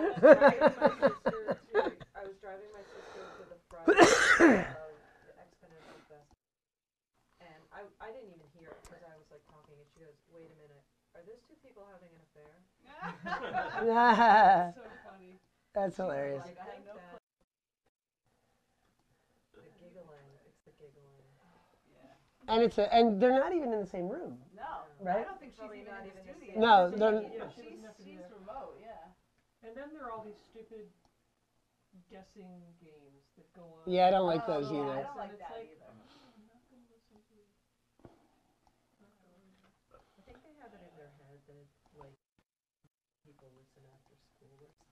I don't know what it is. I listen for 5 minutes on my drive home from the train station, and 5 minutes on my drive in to work. That's Who's like the my 10 minutes guy? radio a day. Who's the guy that does all the like drops, like the app drops? Bob Bombera.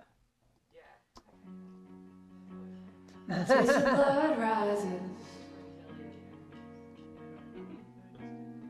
as I wait all day. Pause when Like after, The RS-20. Okay. Oh, that's taste a of spring blood reverb. rises Yeah, we can run it on that. I can show you that. as I wait all day. And pause when agitated. Picked up a retro verb. Oh, okay. Sounds great. It has like filters and all weird stuff you can do on it. We can put on the plate downstairs and the spring. so Brian, do you create separate tracks for the vocal effects? Or? Yeah, I do. So we send the signal to them, and then they come back to the track, right? So once we get to them, I got to turn the plate on, but the spring is going to be, I think, 26.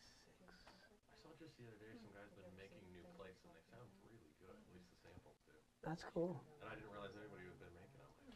I know there's kits that Yeah. were popular for a while, you know, like make your own, you know.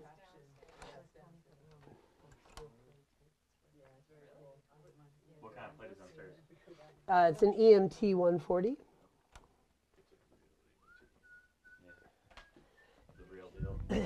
Yeah, it's really cool. It sounds different to me right now than I'm used to it because I think for years we had it was a little bit broken, and now I think it's like in good shape. But It's just different. yeah, Got used to the broken plate. I did. Let's see here. So sending to spring. So this is the spring. My taste for blood. What spring is it? I know, right? That guy right there, the Tascam spring reverb. Oh, okay. And so you have these tracks up, and you're just doing the input monitoring so you can hear them before you print them in there. Yeah. Yep. Blood rises. Although I don't know why I'm not hearing the input. Right, 26 should be spring. 26, 26. My taste for blood rises. You're getting to it? My taste for blood rises. It is not. My taste for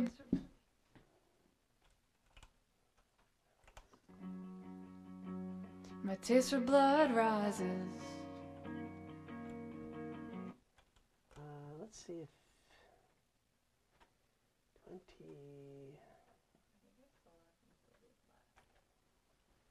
Pluto plate, that's who it is. Oh. Yeah, I think this one will still be a pop. Yeah, it's supposed to be basically the Sometimes design. my taste for blood rise, I think still be a pop with that. I know, if anybody would be having that. I know, I was probably reading too much of your journal. He's fucked up.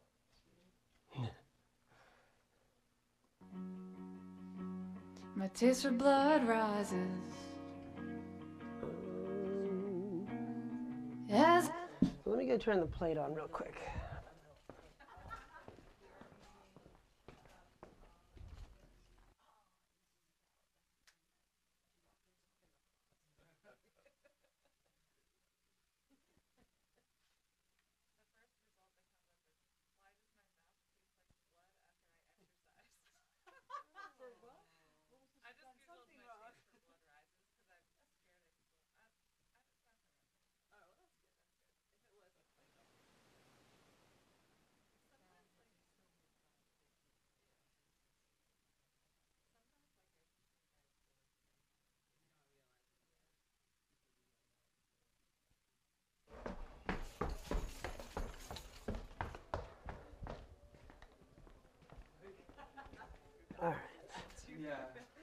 Let's see here. My taste for blood rises. Not a single hit for it in quotes. It's funny. At least not phrased exactly like that.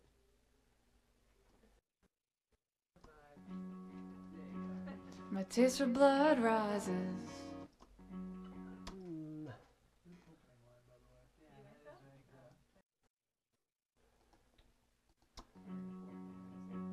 My taste for blood rises.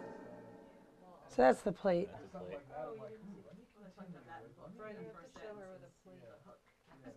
Oh yeah. Do you have to turn it on downstairs? Yeah. That's a real plate. Yeah. It just doesn't sound anything like digital plate. Yeah, it's pretty cool. And smile right through the hate. But the spring, I don't know why. Coming through. Even like the night. They don't sit in the mix the way a real plate is. Yeah. My taste for blood rises. My taste for blood rises.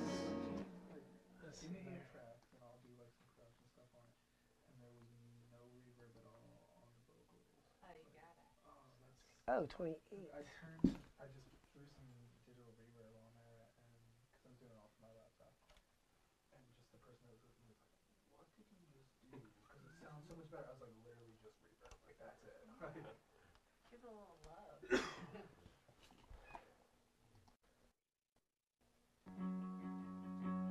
My taste for blood. Have you heard the new Coldplay track, Magic? It's interesting because the vocal treatment on that, like, you know, usually with Coldplay, it's like, let's see how atmospheric we super dry, but it's really well done. My taste for blood A super dry treatment. So this is the spring. Yeah. Taste for blood rises. That's spring. Yeah, this is the spring. My taste for blood rises. Although it fries it a little bit, I think. My taste for blood rises. Yeah, so it goes a little red, so. And usually to get a stereo version of either of these, I just run them twice. And then do left, right. Yeah, left and right, you know. The Moog at UArts has like I'm pretty sure it's a tank kind of spring. Yeah. Reverb on it. Sounds great. My Really taste quiet. of blood You gotta do the rising. same exact thing. Yeah. And you just run it twice. Yeah. It's a really interesting. As I wait all day and pause when agitated. All right, so let's print a whole mess of this. Let's see how it ends up. My taste for blood rises. No, that play looks like it's. As I wait all day. Yeah. And pause when agitated. Yeah. A reverb that has way more character. Well, if you want to see it here, like I'll show it to you downstairs. Do you guys want to see it? Like we can.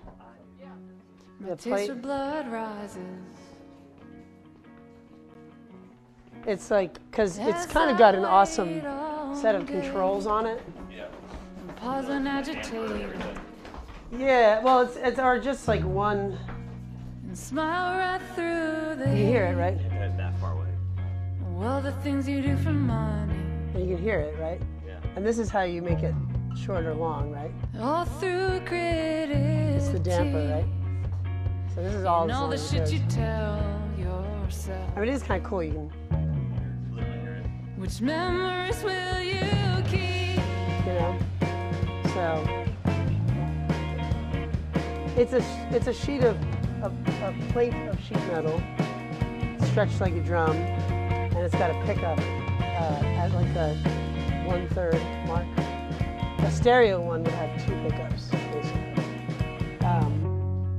But usually with the EMT 140s, they'll just have 2 of them side by side. So it is. Feel my head. This is how you.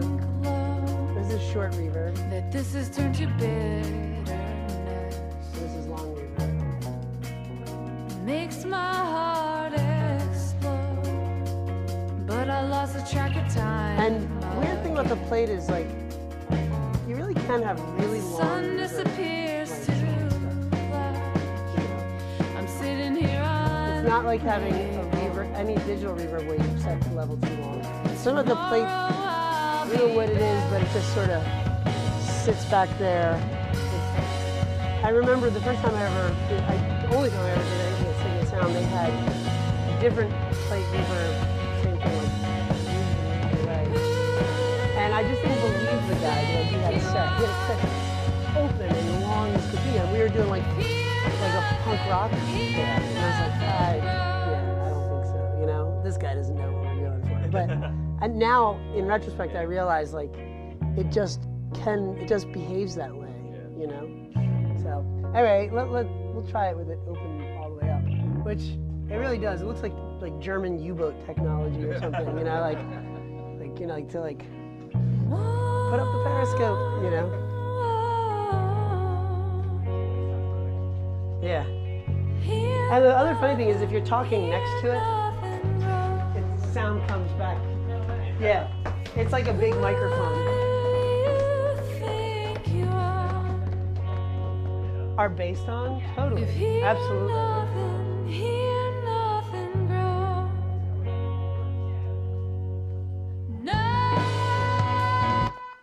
So let me run it again. My taste for blood rising. As I wait all day. Yeah. And pause when agitated. I don't know if like the digital simulations actually try to model a real plate though. They do. The universal UAD ones. Well, the things you do. they do it really well. But like I said, the final product to me sometimes doesn't sound like it's combining back in the same way. All the shit you tell. You know? The UAD stuff though is really nice. Which memories will you keep? Yeah. Oh yeah.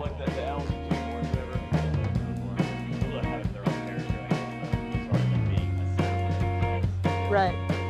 And we have the Lexicon PCM70, and the plates on that they sound more like, I mean, they are their own thing. They don't sound like plates. They sound like awesome Lexicon digital plates, but not, you know.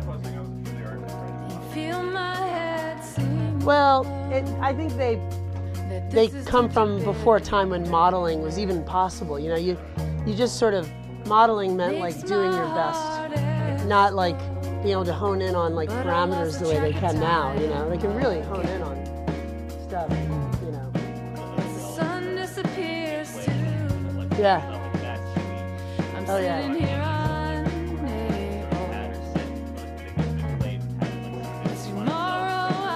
Yeah. And I wish John's H3000 was here, because that would be real good on this. I want to get another one, just so he can't take it all the time. Yeah.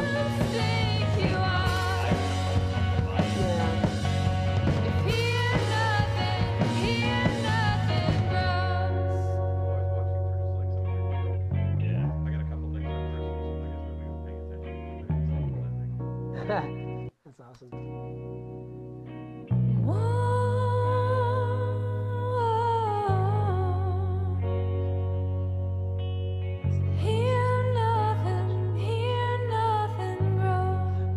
We have to get a new computer here.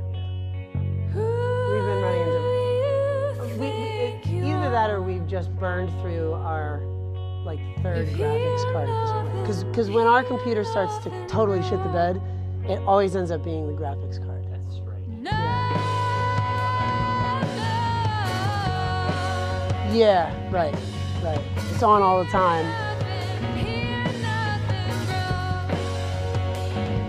Yeah. Yeah.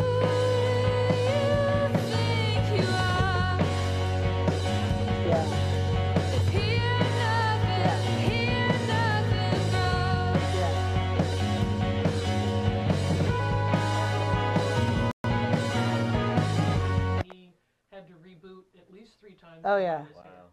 I wasn't here for long. And I do think it is the graphics card. So we're looking at either rebuilding this computer or buying a new one. This is from 2008, but it's only been in the last year and a half or so that it started like skitzing out a little bit. And the times it skits out in the past. My taste for blood rises. It might not be, yeah. I just had to replace my video card. The card was fine, but the fan. As I wait Yeah. all day. Bearings instead of ball bearings. Right. Well, it would totally lock up and crash if that was the case, or turn itself off. CPU. If the CPU's staying high, then it's some kind of software problem.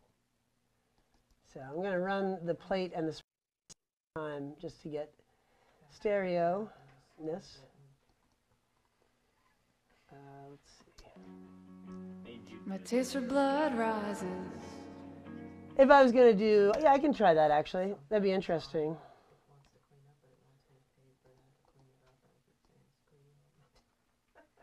And like is it the 250 that has one that has like reverb on it too? The Space Echo? Yeah. Yeah, I've never liked the reverb on it, so I don't miss that. Every time I look for one, I look for exactly this one. Yeah. I figure if I get another one, it'll be exactly one of these. There's a lot more of these out there than there are of at least I checked like last week. Yeah. Of the 250s. Yeah. And they can vary wildly in terms of price. Yeah. Did you show them inside yet? No, not yet, but I'll definitely. My taste for blood rises.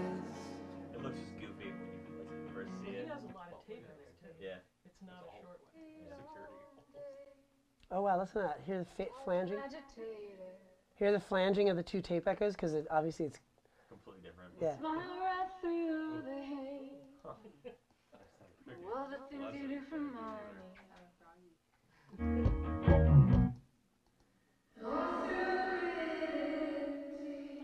What was the other tape? What's that? What's the other tape? Oh, you printed. Yeah, we're just printing all these guys a second time to pan them left and right. That might be interesting with the. My taste for blood rises. As I wait all day and pause when agitated. I think it's sounding flangy because while it's recording. And smile right through the hate. All the things you do for money. And that's a plugin which sounds great. So. Yeah. All through gritted teeth. In all the shit you tell yourself. That's what I just did, yeah. Yeah. Which memories will you keep? Let's see here. Awake to a milky dawn. And feel my head sink low. That this has turned to bitterness. Makes my heart explode. But I lost the track of time. There is a double here, but I don't have it turned up. Like, as the sun disappears to black. but we can put it in. You like it doubled or by itself? Yeah. Yeah. Yeah, I mean, the thing is, so what we very often do is run we do a lot of like blasting this stuff out to the amps, but I don't think it sounds like it is the right stylistically. There's a stylistic thing to this musically, the way it's come off, that reminds me of, well, I guess it's sort of the era of, we were saying,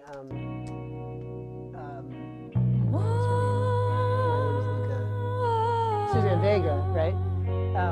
But more than that, I think like the guitar sounds are kind of reminiscent of that like 10,000 Maniacs and like the Sundays and bands like that, you know? Which getting into the like the